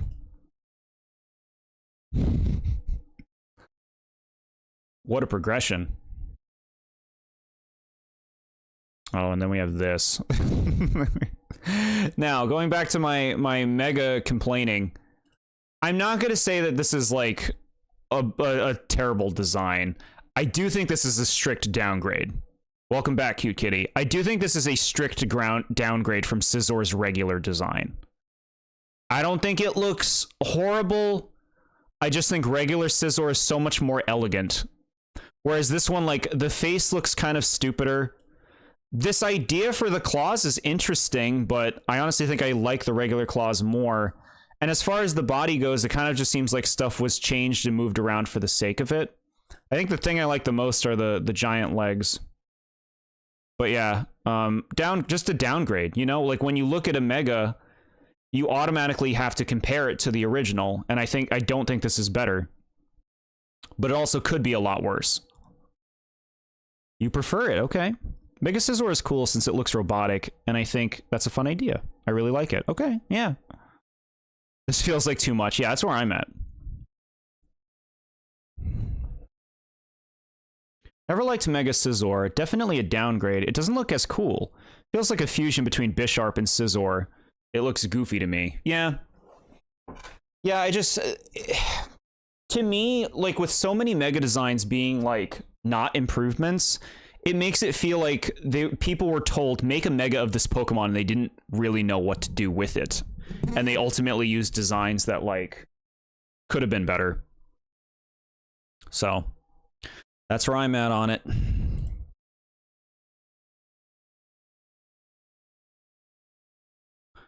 The shiny? You know what? The shiny looks good. The shiny looks good. I like, there's a bigger presence of, like, the darker green, and it plays off of this, like, yellow pretty nicely. Yeah. So, like, I don't dislike this. I just do think that, like, the design overall, the Mega Scizor design, I don't dislike it. It's probably one of the better Mega designs, honestly. But I do think it is worse than Scizor.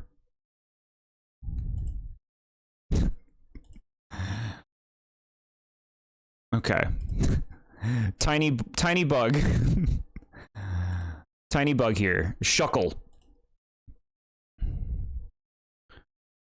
Shuckle is a small, gooby little worm thing that lives in a shell with many holes that it creates berry juice inside. And it's cute and silly. And it has really good defensive stats.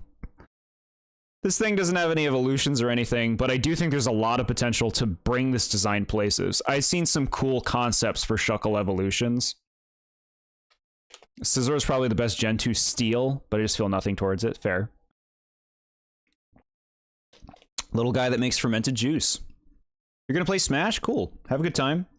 The Pokemon in the center of the Best Pokemon Johto League Champions episode. Don't remember it. Yum, Shuckle juice. Tastes like Lepa berries.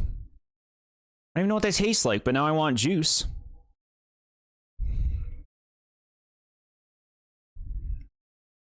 Nah, Shuckle's just a cute little fun guy. I like it. Honestly, this is a beautiful shiny. Just make it blue, man. That looks great. A whole different color scheme that looks really nice on it. You knocked it out of the park with that one. That's all you gotta do. Just give it something different at a nice shade.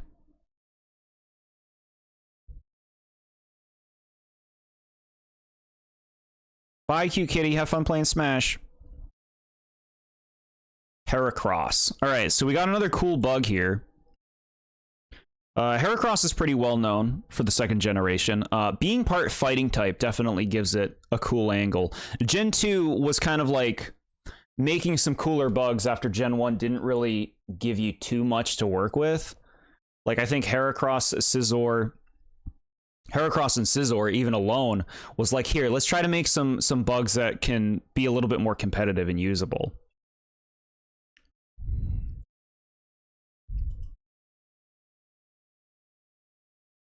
Yeah, just a friendly bug who also looks strong. Like, he's got a nice balance going on. The horn's great. That's a really nice form.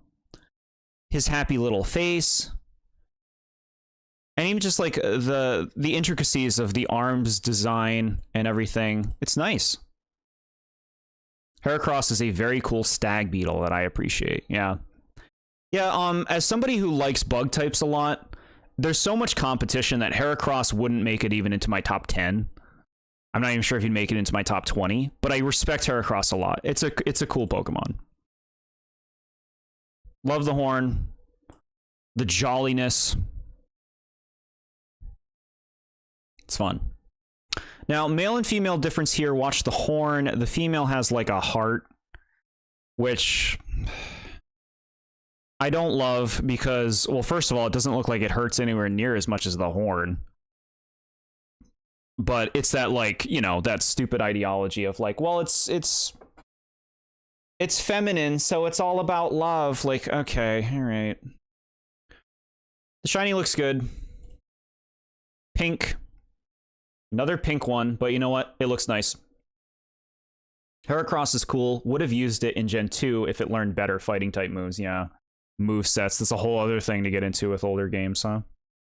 On whether or not Pokemon were viable.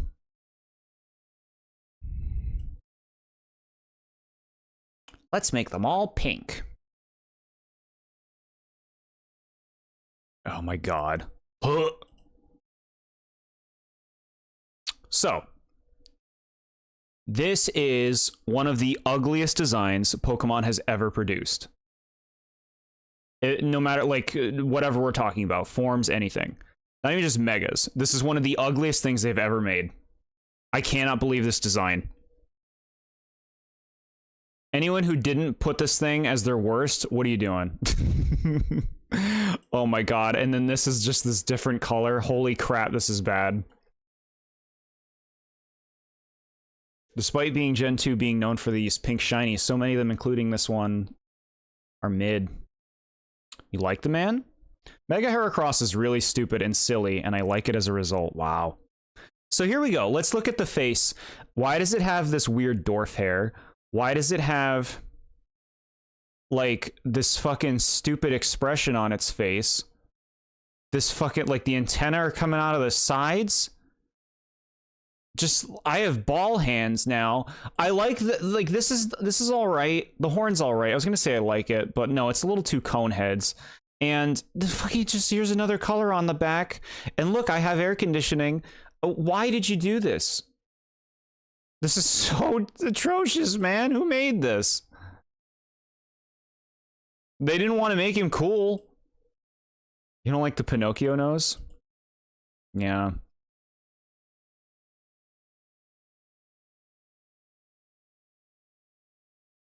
He makes me think of the Seven Dwarfs. Which is just like, you took out all the coolness from Heracross and you made him look like a disgruntled, like, jerk.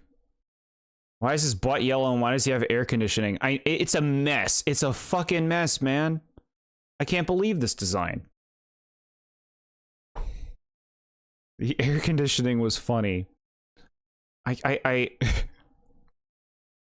just, the regular Heracross is so simple and so cute, and whoever got their hands on this was just like, let's make him a gremlin, and let's keep adding things. Antenna, and a cone head, and let's change his back, and he's gonna get hot in that outfit. Ugh. Which Seven Dwarf is this one? Dummy? Yeah. He can be dummy. Inflatable arm things. I can't. It's one of the worst designs they've ever made in Pokemon. Like straight, like counting anything, in my opinion. And here's the shiny. It's pink.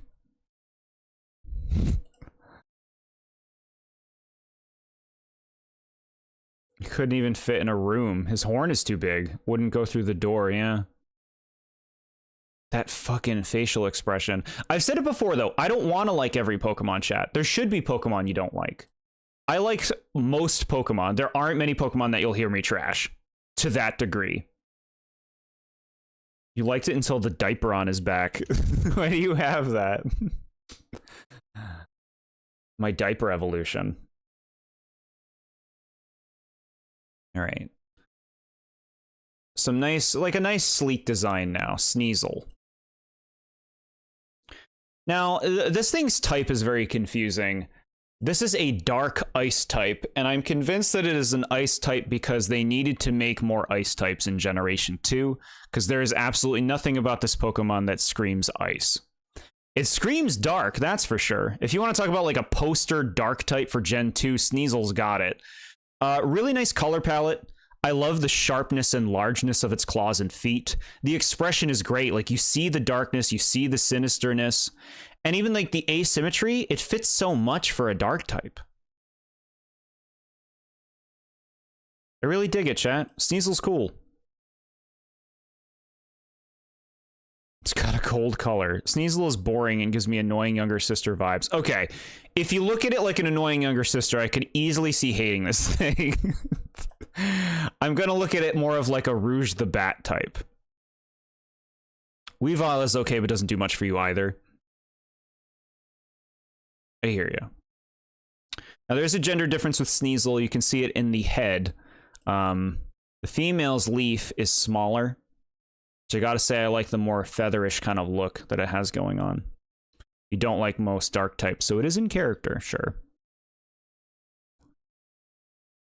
Bro, I'm starting to think, like, are they trolling with all these pinks? Shiny Sneasel, pink.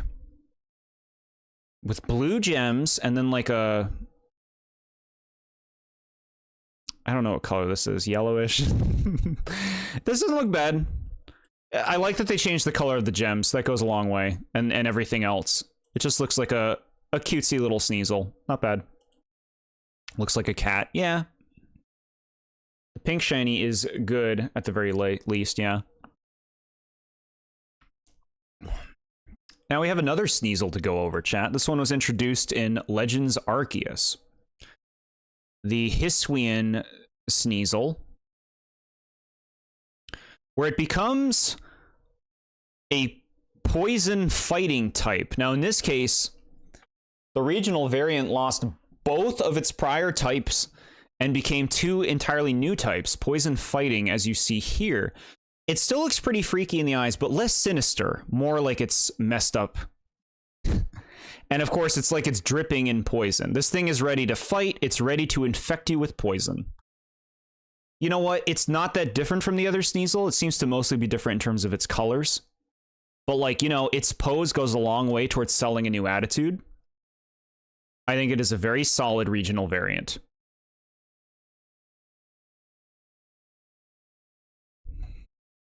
His Sneasel, if you will, sure. This still has annoying sister vibes, but its color scheme pleases me. There's new Pokemon in Legends Arceus? I thought it was all old stuff. Well, there are a few new Pokemon, straight up, but there's like 7. And there's a few new forms. Like, this is new in Legends Arceus. This is a new form of Sneasel that game introduced. So when you see it, snag it. Poison fighting is a very interesting type combination. I mostly think of Krogunk and Toxicroak when we go in that direction. It is ready to kill, yeah. This one actually kept the gender difference that the original Sneasel did. See? With that feather. Now, this is a nice shiny. This one? There we go. This is a nice shiny. Dark colors and then like a golden accent with some light blue gems. That looks good. It's weird they would make new Pokemon for Legends Arceus and not make any of them the starters. Yeah, they only made 7, and they're like mostly old evolutions of pre-existing Pokemon. Like this.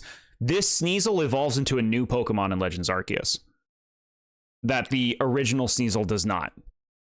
Sneasel was the most neglected Pokemon in the OG Gen 2 games. Couldn't get it until Mount Silver, and it wasn't even good. Yeah, it's another one of those. Gen 2 had so many Pokemon like that, where it's just like, well, it's hard to get it, and it's not good if you do. You're going to make new Pokemon. I feel like you would want some to be starters instead of just using old ones. Well, Legends Arceus was a totally new experiment. That went for totally new ideas. The starters all become new things. They're all new forms, what the starters become in Legends Arceus. They don't become the standard starters. You'll see. You'll get there. Time for teddy bears. Teddy Ursa, which is just a cute as hell teddy bear, and it knows it. Look at that little face. Teddy Ursa is so friggin' huggable, and I love it to bits. Yeah, no, it's great. It is. Here's another example of like really simple Pokemon design that works. It's a cute teddy bear, but that moon on its head does so much to just like give it its own memorable design, despite being just like a cute small teddy bear. I'm playing more Legends Arceus this week. I just have to finish Poppy Playtime Chapter 4 first, but that's pretty short. Cool, I hope you have a good time. I'd love a plush of this thing. Yeah, this thing's made to be a plush. Love the moon. Just those little details, man. It's like, this could be a forgettable creature in any video game, but that moon and that face. And it's just like, it's a classic Pokemon now. It's a classic. Adorable. Here's another thing actually goes with the most since you're playing Legends Arceus. Teddy Ursa and then its evolution. You've seen the final evolution of this thing. It's the bear that you can ride around that looks kind of depressed. They gave Teddy Ursa and Ursaring a new evolution in that game. That's one of the new Pokemon.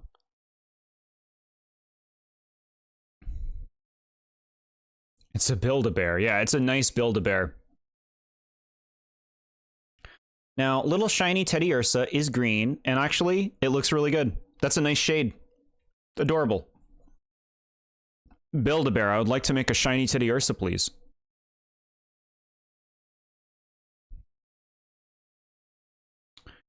Now, the evolution to Teddy Ursa, Ursaring, is not a cutie, you know? This is a gruff, grizzled Pokemon if I've ever seen one, and one of few that Gen 2 provides. Teddy Ursa has become jaded. I do love these big claws. I love the circle on the chest. It works, you know? Even the little cute ball tail. while this guy's not really for me, this is like so different from Teddy Ursa, you know? It's like such a fun direction to take it. It's like now it's just a different kind of bear. And so this ended up getting an evolution in recent years. Fairly recent years.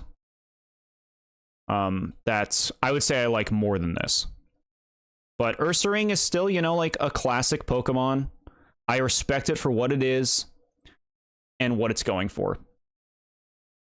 Teddy Ursa and Ursaring are the textbook definition of the cute, marketable, adorable little baby Pokemon evolving into a menacing giant adult form trend. Yeah. I thought that was the case. It looks ugly when it gets older. Seems kind of confusing how they can just make old Pokemon evolve into new things whenever they want. Yeah. I like that, though. I like that old Pokemon are never just, like, completely left alone. I like that they can still get new evolutions today, you know? Reinvigorate old classics. There's a lot of potential with these Pokemon. Use them. The circle on the stomach is weird. Doesn't it just, like, make it memorable, though? Like, it's not just a bear. It has that circle. And it's like, ah, the full moon. Ursaring is boring, honestly. Yeah, I can see the boring element, for sure. He looks like he's about to go to work without showering because he's sad. Aw. It's just a bear. Sure, Teddy Ursa is kind of that too, but like, Teddy Ursa is at least cute. Ursaring is just there and nothing special. Yeah. There is very little special about Ursaring. I will agree. It works for what it wants to be, if it wants to just be a kind of plain bear Pokemon. In the Pokemon anime, Pikachu humiliates an Ursaring and wins by paralyzing it. Aw. That sounds a little mean. So this is a male Ursaring. The female Ursaring has longer, like, shoulder frills. Sure. And then the shiny Ursaring is really rocking that green. That is some vibrant lime green. I don't think it looks bad. I like the moon theme, but it doesn't really work when it's just a circle. If you didn't see the baby version, you would never guess it's supposed to be a moon. Yeah. I'm not sure what to think. Little slug.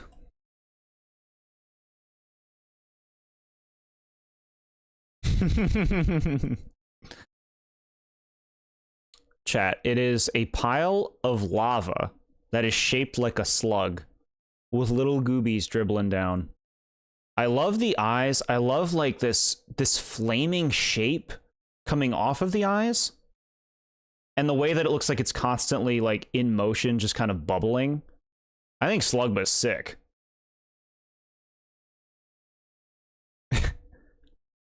Yeah, Slugma's cool, man. You love him. Heck yeah. Just a gooby, bubbly slug.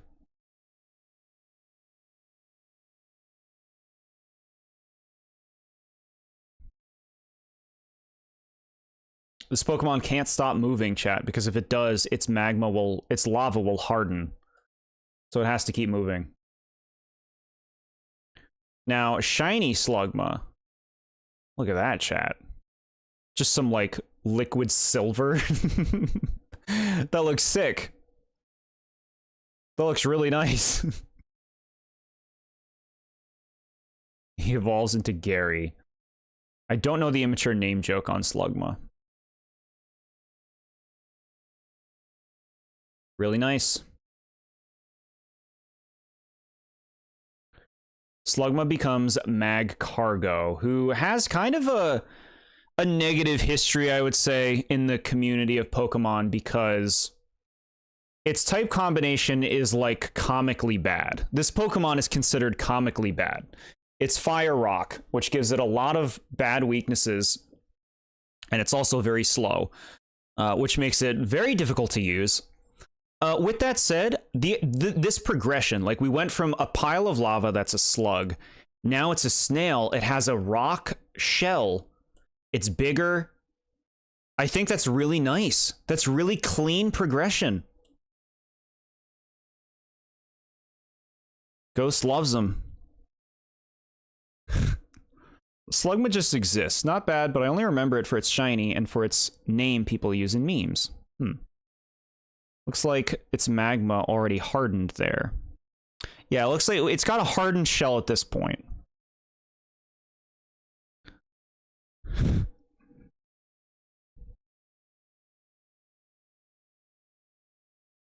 It definitely feels like one of the Pokemon more well-known because of its Pokedex entry.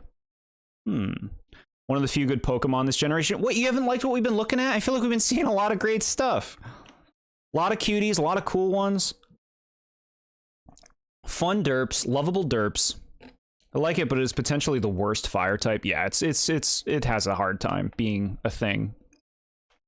If Magcargo were actually alive, it would be hot enough to kill most, if not all, life. Think of if the sun was way too close. Yeah.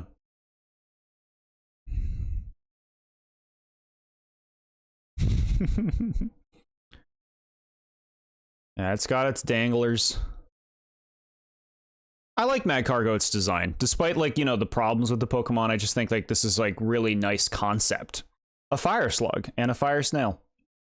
Cool design, bad Pokemon typing. Yeah, it's a shame when a typing just completely nukes a Pokemon. But at the same time, I do want variety. I do want Pokemon of every type combination to exist. It's just, not all Pokemon can be good. But that's okay. Alright, you know what? I think I like this shiny. It's like bubblegum. I think I dig that.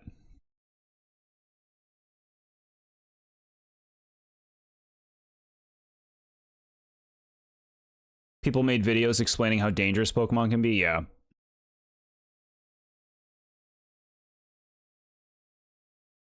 Shiny is mid to me, not a huge fan of. The pink gloop. Yeah, it's I get you. It's not special, but I like it. What's that stinky paint like goop? Alright, time for the cute little pig. Y'all like little pigs? Look at this guy. Swinub.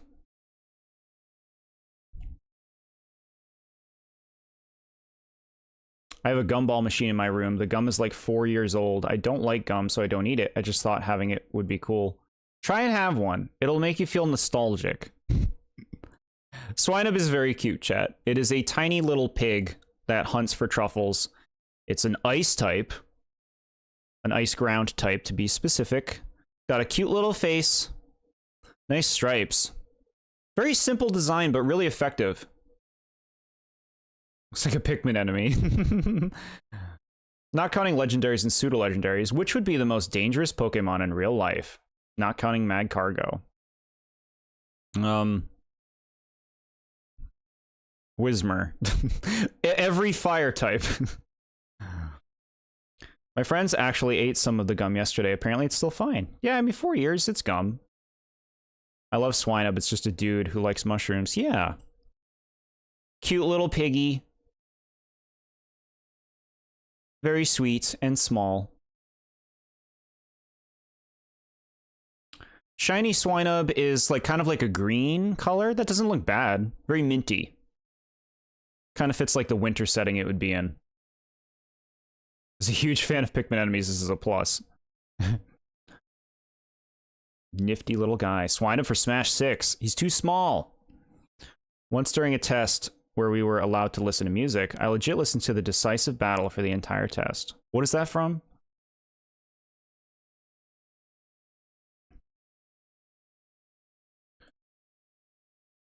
Piloswine. Now, Piloswine is a bigger, humpy pig. It's got some tusks now. The hair has grown. It is now covering its little beady eyes. Which we can see them. There they are. Got little feet. It's just a nice progression. Just a weird, like, sad, humpy pig. He's a trapezoid. Sure. Boss stream from FF6. Got it. Okay. I like it more than Swinub, but I'd like this evolutionary line more if it were more like a mammoth and less like a pig. Yeah, So we'll talk about their final. These have another evolution in Generation 4, which we'll talk about someday, where they become a full-on mammoth. I think I can see the kind of bridge between this and that, though. This does have like a mammoth-y kind of vibe to it, but it definitely gets a lot bigger in its final evolution. We need a more pachyderm Pokemon. Yeah, I'm with you on that. I like Piloswine, though. You know, it's not very exciting, but there's a charm. The tusks are bigger on the male. The female, they're much smaller. Shiny Piloswine is yellow, and it's all right.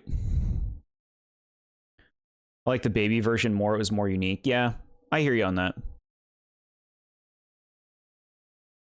Ursula. Pokemon number 222, Corsola. So, a coral Pokemon's a great idea, and I think Corsola has a nice design. The branches look really good, just how they're spaced out and how they, like, make this Pokemon shape. The way that it kind of awkwardly stands and stuff really does make it feel like delicate coral. And it's got a cute face on it. Did you check the gender differences? I did, yes. Corsola is one of those Pokemon... Oh, come on now.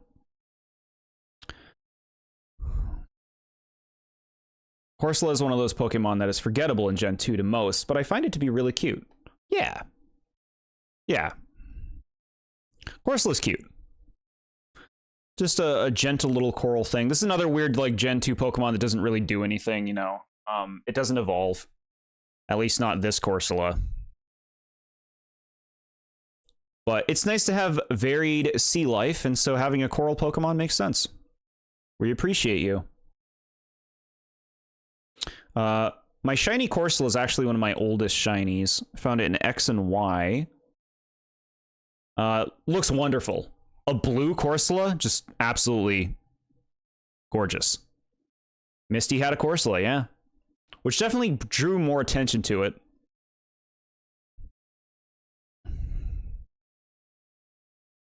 You're playing Super Metroid and Metroid Fusion for new icons? Cool. I didn't know anybody who actually does that. That's cool. I felt so bad seeing this thing run from Marini in New Pokemon Snap. This thing can hardly run, like I feel horrible. I mean, it's the circle of life, you know? Life has to feed life.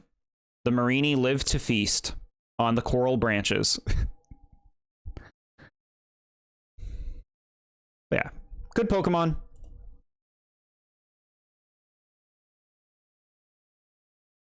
And then we have the other Corsola. Quite the change in terms of the vibe, I would say.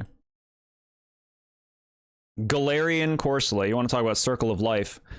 Galarian Corsola is basically like dead coral. Dead coral, chat. It is now a ghost type. And I think this is a really missed opportunity to make a ghost rock type or a ghost water type. But no, they made it a pure ghost type, which is kind of lame. But I love this thing. It has such a different kind of expression and vibe to it. You can even see the ghostly branches in place of where the original ones were. The dying Corsola, the Marini got a little too close, yeah. You were doing that recently when they had Zelda icons. They even did this to get Funky Kong and playing Donkey Kong Country. Cool.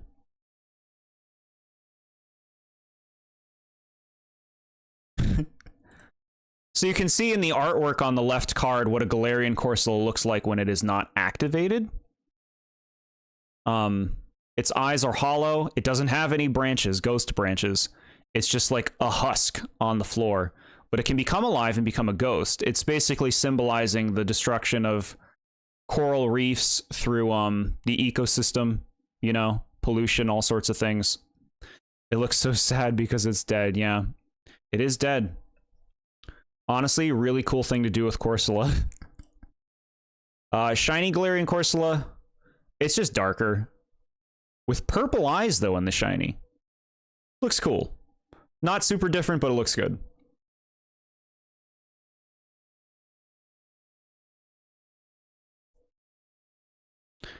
Did the Hisuian forms have Pokemon cards? Yes. But not many. Why is it depressed? Because it's dead.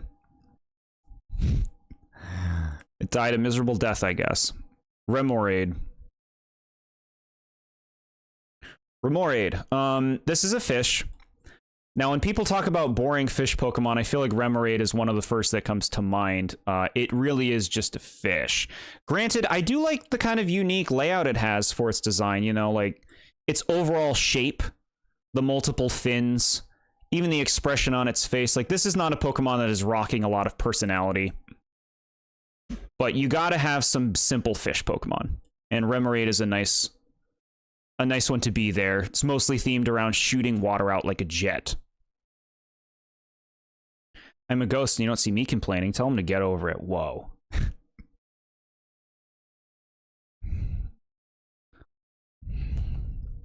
You don't remember seeing them for Quillfish? Yeah, I had to show them after the fact when we got to Scizor. I forgot to show them. I showed them for a moment when we got to Scizor. I'm eating my words. I can take my time. Now, I see everybody is talking about how this evolves, and we will discuss that. Believe me, I've got some I've got material to show people what's up with that. I love my Remora gun. Why it doesn't evolve into a shark is damn near beyond me. So,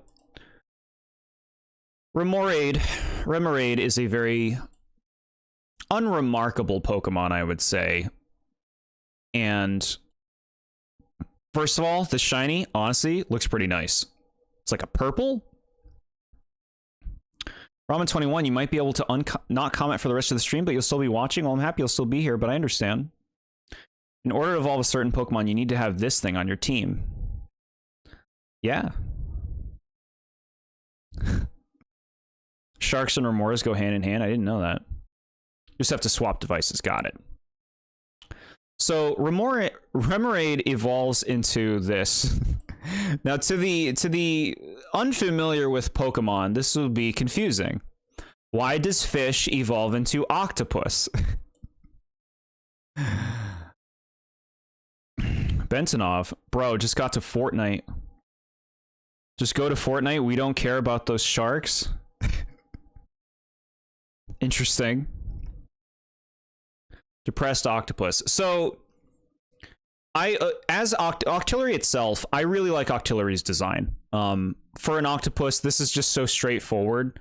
Nice expressiveness, great coloration, really simple form. I love, like, the multiple legs in the back. I've always, like, enjoyed and appreciated Octillery. He feels very common in the games today, which makes him feel a little less special. Especially in Legends Arceus, there's a lot of Octillery in that game. But it's a cool Pokemon that's very focused on shooting things out of its nose, and that is the connection between Octillery and Remoraid. Like I said about Remoraid, that thing's all about shooting water out of its mouth. A lot of pressure, a lot of distance, a lot of accuracy. And Octillery carries that forward. So even though it's a completely different creature that looks completely different than Remoraid, it evolves from it.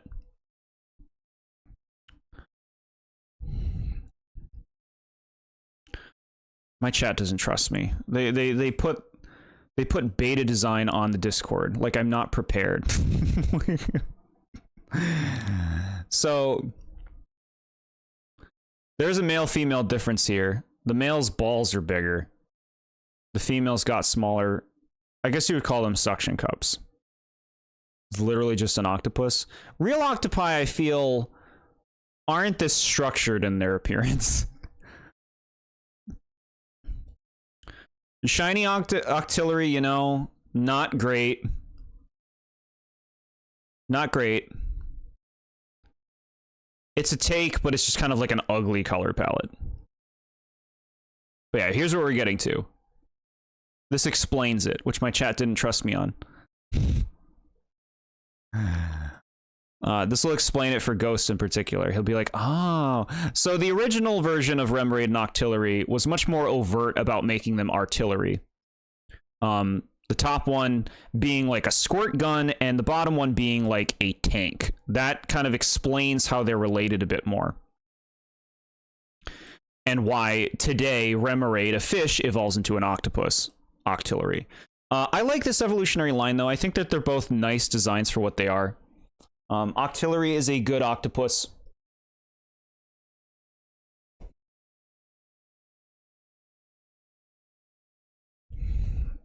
I didn't realize you were still streaming. Hi, Jord. Hello, Velvety. Welcome. Yeah, we've been streaming for, what, since like 5 o'clock?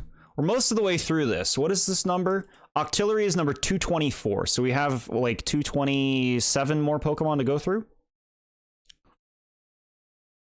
Do you know Pikachu? It's really cool. I do not know what that is, no. I like calamari. Don't you eat my Pokemon, chat. These are nice.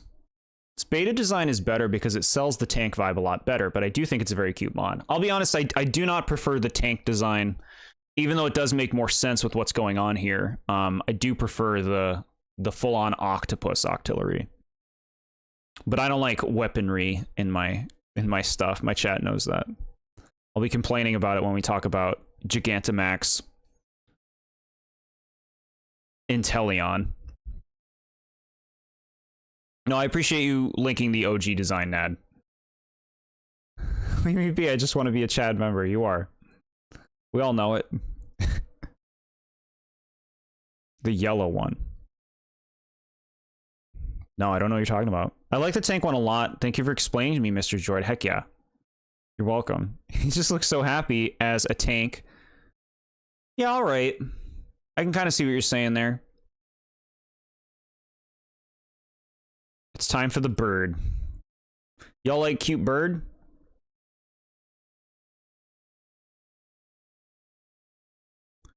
Delibird. So Delibird's name comes from delivery. I've seen people say, you should say it Delibird. And I'm like, no, I'm not saying that. It's Delibird. He says it Delibird. Delibird is an ice flying type, kind of like Articuno, except cooler. This is a Santa Claus Pokemon. It is a tiny little bird who is very cute. Love the eyes, love this, the fur. Now, this bag that it's carrying is actually its tail. And I love that. It carries things in its tail that it gives to people. Like food and presents and so much stuff. Delibird is great and adorable and wonderful. You said the same thing in the Discord about the happiness before I realized you were still streaming. No worries, yeah. No, you're more than free to share all of your thoughts here about these Pokemon. He sees you when you're sleeping, yeah. More of an Iron Bundle person, that's true. Well, someday, chat, we're going to talk about a new version of Delibird. Which isn't Delibird, it's its own Pokemon, but based on Delibird's design. I'm so happy Iron Bundle exists so I can use... So you can use it properly?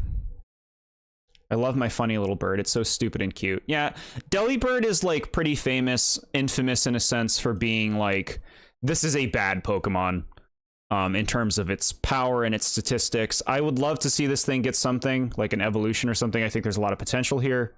But in any case, Delibird itself is great. Great and sweet and wonderful. And its shiny's all right. It's all right. It's like purple. It's cute. It's a cute purple. Yeah, not super different, but it's cute. It was cool in the anime. I don't remember any Delibird episodes. Another incredibly useless Pokemon. Yeah, I guess you could kind of call this like the Gen 2 Farfetch'd, huh? Gen 2's got a lot of Pokemon that at the time were pretty useless. Like I said. Mantine. I know SMA is going to pop off on this one. I love Mantine, chat. What a beautiful Pokemon. Delibird's main move, Present, can cure cancer or cause it. No one ever knows. So dark. No, Delibirds are sweeties. They give delicious food and lovely pillows and all sorts of things people love. Team Rocket had a Delibird following them, so they'd repay their debt. That's funny. It's so cute. Look at him, his derpy, doofy smile. I actually do think Mantine is very cute. I love its face. It's just like, what an elegant design. Like the zigzags here underneath the fins, the face itself and how they made the mouth and the eyes, and even just like the circles that they put on its back. It's just like, it looks really nice. It's a really nice design for a manta ray Pokemon. I love me some Mantine. I'm happy to see the appreciation for this one. Mantine's really cool. Something you might notice in the card artwork is they tend to put Remoraid under Mantine's fin. And this is something that's actually been in models and sprite work in Mantine's history, is having a Remoraid there, but they don't seem to really do that anymore. In like the more modern games, they don't bother putting Remoraids underneath anymore. But Remoraid is still used to evolve Mantike into Mantine. Mantike is actually made later. We'll be talking about Mantike another day. It is adorable as a manta ray Pokemon. Yeah. Yeah, I really like Mantine. Always felt special to me as a Pokemon. Just cool. And you know what? Like, one of the few, like, one-off Pokemon that don't have any evolutions in Gen 2 that was actually good. That actually has usable stats.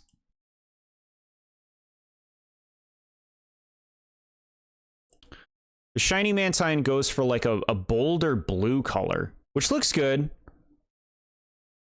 but not very different from the base Mantine. It still looks good though. You know what? It still looks good. They don't always have to be super different, as long as they look nice. Such a little cutie, yeah. Yeah, it's a good one. Skarmory. Now this is kind of like Mantine's like opposite, because you could only get Mantine in gold, and you can only get Skarmory in silver. They're both flying types. I like how its Remoraid is shiny. Yeah, that's fun, huh? Skarmory is one of the few new steel types in this game, and what a way to go. For a steel type bird, they just made this thing incredibly sharp and hard and steel. And there's no way this thing would fly. Look at its wings. It's not even flapping. This is a Pokemon that looks like it would be very dangerous to be around. Because look at how sharp it is. Seeing a lot of Skarmory love in chat. And I do think Skarmory is pretty cool. It's just a fun concept, a fun execution. A steel sharp bird.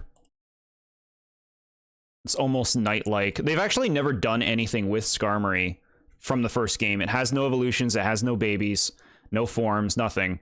But it holds up today. This thing has stats that hold up still. A Gen 2 Pokemon that still can bring it.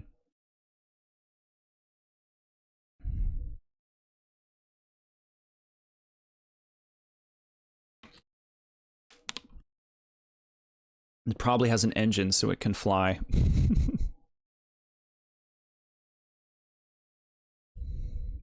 Skarmory is a very fun steel type. I enjoy its color palette and idea. Would it fly, though? Absolutely not. Keep dreaming with Bagon.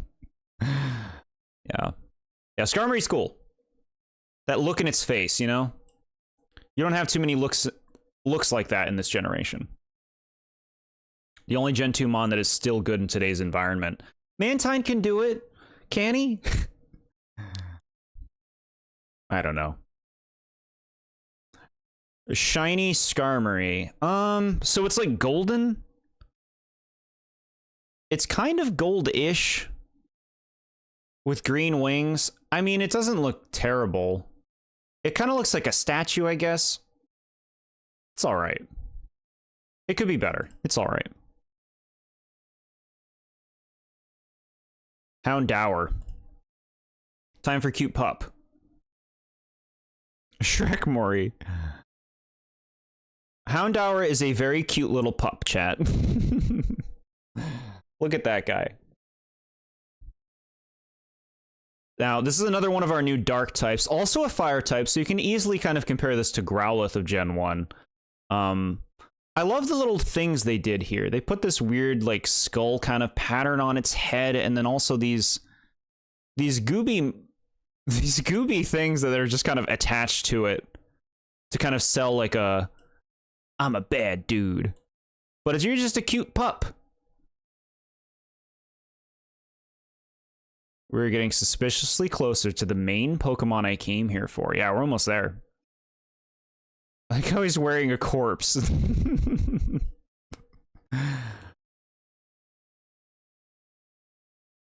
This evolution is one of your favorite megas. They're the bones of the Santa Pokemon. No, why? He's a bit of a runt, but in a good way. We appreciate dogs. Yeah, you know, I'm a cat person, but I appreciate this dog. That's the ribs, though. Yeah. The ribs. Shiny Houndour is blue. Which, you know what? That's fine. It's not the best shade going on. He looks like a little ice doggy now. The face is kind of like tinted a bit. It could be done better. No more Christmas. Cubone only wears the skull. Houndour doesn't discriminate.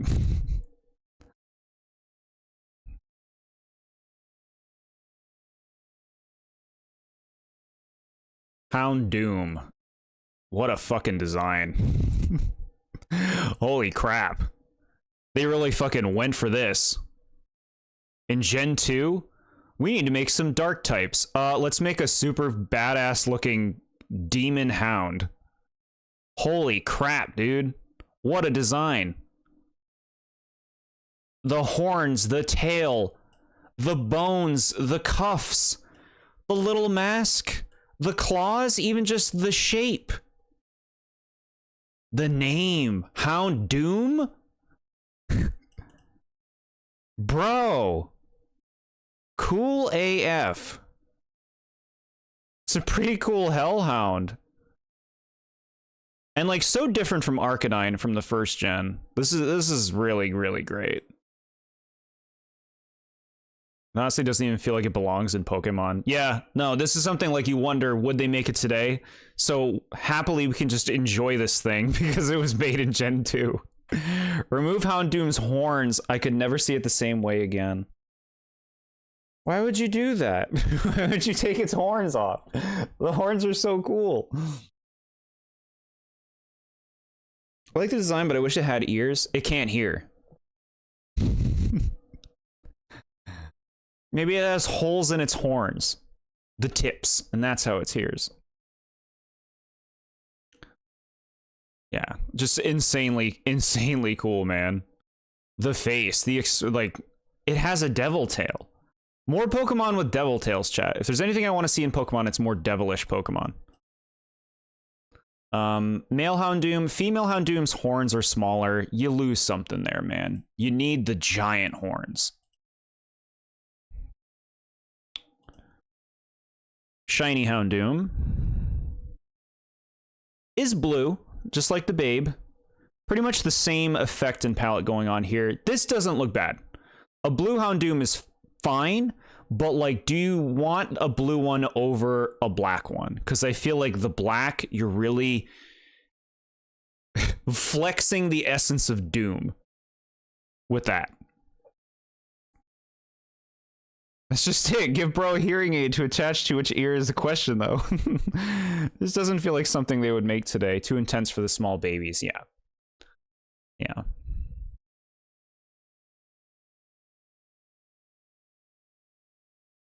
Mega Houndoom, who has no cards, apparently. You don't have any cards? Now, I'm kind of seeing this like Mega Scizor, where I think this is a downgrade, but I don't think this is bad. I like the tail. I like the horns. It's all the bulk on the body that I'm not into. It's all like the bony mess going on its body that I don't love. This thing looks like it's got 200 pounds of bones on it. Are you moving around with that? The broken cuffs, no cuffs on the back.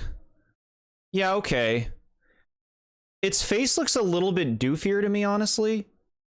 There's something about, like, the fangs where, like, it almost looks a little silly. But I do appreciate some things about this design. Like I said, the tail, the horns. I see what they were going for here, but there's a bit too much bulk and silliness going on up front, I guess. Peak design right here. I'm not. I could totally get if you dig it. Could totally get it.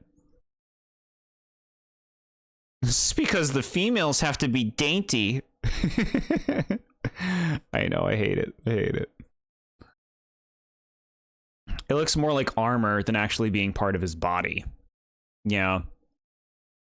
It just looks a little awkward. Like, it looks like they went a little overboard with all this. I don't know. Literally the devil. Literally? Do you know what literal means? The interesting thing to think about with Mega is that it's carrying around 200 pounds of bones and will still kick all of your Pokemon into the graveyard.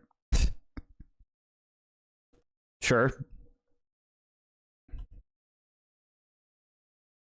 Like, okay, you know what? It is pretty cool. I could see it growing on me. I could see it growing on me. I don't think it's as elegant as the standard Houndoom design. I feel like they really put on a lot of these. This Mega? I'm sorry, but I really like this. This is an upgrade. The horns look way better now. Only problem is that it's giving a little too much. It is a tad over-designed. Yeah, like, I'm not sure what you would change. I just feel like it's very busy. There's so much going on all over it. But I hear you on the horns. I'm just saying because of its tail. Okay, yeah, all right. Maybe they'll be willing to do more devil stuff if they're putting this tail in still.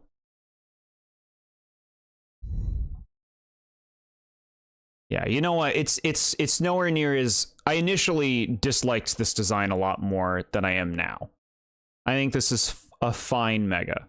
I'll say this is a fine Mega, and I even see things that I like about it. I still prefer the original, but I hear you, chat. Let's check out the shiny.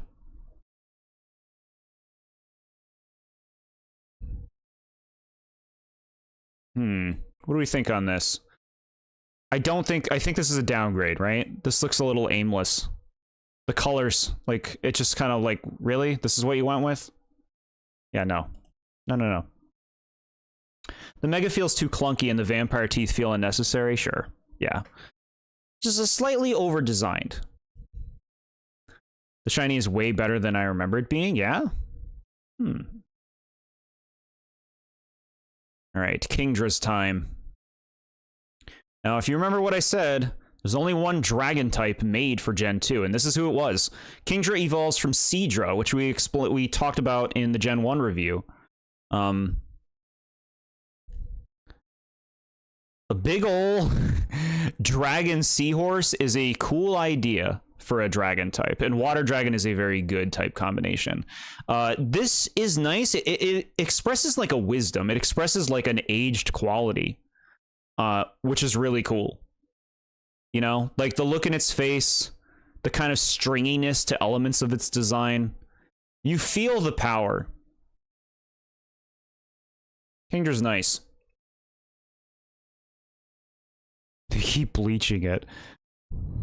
This is the Pokemon before the bombshell you've been waiting for. This Pokemon is fine, but its design is so boring for a dragon seahorse. They could have done so much better, I feel. Yeah, there's a lot of potential. I don't mind what they went with, though. Like, I think this is really nice. Not even that I don't mind it. I like it. I like this. Kingdra's cool. The most difficult Pokemon to defeat in the old games because it was only weak to dragon. Yeah. Yep, but the fairies are out there today. I like it, chat. Another pain in the ass to evolve, but I like it. Shiny. So shiny Kingdra, we got like a magenta-ish color. It doesn't look bad, but we're seeing way too many shinies that have similar palettes. That's why I like it. This mon gives me anxiety when I see one. Closing in on your other favorite shiny Pokemon of this generation. Okay. Next up is Fanpy, who I don't know if anybody really cares much about Fanpy. You're so clever. Okay. Fanpy is a cute little elephant. Caedra's shiny is much better. Yeah, you know what? I do like Caedra's shiny colors. Those are nice. I remember saying good things about that. Oh my god, Fanpy. Yeah. Fanpy is a cute and strong tiny elephant. It is very simple. It's very Winnie the Pooh. There's not much to its design, like simple face, little frame, cute little color choices on its body. Look at this doofy little elephant. Yeah. Fanpy's cute. We appreciate Fanpy. I think most people generally appreciate Fanpy, you know, to get what is essentially the first elephant in Pokemon. It's this little tiny cute thing. I like it. I feel like there's not a lot going on with it. Shiny Fanpy we don't approve of. This is a bad shiny because it's barely different. SMA sees the hype. I love him so much. We are having soft tacos later. Ooh. I feel like it's trying too hard to be cute. You think so? I feel like a lot of other things are trying a lot harder to be cute. Massacre my boy in this shiny. Sure. Now, Fanpy becomes Donphan, which is quite an aesthetic downgrade if you liked Fanpy for its cute factor. Because Donphan is not cute at all, really. This thing is a gruff trucker in the form of an elephant. I will say, like, this like leather armor kind of thing looks cool. The tusks are big. It is an interesting kind of elephant-like creature. But I honestly think this is one of the most visually unappealing Pokemon of the generation. Best Pokemon in this entire region. I love this thing so much. So here's the good thing. That means we don't fight over Donphan. You can have him. I don't need it. I don't need it. I think this is a creative design. It's just not at all for me. Not a lot of friendliness, not a lot of coolness, not a lot of cuteness. I never understood why people dislike Donphan. And now, my dissertation on Donphan. Shiny Fanpy was my first shiny found in Scarlet, and I only found it because I accidentally encountered it, yeah. It's so funny when you accidentally encounter a shiny.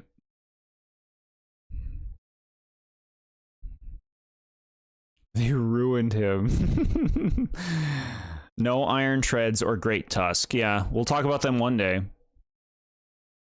You can have him. Thank you. This guy's mine. Now, there is a very cool factor about Donphan that is not really expressed here. Okay, there it is. It did express it.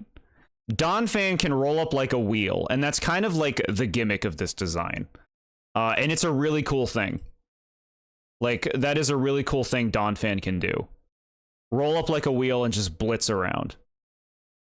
Great Tusk is just as good as Donphan, but is slightly better. That's the rolling boy I know, yeah. So there's an energy to this thing. But yeah, Donphan I find kind of plain, personally. But I can appreciate some elements to its design philosophy.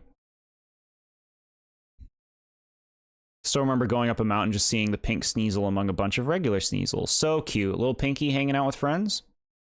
Donphan does have a gender difference. The male, of course, has larger tusks than the females, which are much smaller. Shiny Donphan has a disgusting body color, but I really like the bronze. The bronze looks great. It's this other horrible color that they picked, man. Sewage? Donphan made its appearance in the first movie before the games, yes. Donphan was one of the earliest Gen 2 Pokemon to be revealed. Donphan like donut elephant. It's a creative way to describe the name. Isn't there some dumb robot version? There is a robot version and a primal version, which are Generation 9 Pokemon. called Great Tusk and Iron Treads. And those are their names. And those are Pokemon. They are alternate... They're basically alt timeline versions of this Pokemon. People who say Donphan is an Objectmon for it rolling like a wheel and stretching a bit. Never heard people say that. There is a robot version, but I don't like it nearly as much. It is hardly like an elephant because the face is below the trunk, so it isn't an elephant at that point. It is still extremely friend-shaped, so I appreciate it. Yeah, you know, we don't have, for having over 1,000 Pokemon, we don't have a lot of elephants. And so it is nice, it would be nice to get more of those, and I do appreciate Donphan for being an elephant.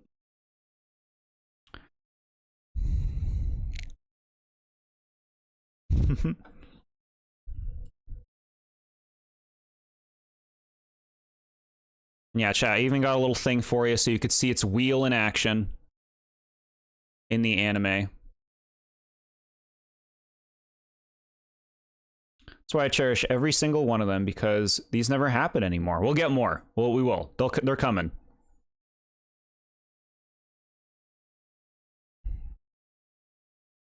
Porygon 2.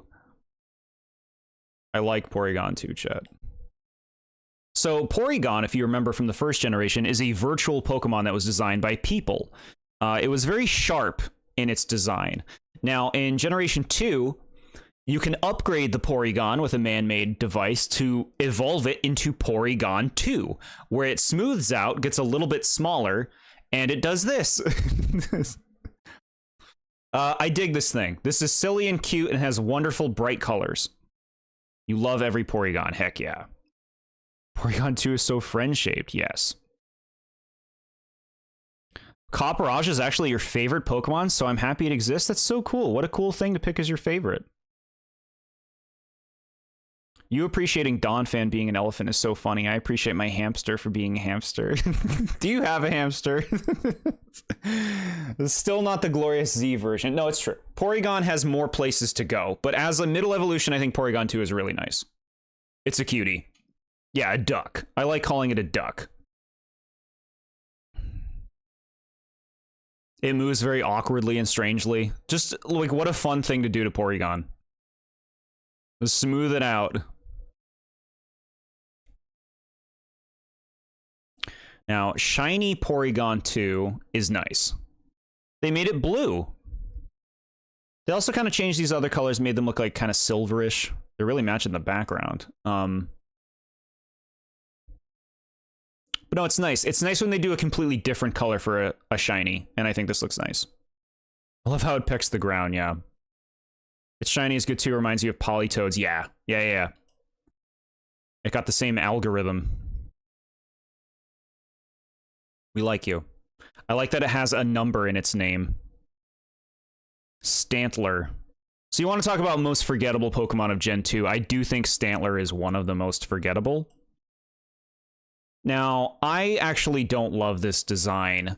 The thing is, outside of the horns, I don't feel like there's anything here to really get behind. It's just a deer. It's a deer with a very derpy, like, old man face. And it's got, like, the weird, like... Look at that. Just a big old ball coming out of its butt. What are you doing, man? This model is also not doing it any favors, I gotta say. I feel like it could look a little cooler. That said, the horns, really nice. Oh my god. You love Stantler, yeah? It's like those water duck items from Animal Crossing, the Porygon 2, yeah. Yeah, Stantler, forgettable and not very interesting. I feel like this could have been a normal psychic type if they wanted to kind of play into a psychic angle with the antlers. But no, they just made it a boring normal type. This thing does evolve today, which we'll talk about eventually. But yeah, one of the weakest Gen 2 Pokemon designs, I think. They're surprisingly intricate, right?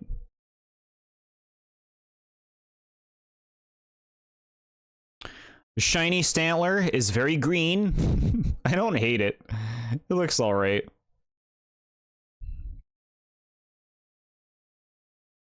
Smeargle.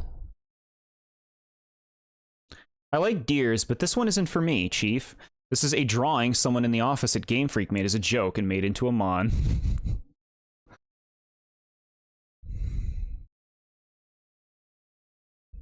Smeargle, chat. So Smeargle is like a dog. The name is kind of like Beagle, but it stands up and it has a tail that drips an odor.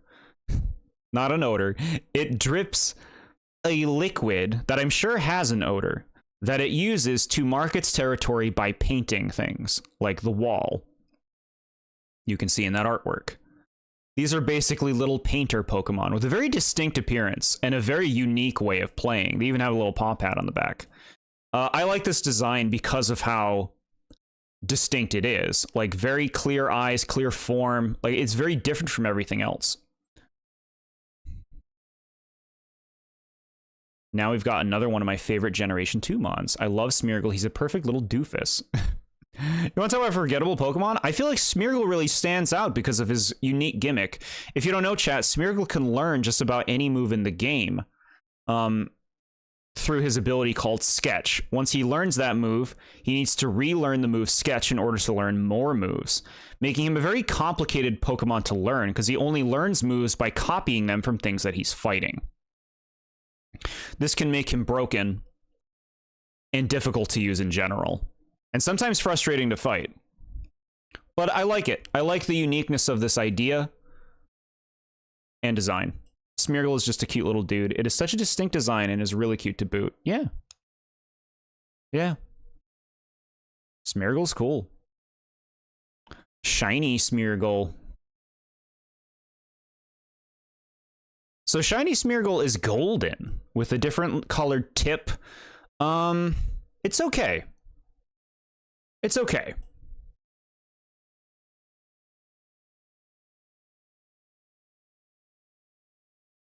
You had one on your Crystal playthrough. Okay, interesting. This thing is the reason Dark Void got nerfed in later generations.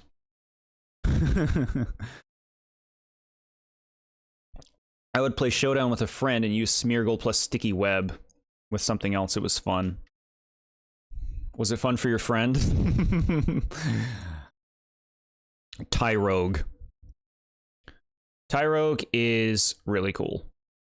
So this is actually a pre-evolution to my favorite Pokemon from Gen 1, Hitmonchan, as well as Hitmonlee, and another Pokemon we've yet to look at. They made a pre-evolution of multiple Pokemon that were not related prior, and created this baby Pokemon, Tyrogue, a little guy who just wants to get down and rumble.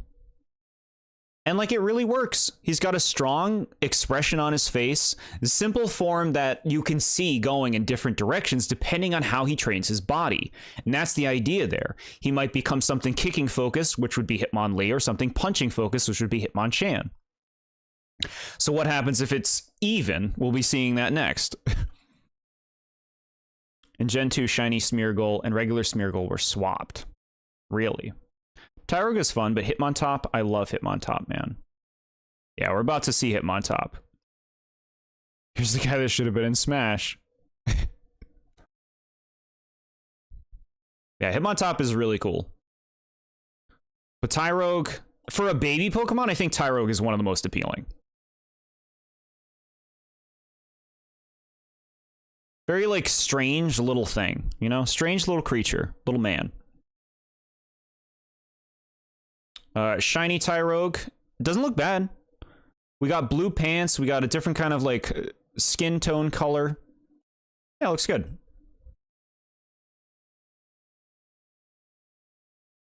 And the famed Hitmontop.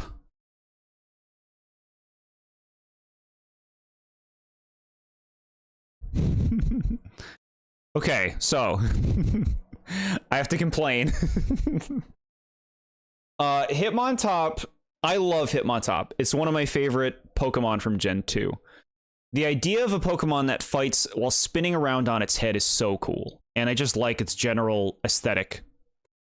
Its 3D model sucks. And it's for several reasons. First of all, the proportions. Look at the proportions that he has in everything else, and then look at the proportions he has in his 3D model. They made his body ridiculously large and round. And it throws off the vibe big time because now his head isn't as oversized as it's supposed to be. And the bigger problem is the fact that Hitmontop is not on his head when he is in his model. Hitmontop is supposed to be the handstand Pokemon. He's supposed to be on his head most of the time. And it feels to me like they copped out and they went with like an easy animation of just making him do this stupid dance shuffle, as opposed to letting him spin around on his head, and it totally ruins the entire concept of the Pokemon. Have you seen Beta Hitmontop? It looks like a Clefairy without arms and legs wearing a bit. Yeah, I have seen that, yeah. Finally, someone complains about how fat Hitmontop is in its model. They got everything wrong about its design, and it really makes Hitmontop feel different. Like, this does not at all feel like... This is good. When he's on his head, that's better. It's just he should be on his head by default. This, like, shuffling Hitmontop with, like, this whole look and everything is just so off, man. Like, you missed it. You missed it, and you need to redo it. It really does a lot of damage to Hitmontop, because this is one of my favorite Gen 2 Pokemon. It's really cool. I still prefer Hitmonchan. Hitmonchan's my favorite. But yeah. I still like you. It's just like, come on now. Shiny Hitmontop, I think looks kind of cool. It's pink and gray. Looks nice. Is it amazing? No, but it looks good.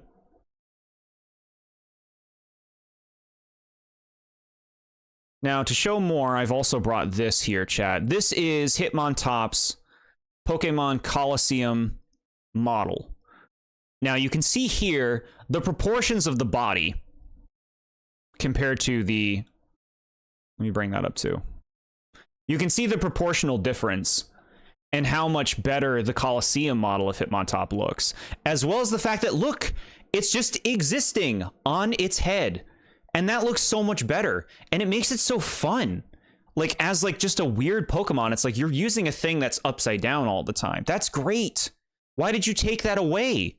You made it less interesting by giving it this fucking dance shuffle. So yeah. They really effed it. And look at the eyes. Look at the eye difference too. Like back to back next to each other, the eyes on the Coliseum model are so much more charming. They gotta fix this model, dude. Fix this Pokemon. What did you do?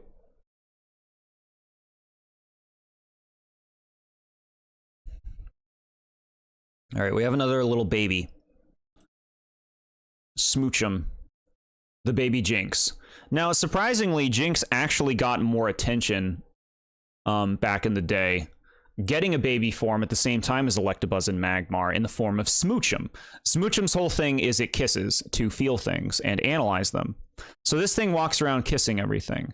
Now, I think part of the reason that they bothered to keep making a new thing for Jinx, even though they wanted to kind of divert attention away from it, is to kind of sell the concept of the new Jinx more. You can see Smoochum is very pinkish purple and stuff. They want it to be more of like a weird little creature, as we've seen Jinx transform into. It has very awkward hair, but you know, you kind of need to have that awkward hair because Jinx ends up having a very full head of hair after the fact. I said out loud, ew, when I first saw this Pokemon. I think Smoochum's cute. It's got little lips and little face. It is a very simple design, though. There's not much going on here. Like, look at it. It's just like a body with the basic appendages. There's nothing interesting about it. It could be a lot better, a lot more interesting. But I like Smoochum for what it is, as a cute little weirdo. Smoochum is a Pokemon I know people don't like, and that is entirely fair. It is stupid, but not in a bad or good way. I think it is a little cute, honestly. Who am I to judge? Yeah, I think it's a little cute, too. I think Smoochum was probably designed before the Jinx controversy, but I don't know. Jinx's coloration has changed, and the Smoochum is clear, like was never shown with a black face, as far as I'm aware. My suspicion, yeah, like I said, my suspicion. I wonder if they did want to kind of like be like, no, look, Jinx is a weird creature. Look at this baby thing. Just don't really like any baby Pokemon outside like 3. Yeah, I can understand that. Playing through Sword wasn't as fun, and that's not really just because of what I've talked about in the first day I played it. Okay. Smoochum is not one of them. Shiny Smoochum is light. It's more like pink than purple. It's just like had like a light filter over it. It's not a great shiny. I guess very like creamy, very strawberry shortcake. Elekid, another baby. This time for Electabuzz. And I actually think this is a really nice design because they did something here. They gave it a plug for a head. And I always like it when they put like a unique design, when they integrate a unique design into a Pokemon. It's like, it's not just a smaller Electabuzz. It has unique traits. I like the big thunderbolt on its belly. I like its face and its expression. It's just like a cute little guy, you know? Elekid isn't half bad. I enjoy it, but there are others I like more, yeah. Zaprong, yeah. Yeah, I don't know. I like this little guy. He's got a good energy to him. For a baby Pokemon, I think one of the best. This thing is the Pokemon they use when they want to have a mean Pokemon in the anime. Sure. Another egg Pokemon, yeah. Gen 2's got their eggs, that's for sure. Wrong.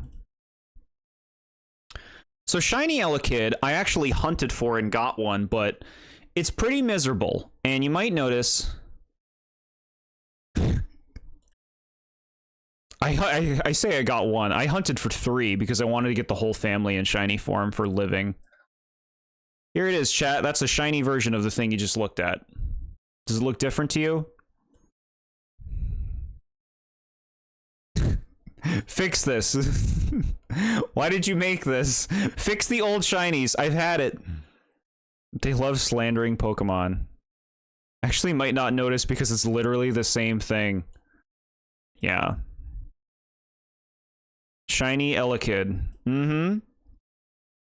Got a shiny Elekid and crystal from the egg you get from a daycare, really. Yeah, one of the worst shinies. One of the worst. Magby. Chat, I don't care what you say. I think Magby's adorable. Look at it. Magby's so cute. I complimented Magmar when we talked about Gen 1, and like Magby's another little nice addition to it. Look at its cute little symbol on its tummy and its face, its little open mouth, and it's got little balls on its head. This thing is called Booby in Japanese. Magby is really cute, and I'm happy Jord agrees. Heck yeah. Yeah. I'm happy you agree. Magby's an adorable little thing. One of my favorite babies.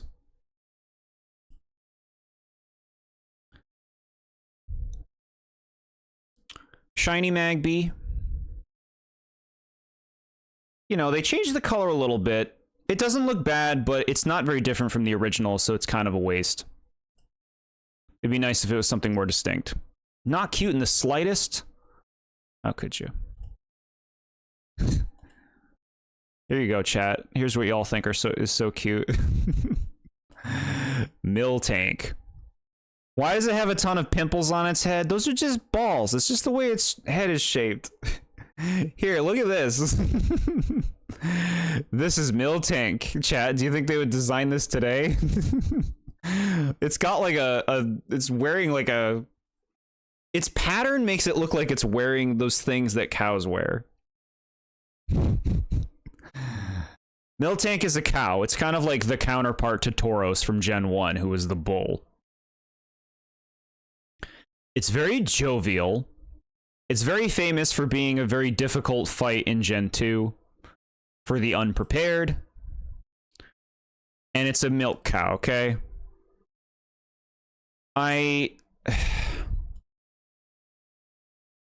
It's not very cute. When you really look at its face, it's kind of gross. But like, it's just a little happy cow, just wants to be a happy cow, and I like cows. Cows are sweet. So you know what? We're okay with Miltank. We're okay with Miltank, chat. Shiny Miltank, hey, blue. You want some blue milk? You don't gotta go to Disney. You can have it with your at-home Miltank. You beat Whitney's Miltank first try. Oh, did you now? It is cute, but also not because of the funny midsection. I still kind of like it. That's the weird thing. There's like a charm to Miltank. It like really goes for what it is. Either I'm just that good, which I refuse to believe, or it really wasn't that bad. You just need the right answer. I believe you did it. Miltank. Yeah, kind of a controversial Pokemon, I guess. Not a lot of people love it. Blissey. Chansey got an evolution. They made it angel-like and special. It has nice curly curls, frilly frills, and kind of a new color palette. Like there's some white going on the bottom. I think this is honestly a nice progression for Chansey. I feel like its udders are following me.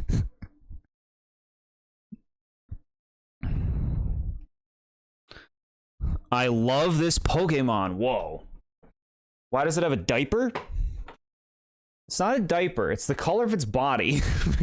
I'm a huge Blissey fan, honestly. It is really cute and fun to use in competitive, like Showdown. I love soft-boiled. Yeah, Blissey is very famous, chat, as a pretty big competitive Pokemon from Gen 2. This thing is known for bulk. If you're looking for, like, the bulkiest Pokemon who ever bulked, it's Blissey. It is a friendly thing that heals things. It's very cute, very angel-like. I like its design. You know, he had a lot of babies. Why did Chansey get an evolution? Everyone else was getting evolutions in Gen 4. Chansey gets a baby form. They mix things up. This is the vibe I want to bring to every party. It's a good vibe to shoot for. Shiny Blissey. Oh, don't get too excited, chat. Here it is. It's lighter. It's lighter. Cool story. Chansey with Eviolite is bulkier. Uh-huh, we know. They're still both usable. Look at that. We're going into... Again, I'm sorry. We're going into legendaries now, chat. Our first legendary of the gen. It's time for Raikou, who bleached the Blissey. So, in Generation 1, we talked about the legendary birds, which is a trio of ice, electric, and fire. Now, this generation goes for a very similar thing with these legendary beasts, Raikou, Entei, and Suicune, being electric, fire, and instead of ice, water. They're all pure types, and they're basically like natural forces in a sense in how they affect the world around them. This is the first one, the electric type cat/dog Raikou, who is very cool, but not as cool as the other two. Smilodon looking guy? Are you talking about Radiata stories? Smilodon? Is that a real thing? I dislike the Gen 3 legends, except Celebi. Do you mean Gen 2? Cool, but Entei is better. It's a cat. I have learned this a while back. There are no rules, chat, to what a Pokemon is. Except Bulbasaurs aren't frogs. Now, there's a lot going on here. Distinct face. Billowing winds on the back. Little funny electric tail, which I kind of dig. Nice patterns on the side, huh? Suicune is a leopard and Entei is a lion. Sure.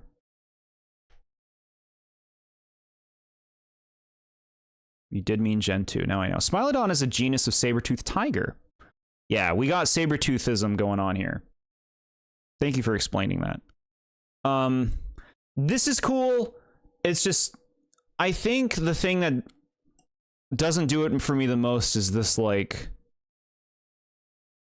this, like, little swoopy swoop in the back. But it's still cute. It's still cool. It's still an intense, classic, beastly legendary. Except Charizard is not a lizard, it is a dragon. That is the only right answer. I don't make the rules. Do you want to do anything else except that pounce, man? We've seen the pounce. Look at its gold sprite. I don't have that ready. I don't have that ready, chat. Shiny Raikou. I do have that. Shiny Raikou, you know what? Not bad. I like the more orangish color on the body, and then like the golden waves and the silver tail doesn't look too bad. Not bad. Lore would have you believe Ho revived these Pokemon into these legendaries, the 3 Pokemon being Flareon, Vaporeon, and Jolteon. Sure. Hold up, you'll post it in the Discord. It is a neat shiny, yeah. They gave out these shinies, early 2010s.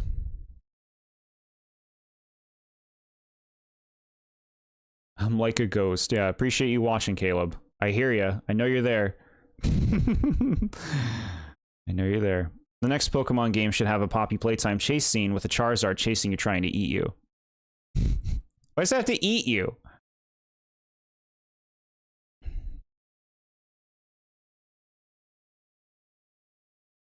All right, it was shared. The gold sprite, yeah, it looks silly. I remember that sprite. I remember it. Now, the next legendary beast is Entei. By far, I would say by far, but I guess that's not true anymore, because Suicune was in Pokken. Maybe the most well-known beast, but Suicune is up there too. Wood with what? Entei? Entei is a very big creature, a very imposing creature. Just, you feel the meat on this beast, you know?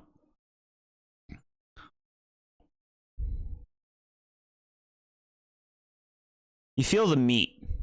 I love the fluff. I like the power that emanates from it. The billowing smoke in the back, the spikes coming out of the sides.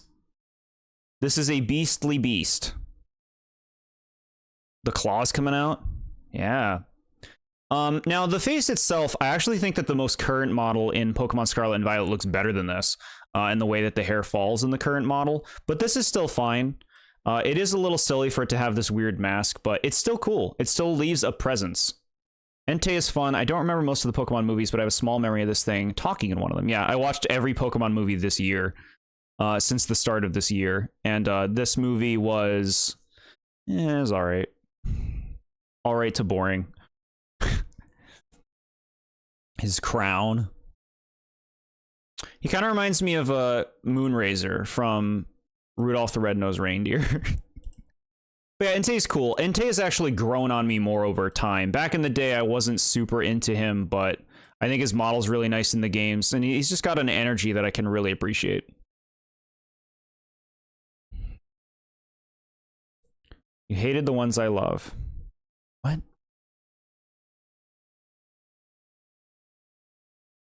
Shiny Entei. So this is cool, you know, they went for a black mask, a few other subtle changes. Looks good. Oh, the movies. Got it. Yeah. Yeah, most of the movies were awful.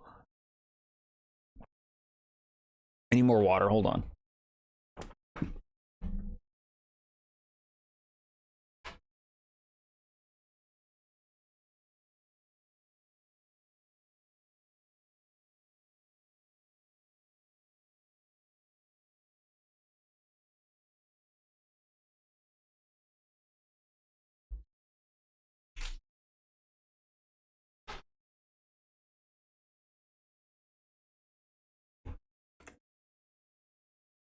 She's goth. This ain't doing much for you, yeah. It's not a big change. If you watched all the movies, you should watch all the seasons of the anime. Some are very bad. I really don't want to. I really don't want to. You love shiny Entei. He's so majestic. He's cool. Looks good. Yeah, looks good. Then the final of the beasts, Suicune. Probably the most majestic of the three, and an incredibly popular and huge face of Gen 2. Suicune is gorgeous. Absolutely gorgeous design. The diamond pattern, the flowing mane, the crystal crest, and the wispy tails stringing along on both sides. Just absolute beauty. It is okay. God damn it. It's a beauty, chat.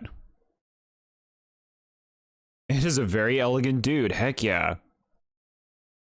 Heck yeah. No, I love it. Suicune, I would have to say, is my favorite of these three beasts. Don't worry, chat. I'll put up a poll in a moment.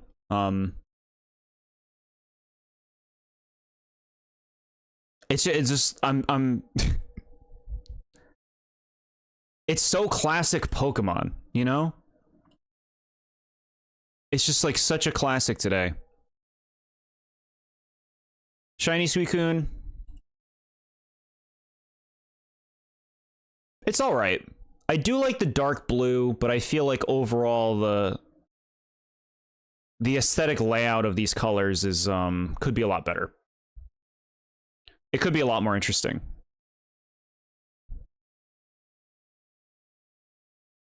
Could be a lot more interesting. It brings us here, chat. We go here. Here they are, chat. Raikou, Entei, and Suicune. Espeon did win the poll. Out of 12 votes, 75 to 25, Espeon was the victor. Look at that.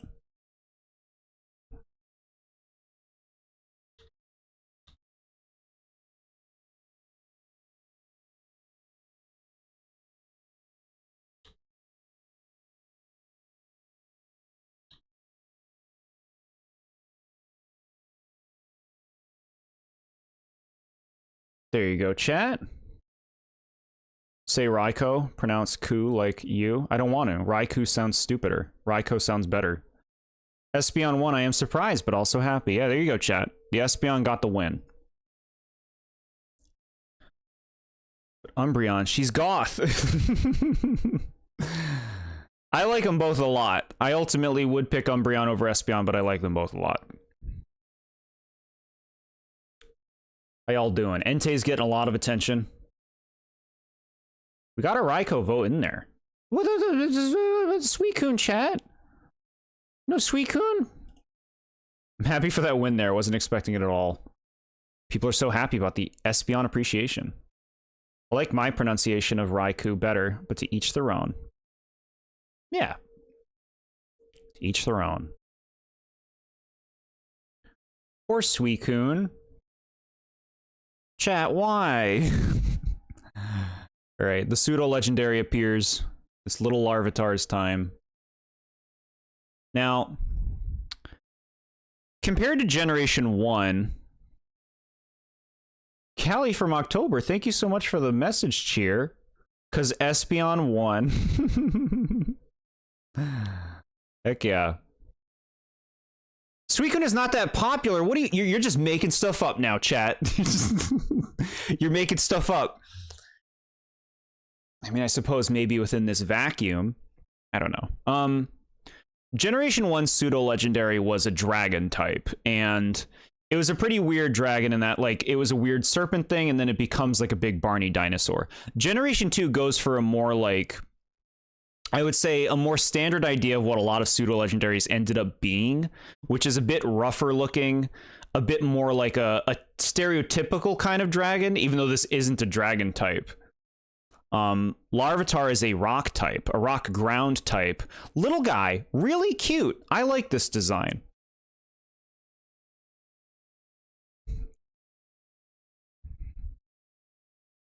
Chat, what? There, I'm back. Can you see it now? Whoops and oh. I don't know. What are you talking about?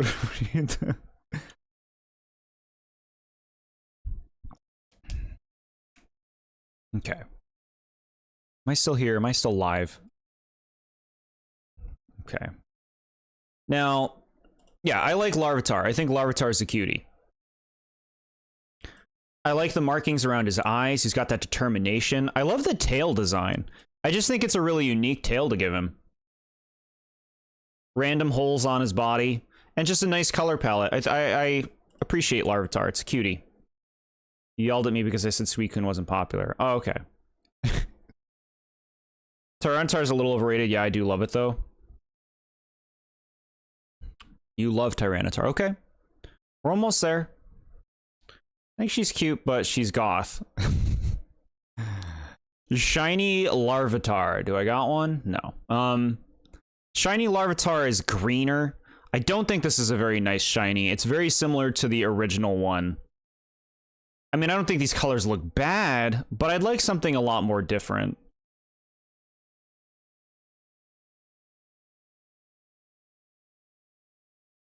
Pupitar. Now, I'm going to give Pupitar a lot of credit because I like this concept a lot. This little creature became a cocoon. It's not a bug, but it became a rock cocoon. That's really cool. And this thing is so different looking. It's like, what happened? Well, it went inside this crazy shell that's really hard. Intense eyes peering out. And it's getting ready to evolve.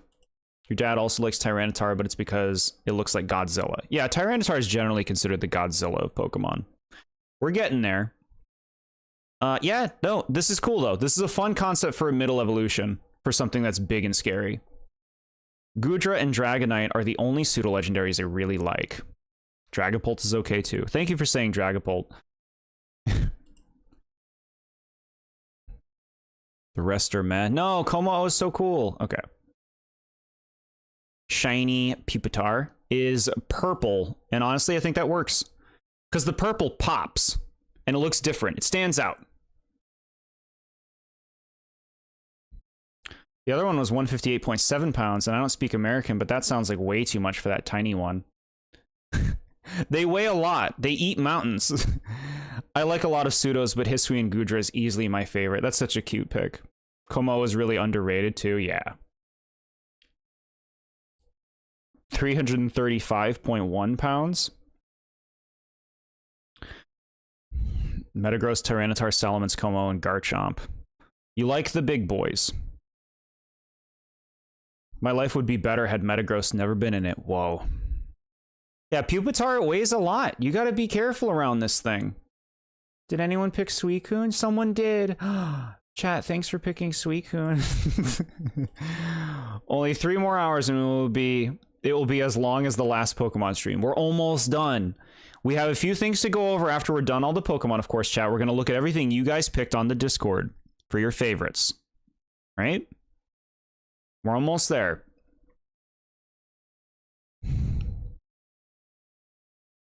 The final of the pseudos, Tyranitar. The final of this pseudo line. You picked Suicune! Yay, thank you. You had a Pupitar named Fart Rocket in Gen 5. Bro. Fart Rocket.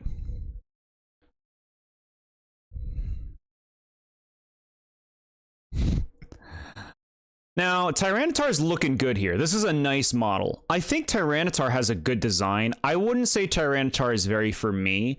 There are a lot of people out there who will go to bat for this thing. Be like, I love this thing. It's one of my favorites. I love Tyranitar. There's definitely like an appreciation that I have for it. Doesn't really speak to me personally, but I give it like the full-on pass as a design. You know, it has the classic Pokemon face, the kaiju factor. I like the holes. I like the spikes. It is the Godzilla of Pokemon, essentially. I do not have or want to use Discord, but we all know what my favorite is. Tyranitar is a sick design, additionally, though. Yeah. Now the final massive one is like 445 something. Isn't adding up. So what I like is you can kind of see Pupitar's design in this thing's shape. which is cool. Yeah, if you don't want to use Discord, that's perfectly fine. You can always, like, for the first one of these, I did like a YouTube post where you could post your favorites for a generation in that post. I could always do that for the next one. No harm in just putting that up and see what happens. Yeah, this is a ferocious thing. You know, between this and Dragonite, I'm definitely going Dragonite. But I recognize Tyranitar's value as a Gen 2 icon.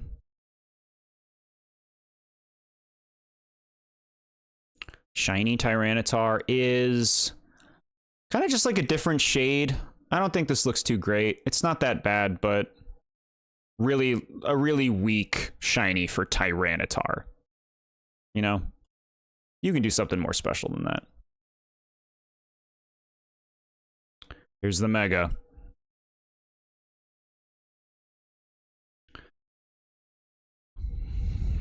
The last Mega of the day, chat. Mega Tyranitar. Now, the Megas have been a little rough today. A few that are just kind of all right. I don't think this is an improvement over Tyranitar's design. This is another messy Mega to me, where they just kind of like exacerbated the qualities and it looks over-designed at this point. I don't like these neck holes. I don't know why he has a face there now. I'll kind of give credit. I do like this tail. I think the tail looks cool. This just seems so lazy. This just seems like they don't know what to do with it. This feels like they were like, let's make a Mega Tyranitar, but we don't know what we want to do.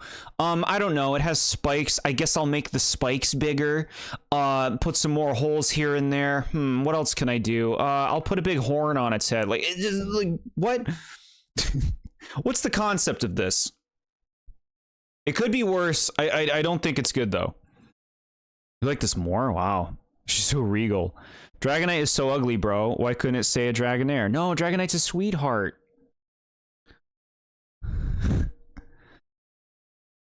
Never before have I seen edgy like this before. I forgot this Mega existed, but let's be real. Did its dad not love it or something? It is so edgy. Yeah, some Megas to me, they read like they didn't have a proper concept, and it was just somebody just like looking at the design like, oh, I guess I could do this, I guess I could do this. Like, you notice when you see a Mega that has a concept, a strict, clear concept, you notice that. When you look at Mega Beedrill, you see the concept they had for it. This is just a mess. Why does it have eyes on its stomach? No reason, just a design thing they could have done. This could go for Mega Houndoom too, honestly, yeah. Edgy. Hopefully the new Megas in the new game will be better. But I'm not hopeful, honestly. Entirely. I'm sure it'll be the same, where some will be cool, but a lot of them will be shit. Dragonair is a sweetie. How does it go from graceful elegance to letting itself go and getting a bad tan? It's a sweetie and cutie. All right, shiny Mega. You know what? The purple here stands out a little bit more. That's not too bad. The coloration honestly looks better on this than it did in the Tyranitar. Okay, icons of Gen 2. If we're talking about like the biggest icons of Gen 2, I think Lugia is in the running for #1. Legit.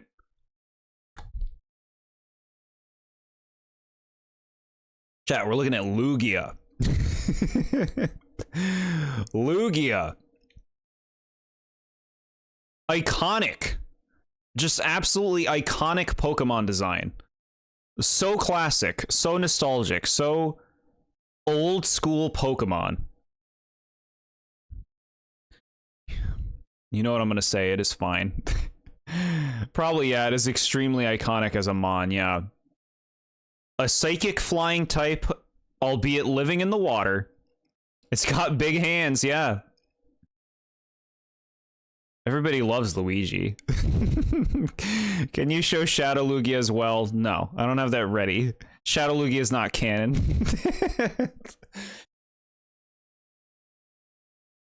You like it more than Ho-Oh, but I like Ho-Oh more color-wise. Alright. Forget it exists a lot of the time.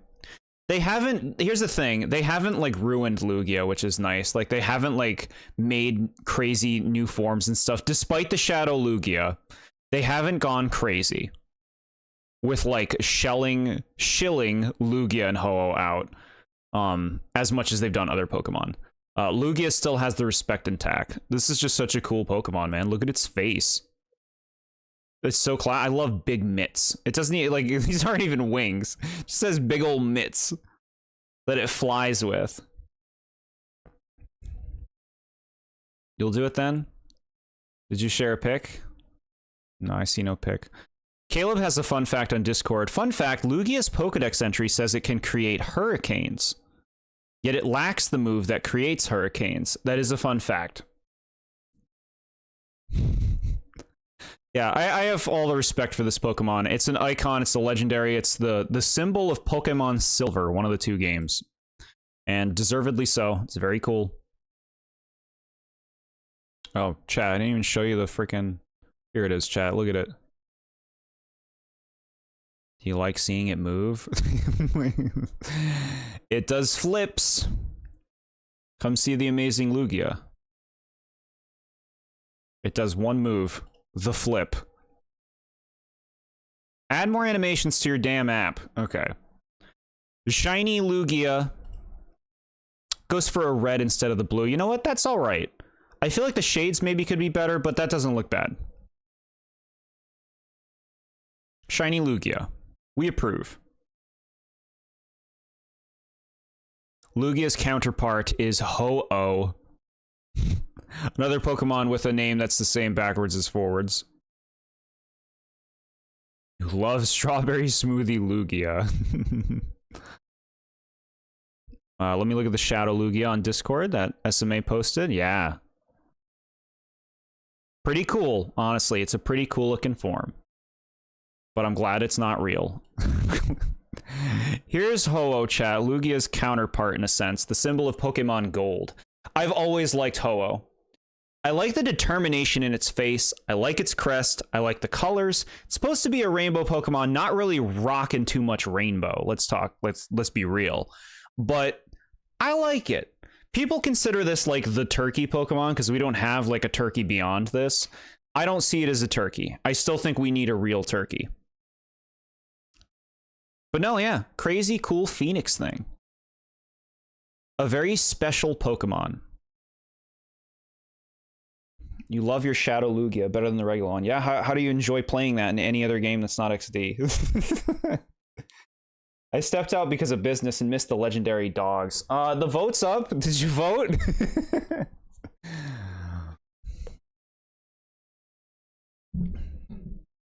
It's okay. The VOD will be there. You could check it out after the fact if you'd like. I do not get turkey vibes. It doesn't even have the stupid dangling thing. Yeah, people are just, they like to tease Ho-Oh and make it call it a turkey. But Ho-Oh is essentially the leader of the beasts that we looked at, Entei, Suicune, and Raikou. Lugia, who we looked at right before this, is the leader of the birds we looked at in Gen 1, Articuno, Zapdos, and Moltres. In the lore. Shadow Lugia is glorious and goth. Okay. Legendary cats. Those are not dogs. All right, chat. We'll just call them beasts. Let's just call them beasts, chat. We don't gotta get pedantic. But yeah, cool. Cool Ho-Oh. Honestly, I like the shiny. I think that's nice. Is it super different? No. We grayed out a lot of it and made it mostly yellow, but I kind of like it. I kind of like it. Have we not been calling them beasts? No, I've been doing my best to do that. All right, chat, and here's the shot. Now, the reason I'm showing this is, for those who do not know, this shot is from the first episode of the Pokemon anime. Ho-Oh is a Gen 2 Pokemon. So from the very first episode of Pokemon, they showed a Pokemon that we did not know at that time. And it was really cool and really special. I remember seeing this bird and thinking it was so magical watching this on television. Being like, look at that cool bird Pokemon. I don't even know what it is. And then it became a Pokemon later. Fully expressed later, but there was a real magic to seeing a Pokemon that wasn't one of the originals in the very first episode. So I had to have that in there. Oh, and the depression hit.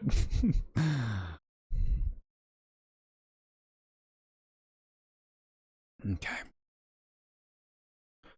We have made it to the last Generation 2 Pokemon chat, Celebi. The time travel Pokemon. Believe it or not, this thing travels through time. But it only likes to appear in peaceful times, which is bullshit because it gets in trouble in the movie. Onion Boy. Celebi is essentially the Mew of Gen 2 in that it is a mythical Pokemon. Mythical Pokemon are Pokemon that, at least initially, you can only get from events. Which was the case with Celebi. Back in the day, it was very hard to ever get a Celebi. This is a psychic grass type. And I think it has a really nice design. Can't believe I stayed for 6 hours. Appreciate having you here. It's nice to... I love hearing your guys' thoughts on all this stuff. This is exactly what I want to do. Talk about Pokemon. If it's a time traveler, it's the first and last Pokemon of Gen 2. Yeah, okay. Very clever, chat. I think this is really cute. It's very fairy-like. The little wings, the uniquely shaped face, the gorgeous large eyes, and it's a very friendly-looking thing. Celebi is a classic, and a very beloved Pokemon, and honestly, rightfully so, I think. The last mythical before Gen 9 to be the only mythical in a gen. Yeah.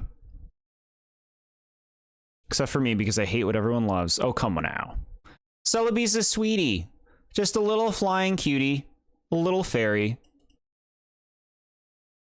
Celebi is adorable, but I prefer fairies of the Jirachi variety myself, even if neither are fairy types. Okay, yeah. Yeah, it's very fairy-like, but it is not a fairy type. The shiny Celebi is pink, chat. Here it is. Honestly, I think the pink really works for it. That looks great. With the green eyes and the green tipped antenna. That looks wonderful.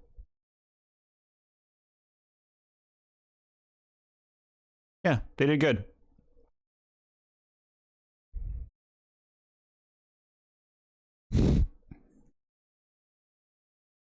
Victini is like Celebi, but more outgoing.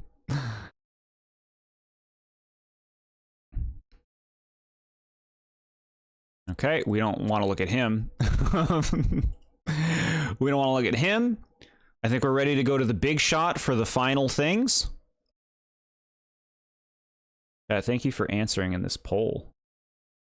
Entei did win.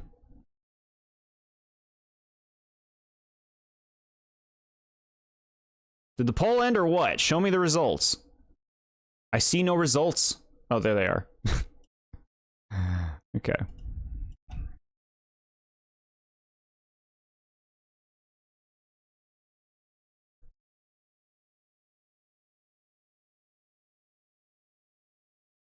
All right, chat, here's a new poll for y'all. I'd like to see what you pick. Victini is the Celebi that watched too much anime. Yeah.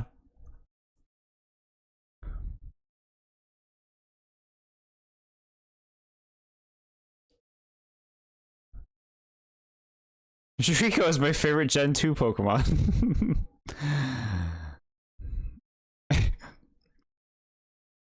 Callie's kidding. Chat. Are we getting a 50-50 right now? Lugia and Ho-Oh, the fight. Yeah, Entei slew on that legendary beast vote. Okay, chat.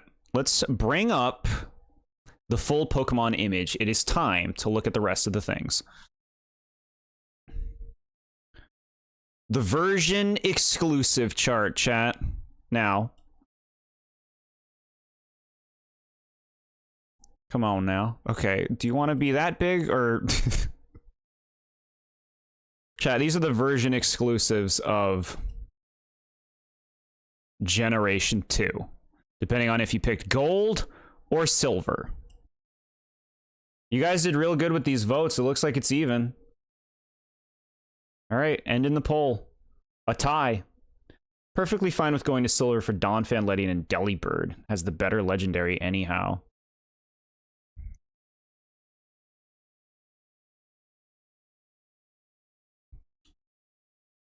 Now, the thing is with the legendaries, you get both in both games. That's why they're not on this chart.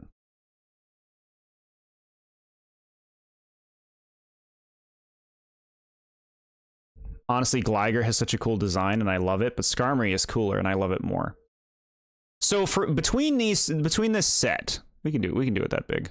Between this set, I gotta say Gold. Gold has Ariados, Arcanine, Mantine, Primeape, and Gligar's pretty nice. I mean, Teddiursa is adorable. The silver, you know, you get Ledian, you get Ninetales, you get Skarmory and Delibird, Meowth and Persian, all right. And you all know I don't really love Donphan, but I can understand why somebody might prefer silver. But no, for me, this is a gold pick, which was my first Pokemon game. Which was my first game. My first Pokemon game. I voted right when the vote ended, so it didn't go through. I voted for Ho-Oh. Okay, Ghost has given us the tiebreaker for the poll before this. Ho-Oh did beat Lugia. Mantine, Arcanine, Ariados, and Ho-Oh, and Ursaring. You get Ho-Oh and Lugia in both. I don't have a strong preference for either, given I only use a Pokemon of a given gen in that gen, and I just don't care about most of these. It's the Gen 1 mons that make it hard. Yeah, definitely Gold. I would miss Skarmory, but Gold has spiders and bears and a manta ray. You're all saying Gold, but I see Silver having the more votes. All right.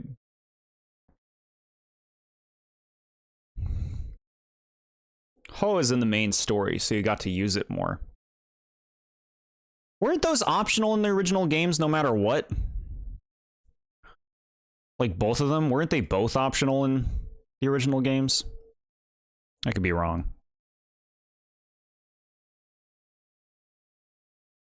Yes, okay. I voted silver by accident because I misclicked. Okay. So gold wins. Gold wins then, I guess. I don't know. I'll leave it up. All right. Now here's my superlatives, chat. The first chart, my six least favorite designs that we looked at today. In numerical order, these are not in actual order. If they were in order, the worst design we looked at today, in my opinion, is Mega Heracross.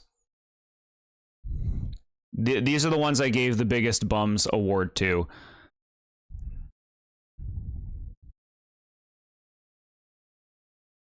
Is Silver the worst choice? Yes. Donphan has a bad learn set. Delibird and Ledian just suck. Skarmory and Ninetales are okay. And Persian is whatever. Gold is more practical. Yeah. The Donphan slander shall not be tolerated. This is a joke. Don't worry. Cool. So when we did this for Gen 1, when I showed my 6 least favorite designs that we talked about of Gen 1, they were all Mega Evolutions and regional variant forms. None of them were just straight up designs made in that generation. This time, half of them are. We have 3 Megas showing up again, but we do have 3 Pokemon made for Gen 2 that did show up here, which their designs aren't for me. I find their designs underwhelming, and they're just not appealing to my tastes, which is why they're here. But yeah, the worst goes to Mega Heracross for sure. The Stantler slander along with the Mega Tyranitar disrespect. Mega Steelix is pretty cool. I like the whole crystal vibe, really. To me, it's just insanely over-designed. Men, get the battering ram. All right, so those are the, least favorites. The thing is, I like most Pokemon. I like most designs. So when I tend to pick my least favorites, they tend to be like underwhelming, not for me, could be better, that kind of stuff. In the case of the Megas, they're just clear downgrades. I understand all these, but Mega Heracross to a degree, and Donphan. Sure. All right, here are my 12 cutest Pokemon that we looked at today. I hear you on Igglybuff. I get it. Igglybuff has kind of got a creep factor going on. I could see switching Igglybuff for something else. But yeah, 12 cutest, Here they are, for me and my tastes. You could take Igglybuff out and put Marilyn, maybe? Apom? Yeah, Apom's easily here. Politoed, Furret, Apom, and Magby being here is amazing, man. Yeah, 100%. 100%. Take Sunkern? No, I love Sunkern. It's so stupid. It's so cute and stupid. Magby fans eating good. Yeah. Both whoops. The Sunkern is doofy. Doofy, but I think it's a cutie.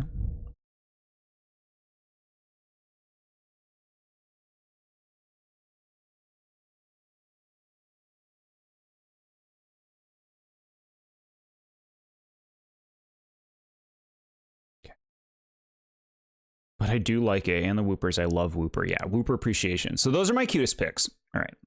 Next up, my 12 favorite Pokemon that we looked at today that are not fully evolved. We need that distinction. My 12 favorites that are not fully evolved. Designs.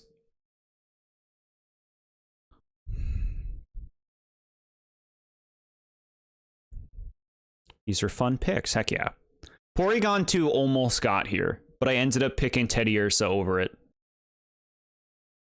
But Porygon 2 was almost here.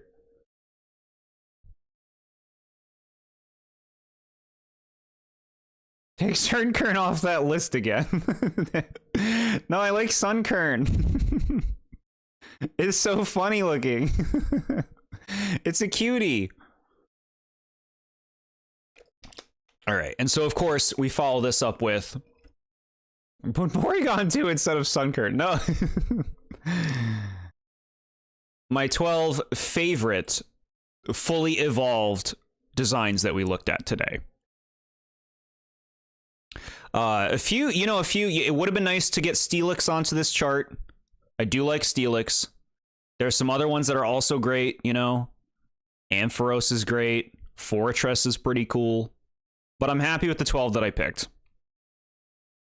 If we're talking fully evolved, these are the ones. I agree with some of these. Suicune gotta go. No. Suicune is a wonder. This is 50-50 on the gold and silver poll. But I remember Velvety picked silver. Velvety meant to pick gold. Take Sunkern off that. Oh, that's okay. Hang on. Take Lediba. Ledian? No. Ledian's great. I like Espeon and Entei. That's kind of it, though. But I respect your onion. Thank you for respecting my onion. Cool Mons list. I agree. Thank you, Nad. I've expressed my distaste for Umbreon. Ariados is fine for a spider, but I agree on Hitmontop, Ledian, and Espeon. Sweet. Sweet. Yeah, look at Lantern fucking showing up in Mantine. They made it. They hit the big leagues. And then my final chart is my team. If I am a Gen 2 Pokemon trainer, this is the team I want to be rocking. And I know that's a Hisuian Typhlosion. I don't care. It's a Gen 2 Pokemon. It's Gen 2 Pokemon, damn it. If I want a little team, yes, Ledian's not bringing much to the table, but he needs to be there. He needs to be there. You would use Ledian, yeah. He can throw out a light screen. And that'll be his job. Light screen, baton pass. Replace Ledian with Sunkern. Ledian is the cheerleader, yeah. No Apom. It's true that I only use like fully evolved Pokemon in my teams.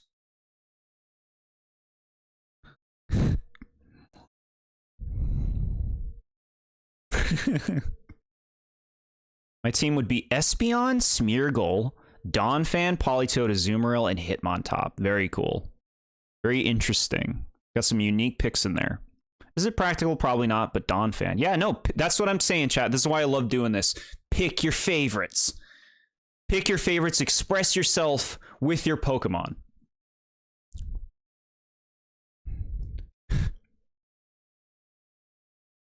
In Gen 2, Apom was fully evolved, so either way, I will still respect it. Sure. replace Ledian with Suicune. I generally am not like a legendary user, but you will probably see some legendaries or mythicals show up eventually. But when they do, they're going to be like very specific picks. You'll know that they're important to me because they'll be showing up on this chart. So now, chat, we go to you. With our first community member, chat, people have submitted these on the Discord, so we're going to take a look now. The first up is SMA, Shadow Master of Armageddon, who submitted their 6 favorite Pokemon from this generation, or their team, however which way. They picked their 6 favorites. They picked their cutest Pokemon that you can see in the pink box, and their least favorite Pokemon of the generation, which you can see in the poo-colored box. Why did Ledian get in, but Mantine didn't? Mantine almost did, but I can't betray that Ledian. I need him flying around, but Mantine almost did. So SMA, Shadow Master of Armageddon, Ariados is his number 1. He went to bat for that one. That's a cool pick. Shiny Umbreon, very nice. Shiny Entei, also very nice. Feraligatr, repping the starter. Hitmontop, we saw your appreciation for that fighting type. And then Noctowl, kind of an interesting little accent to the rest of the team, which is a lot of aggression. A lot of aggression and power and weirdness. Cutest pick being Mantine is fun. Mantine is a cutie. I like that you went to bat for that. The Ampharos hate definitely feels directed. The fact that you picked that over anything else in the entire generation is something. There's a vendetta. Umbreon being there is a bit sad, but I'm surprised Ampharos is their least favorite. Kind of fair, I get it. Yeah, right?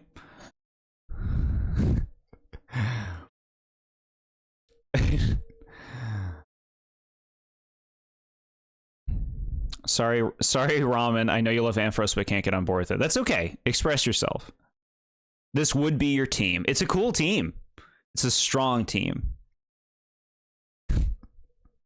I like a lot of these picks. It is sad to see poor Ampharos there. Look at how mad Ampharos looks. Thank you so much for your submission, SMA. You always put a lot of thought into this.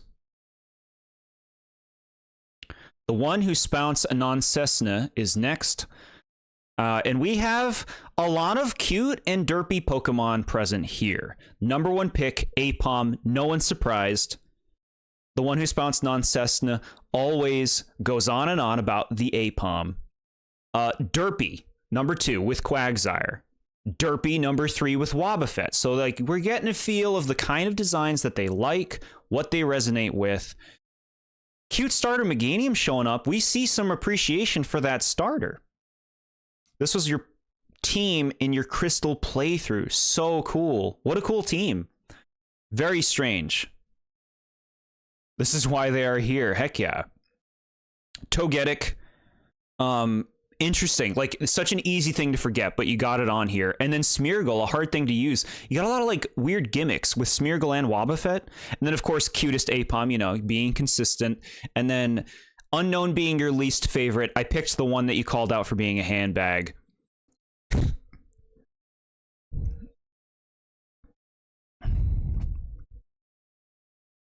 don't trust Aipom's smile. He's a sweetheart.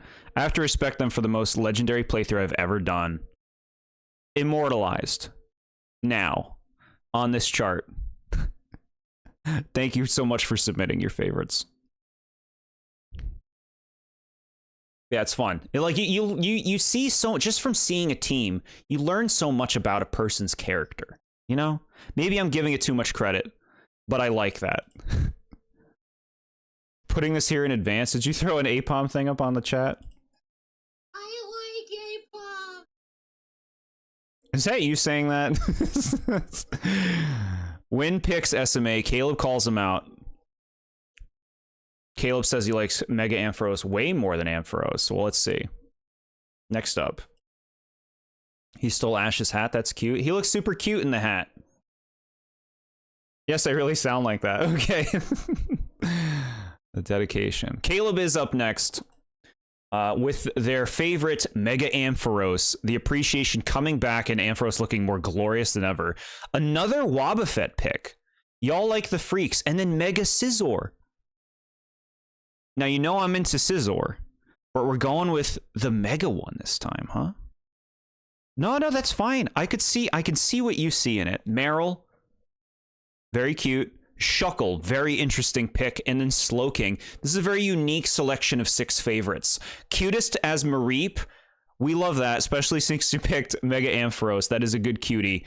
And least favorite, also unknown. You did not specify which unknown you don't like, so I picked the letter C. But this is a nice looking chart, Caleb. You got a real, like, endearing team, I would say. I can enjoy literally every Pokemon here except unknown. They are so goofy. Sure.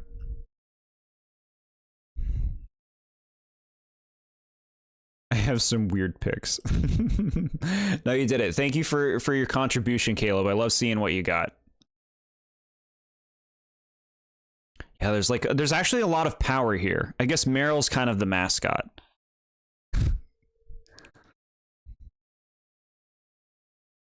Unpopular opinion, I always loved Unknown. I was nice to Unknown compared to everyone else. Everyone else trashed on him.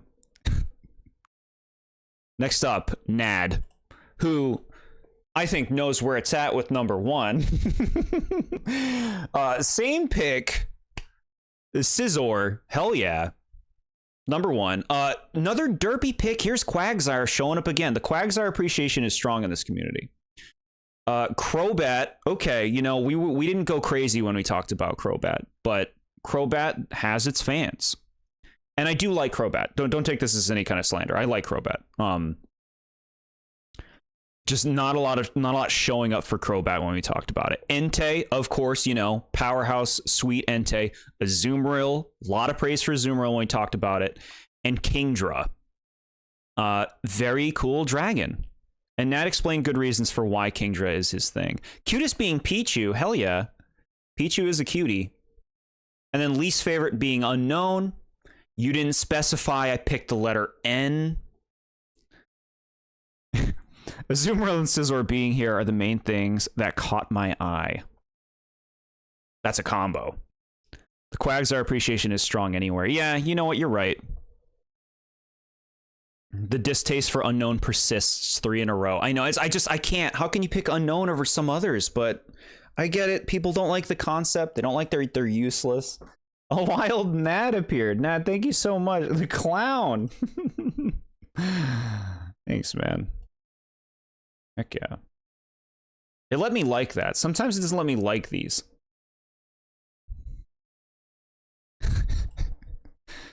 Yeah, no, this is great stuff. I see your reasoning here. A lot of water types, though, going, huh? The water type team. I mean, these are your favorites. Not necessarily a team.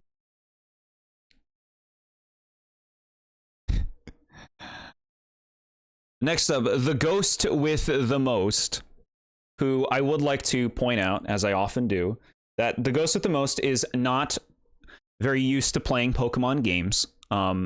Doesn't have a lot of familiar with a lot of Pokemon in general. So these are the opinions coming from somebody who's kind of seeing a lot of these creatures with fresh eyes, chat. There's no nostalgia bias here. And so it's always interesting to see what the ghost with the most picks. So we have the Furret appreciation. You don't have to go far to appreciate Furret. You look at that thing and you're like, I want a plush. I love it. Now, the interesting stuff is Mag Cargo showing up in number 2. That's such a curious choice. I will say that after watching the stream, there's a few things I would tweak. The only notable thing would be I would definitely add the Demon Dog. I don't know how I didn't add him originally. Cool. That's cool. Meganium, another person picking Meganium. Look at that appreciation for the grass starter. Who would have thought? Cyndaquil, thank you. Some Cyndaquil appreciation in this community. I want to see more of it. The Swinub, a cute little piggy, and then Miss Drevis, the elegant ghost type of the gen. Cutest being Furret checks out considering it was your favorite. And then least favorite being Feraligatr. Very curious choice, but you know, I could see looking at that thing and being like, well, that thing's just freaky. I ain't feeling that gator. This team has a lot of unevolved guys. I like it. Feraligatr hate though, man. Yeah, I know, right? The shiny white and pink Furret in particular is my favorite and cutest. Ooh, yeah. No, I like that. That's fun. Shiny it up.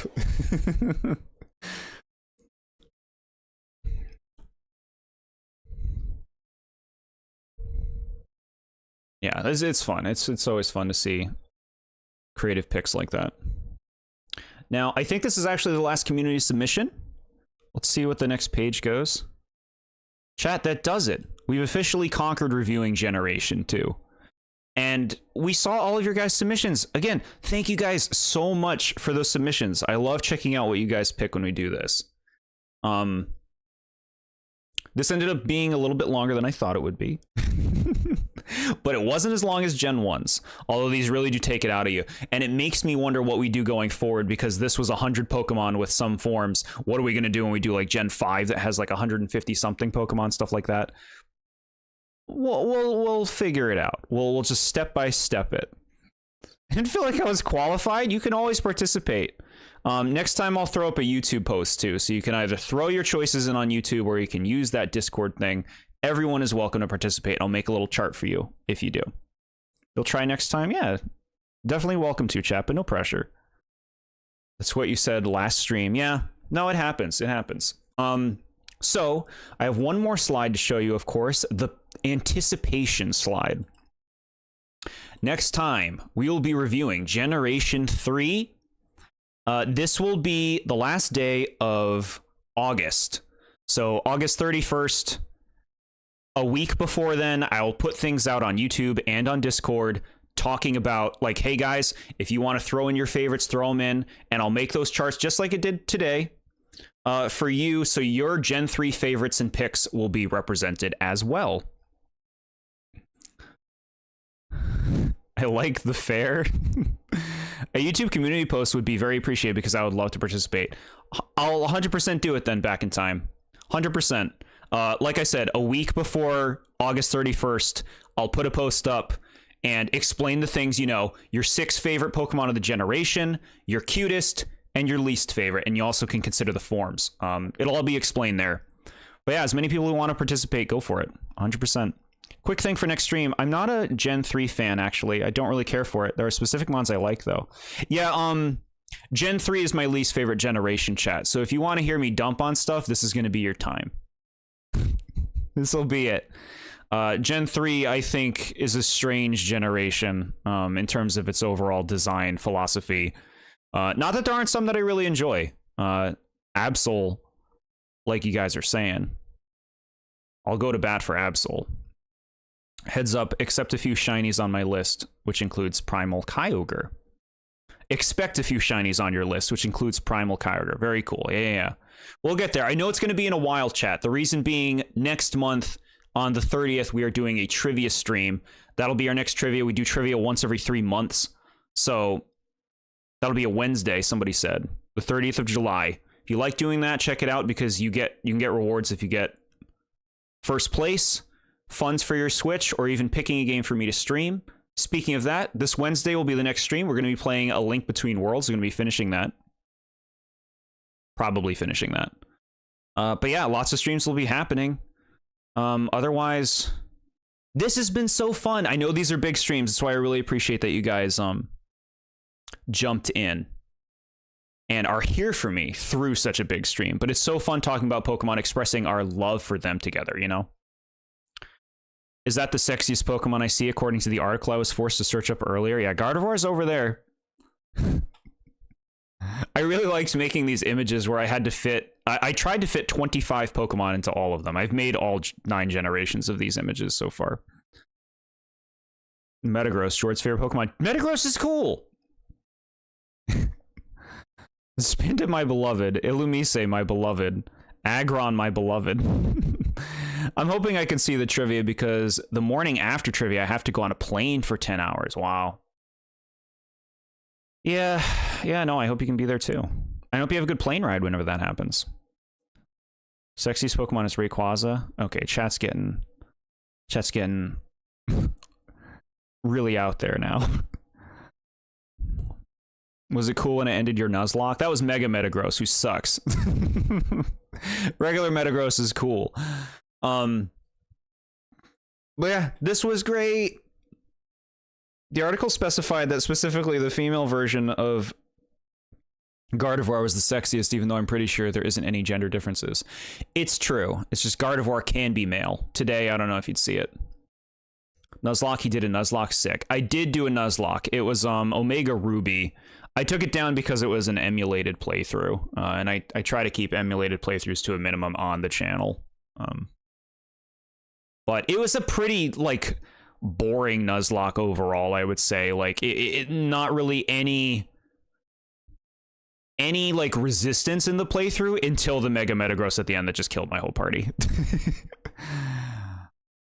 Spoink. Okay, chat. All right, I'm going to rest my voice and relax. I want you all to do the same. We'll be back Wednesday with Zelda. Thank you all so much for your support and for doing this with me.